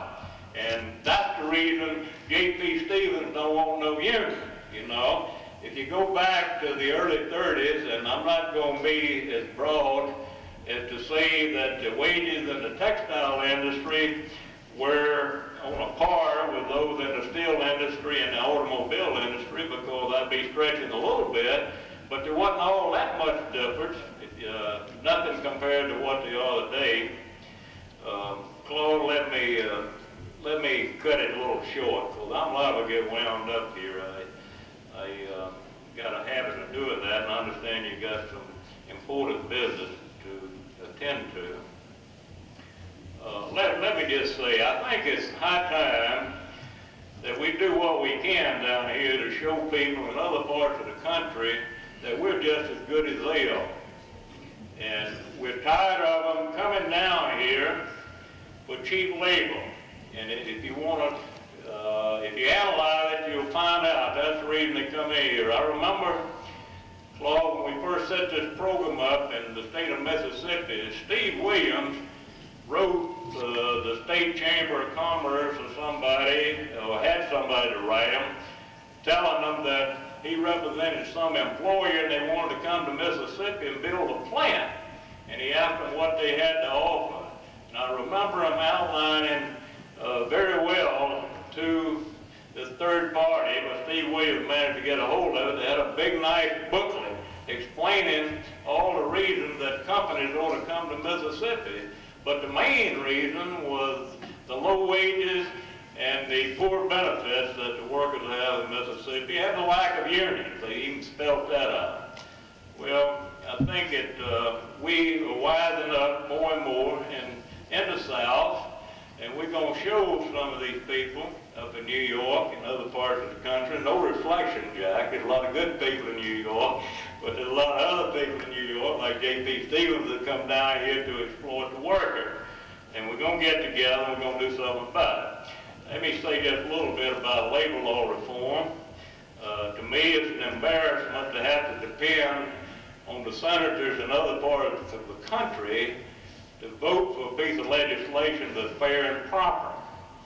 There's nothing in the labor law reform bill that's going to do anything that will hurt anybody that wants to abide by the law. But what it will do, it'll do something to these companies that like to fire people, and they like to use all this red tape to string out union elections when people get ready to join the union so they can brainwash them and browbeat them and what have you.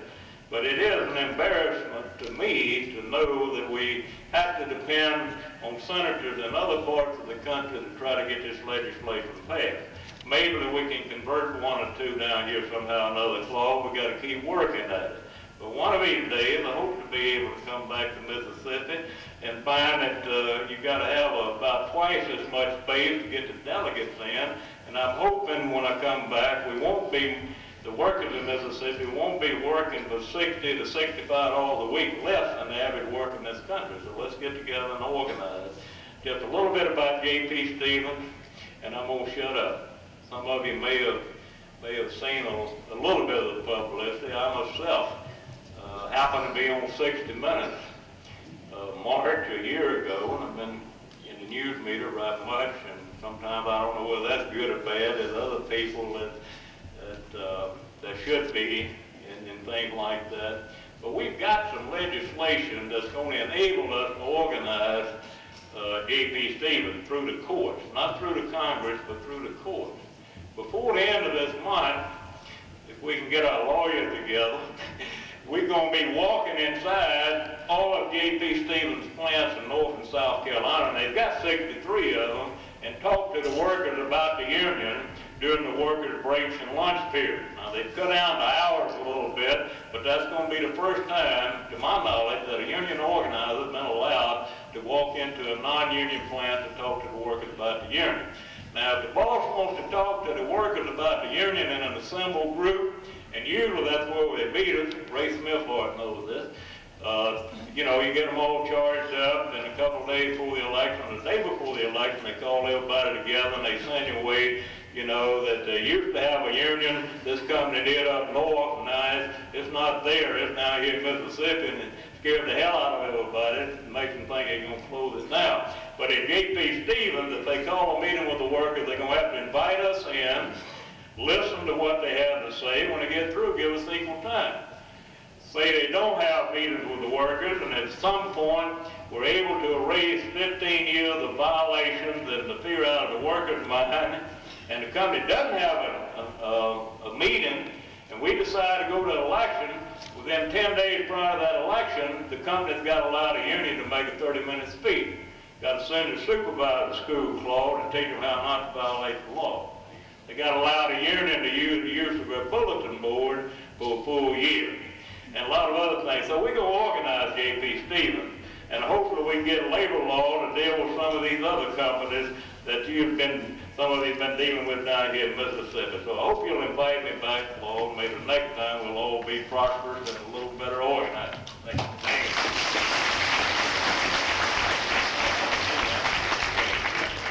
Thank you, Earl. Appreciate you coming. Appreciate everything you've been doing down here. And we can only say, keep up the good work. Now, we've got a special order of business that'll have to be gotten into shortly. But before we start that roll call vote proposition, we've got a few announcements that needs to be made. And I'd like to introduce a few guests that I haven't yet introduced. It's been here since I introduced a few this morning. W.D. Christie, is he still here? Where's Bill Christie? Anyhow, Bill is now retired, is on the staff of the Machinists Union, an old timer, worked a long time here in Mississippi. Matter of fact, he still lives here. Is Bob Starnes still here? Where's Bob? The retired director of the AFL-CIO, Paul Vandergrift with the Upholsterers Union. I know Paul's out there. I saw him a few minutes ago. Where's Paul? Stand up, Paul. He's one of them guys up northeast Mississippi. We got Professor G.W. Parker here as our guest from Mississippi State University. Where's Professor Parker? We're back in the back. He has really enjoyed these proceedings, said he would like to have had a lot of his students over and saw democracy in action today. Appreciate your presence. Woody Biggs with the Clothing Workers staff, director organizing for the clothing workers back in the corner back there. He's one of them guys creating all these problems around here. You've met Mr. Temple with RTP already. Charles Arnold with IUE. Saw him back there a few minutes ago. Is he still here? Charles Arnold, there he is, way back over there. Appreciate you being here, Charles. John Curtis with the Lady Garment Workers Union. Where's Mr. Curtis? He was here earlier, I saw him. John Gillespie, IBEW, the old Mississippi boy, used to be on our board. John, happy you're here. He's from Tupelo, by the way. Miss Glenn Downs, one of our guests here. Miss Downs, she here? Still here? Delmar James, representative of the Paper Workers Union. Where's Dagwood? There he is, way back there in the back. Next to him, Donald Woodall, also paper workers. Ruth Young with the clothing workers staff. Ruth, is she still here? Okay. B.R. Upton, retired carpenter organizer. Where's B.R.? There he is. Appreciate you coming, B.R. Peggy Torrance with the clothing workers. Peggy still here? There she is, way back in the corner. Mrs. James Fields, registered guest, no identification, probably wife of one of our delegates. Is she here? Appreciate you being here. Miss Underwood, the wife of one of our board members, Howard Underwood. And Sarah Broom, who will be on our program, is here, and she has requested that I try to work something out for her to be on our program tomorrow. Sarah is the representative for the Clothing Workers Union in the Union Label Department, and she'll be giving away a few items in a drawing. I don't know if all of you have been advised of her setup out there or not, but I'd suggest that you check in out there and register with Sarah before tomorrow morning, sometime this afternoon or in the morning. We're going to probably bring her on about 11:30 tomorrow morning. I don't know if she's going to give away a suit this time. What are we going to get this time, Jim? Is it shirt, suits, or what? Well, I think she's got some pants and stuff to give away. I don't really Some know. pants and shirts. Anyhow, there'll be some good prizes. A suit.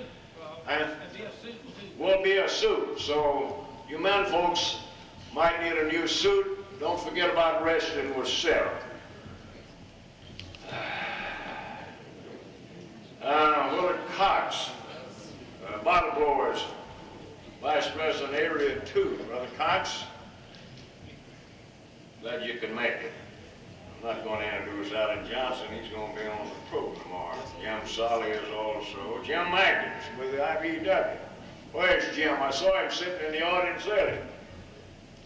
Jim Magnus, he gave up on me, I guess. I wasn't going to introduce him. You've heard from Al, Kyber, and Powell's on the program. And Henry's on the program. Willie Jackson from Leland. There he is. Happy you was able to be with us, Willie. Roger Doolittle. Is Roger still here? Where's Roger?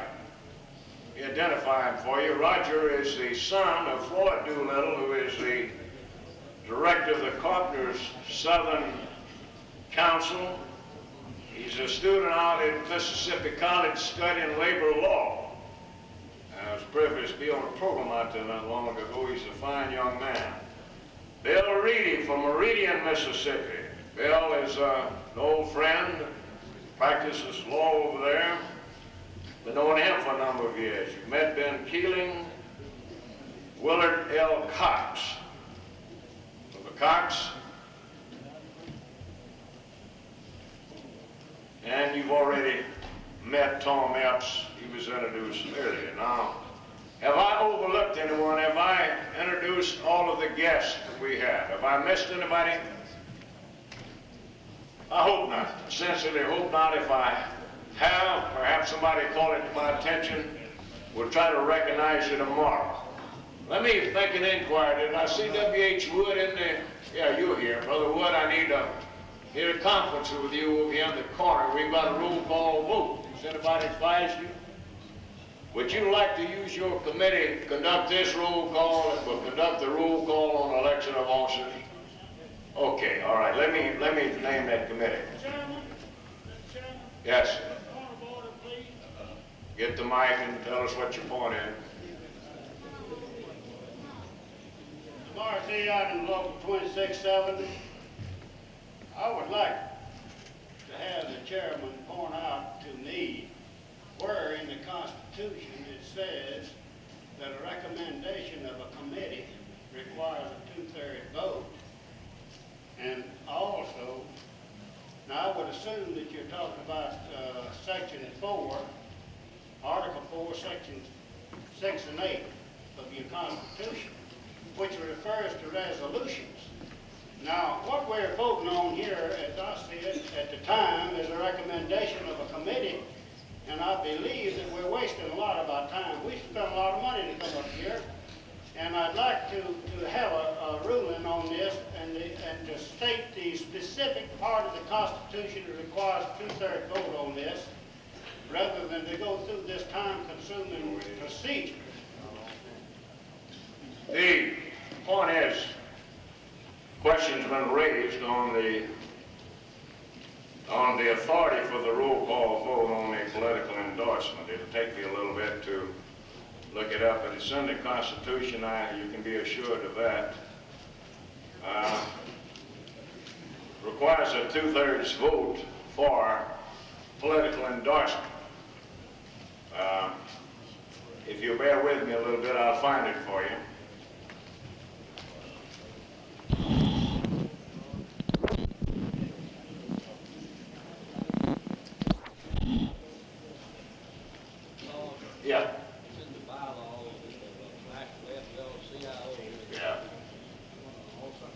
Yeah, that's what it is, yeah. Huh? The code bylaws, Harry. We don't have that here with us, but believe you me, that's what the document calls for, the 2/3 vote on a political endorsement. Not a simple majority. And the proposition before us now was a roll call vote requested by a delegate who got more than 30% of the delegates present to join him in requesting the roll call. That's the situation we're dealing with. Are you telling me now, Mr. Chairman, that the requirement is not in the Constitution, but it's in something else? I think so. I think perhaps it is, Harry. I don't know if I got that thing with me or not, but Yes, it's... let's see if you got it there. Let's see what it's all about.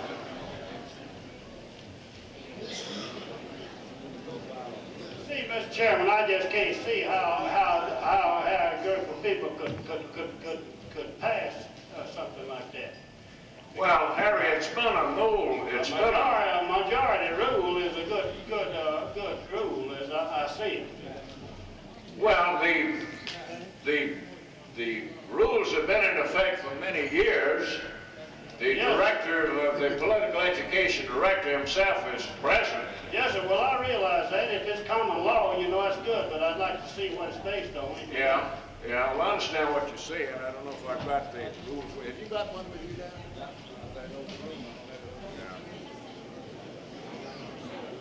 Well, let's let it run up the room. It'll take less time around the little room than to go through all this procedure. Got the room there and get it. You got a copy of the rules in here? Yeah. I don't seem to have one in this briefcase.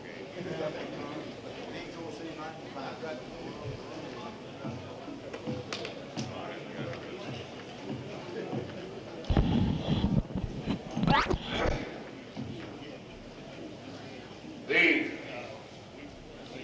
question been raised here by what authority is a 2/3 majority necessary, by what authority we've stated that authority. It is in the rules and regulations of the national organization. Now, if there's anyone really questions that, then we can delay it till we get one over here to cite it to you. You know, otherwise we don't have any choice but to go through with the roll call vote.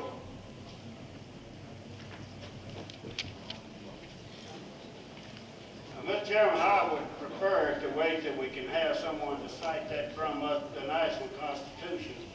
I realize that today, even if our laws, rules, or whatnot is contrary to the national Constitution, I realize the national Constitution rules, but I just can't see how the national Constitution would read such as that. This is not an issue that would require... If this convention wants to go on record accepting an endorsement by a majority vote, it's all right with Claude Ramsey. But a request was made for a roll call vote, and that request was seconded by the necessary 30% of the delegates present. And that called for a roll call vote. Mr. President? Yes, sir. I come to the point of order. In Robert's Rules of Order, it says that you can make the decision. If there's any question or an appeal, you ask that the chair will be upheld. Well, that's one good way of, easy way of solving the thing. And of course, maybe I have been overly lenient or something like that. But my ruling is that it requires a 2/3 vote for a political endorsement. I've cited the authority for that, and that's going to be my ruling. If the convention wants to overrule that ruling, then they have that authority. Well, Mr. Chairman, in that you have ruled that the Constitution, the state Constitution, is the basis for your ruling to start with, I feel that I can do nothing more than challenge the chair's decision. What do you want to do now? Appeal to the convention to override my decision?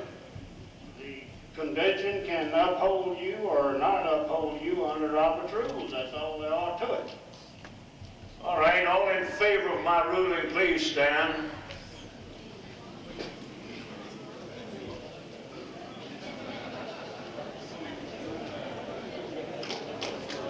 All right, be seated, please. All opposed, please stand. We noted this. All right, Brother Adams. Mr. Chairman, I hope that this move we have made will benefit the labor movement.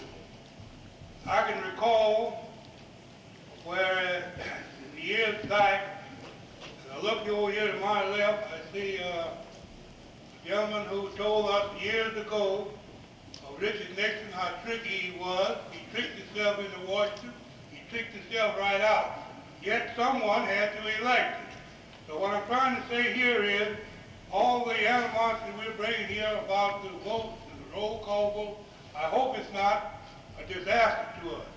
And I want to remind you of something as I look over here at this gentleman, and this is something we've got to do. United, we stand, divided, we fall. We must become politically inclined. We must become like the political cat. I want to remind you of him. There's quite a few young people here don't recall the days when they had the crank type telephone, when there were days when the reception was bad. This particular day the reception was bad. Farmer Jones had a sick cat whose children well they had raised. He called the doctor, which was the veterinarian and everything else in that town. And he told him, he said, I cannot get out to see about your business tonight.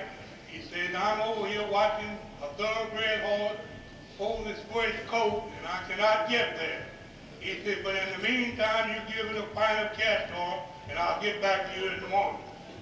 So the next day it was clear, the reception was there, the veterinarian called us up. Mr. Chairman.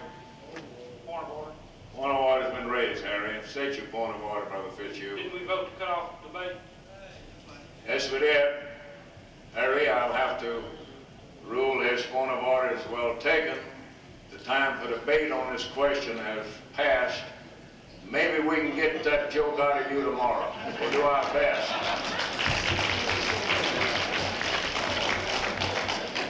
Give me a couple of minutes. We're going to have to get ready for the roll call. Now, before we get into the roll call, we got a few announcements. To begin with, all of the delegates from the 4th Congressional District are requested to caucus in this hall as soon as the roll call vote is over with. Now, I know we've got other groups that want to caucus, and Brother Knight's headed this way. We'll try to get you squared away with meeting places. I know that some of the committees want to meet. And if the chairman of those committees are ready to call meetings, announce their meetings, we want that information at this time. All right. Brother Adams, for whatever it might be worth, we have the authority, and I'll read it to you. It's the AFL-CIO State Central Body, that's the rules governing AFL-CIO State Central Bodies.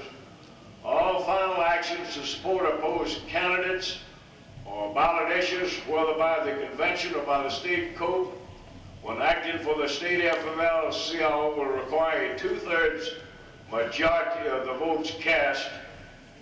In the absence of a 2/3 vote majority, either support or oppose, state AFL-CIO shall be neutral. That's the authority.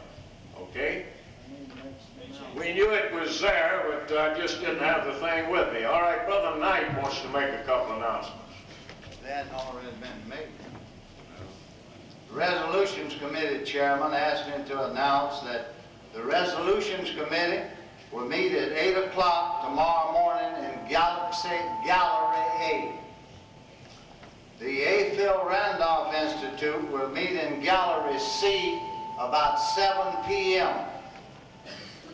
the 4th Congressional District delegation. Everybody from the 4th Congressional District will meet up in this corner of the convention hall after adjournment.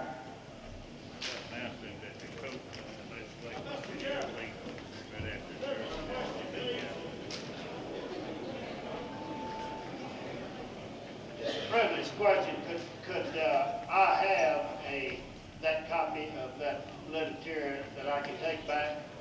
I think we can give you the one we got. I know I've got some in the office. You can have that one there. Appreciate it. Go ahead and take it. The Cook Education Legislative Committee, when you gonna meet, Brother Orman? After the adjournment? In, let's see, AC, in Gallery D. We've used them all up, Brother Tucker, without you want to get in the other corner of the convention hall. Okay. I've got it. Constitution and Bylaws Committee back in this corner after adjournment. Is all the meat roofs already been done? Yeah. We're gonna have a couple somewhere. Our workers will meet in the southeast corner of the convention hall, back this way, after adjournment. I would like to get your attention just a minute. The Mississippi electrical workers will reconvene when we break for lunch tomorrow. And I don't know exactly where we're going to hold this meeting. Joe Davis, have we still got a room? Huh? All right, we'll have one of the rooms that you got. They'll be available, A, C, or D, one. It'll be A, C, or D. We'll announce that tomorrow.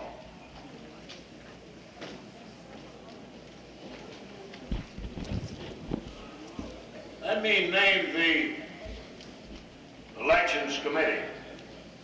Brother W.H. Wood, Chairman, Edna Carter,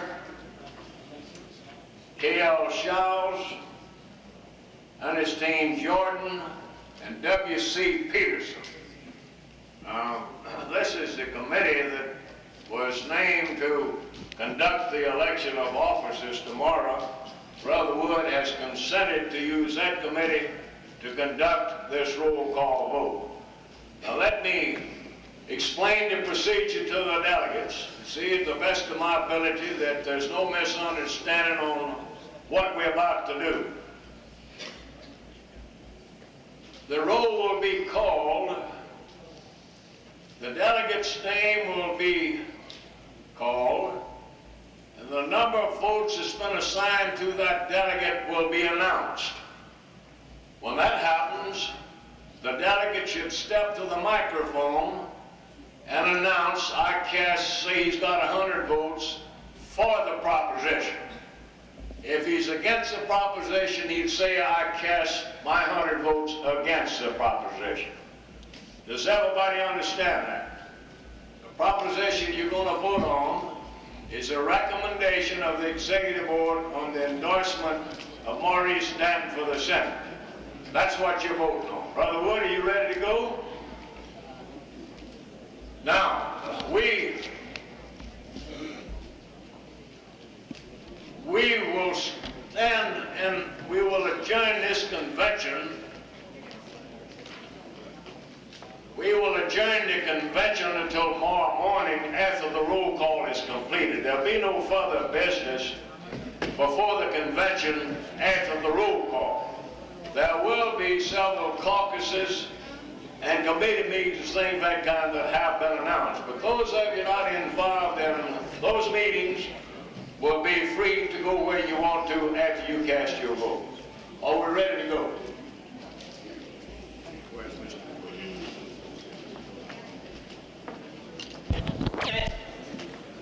We have just counted the contributions for the Crystal Springs and the Shaw strike, and it comes to $286.39. And I want to thank you from the bottom of my heart in behalf of my organization and the people that's on strike in these two towns. Thank you very much.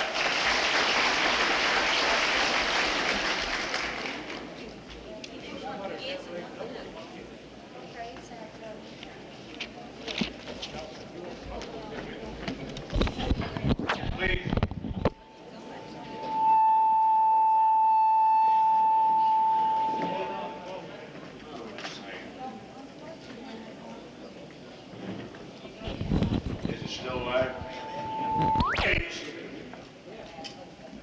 there's a feeling that some people's not too sure about what they're about to vote on. Now, all of you have a copy of the committee's recommendation. Should have had it earlier.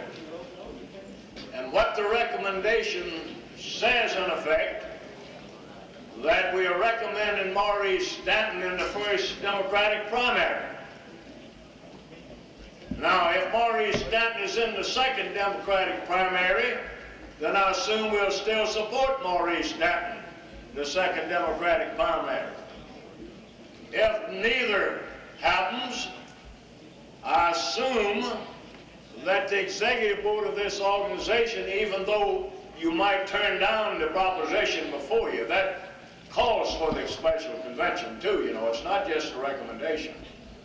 But if the thing is turned down in its entirety, then it seems reasonable to me to assume that the executive board will establish a committee to interview the nominees of the Democratic Party and of the Republican Party and make a recommendation back to a special convention in September. I think that's what we would do, whether or not you endorse the proposition you're about to vote on.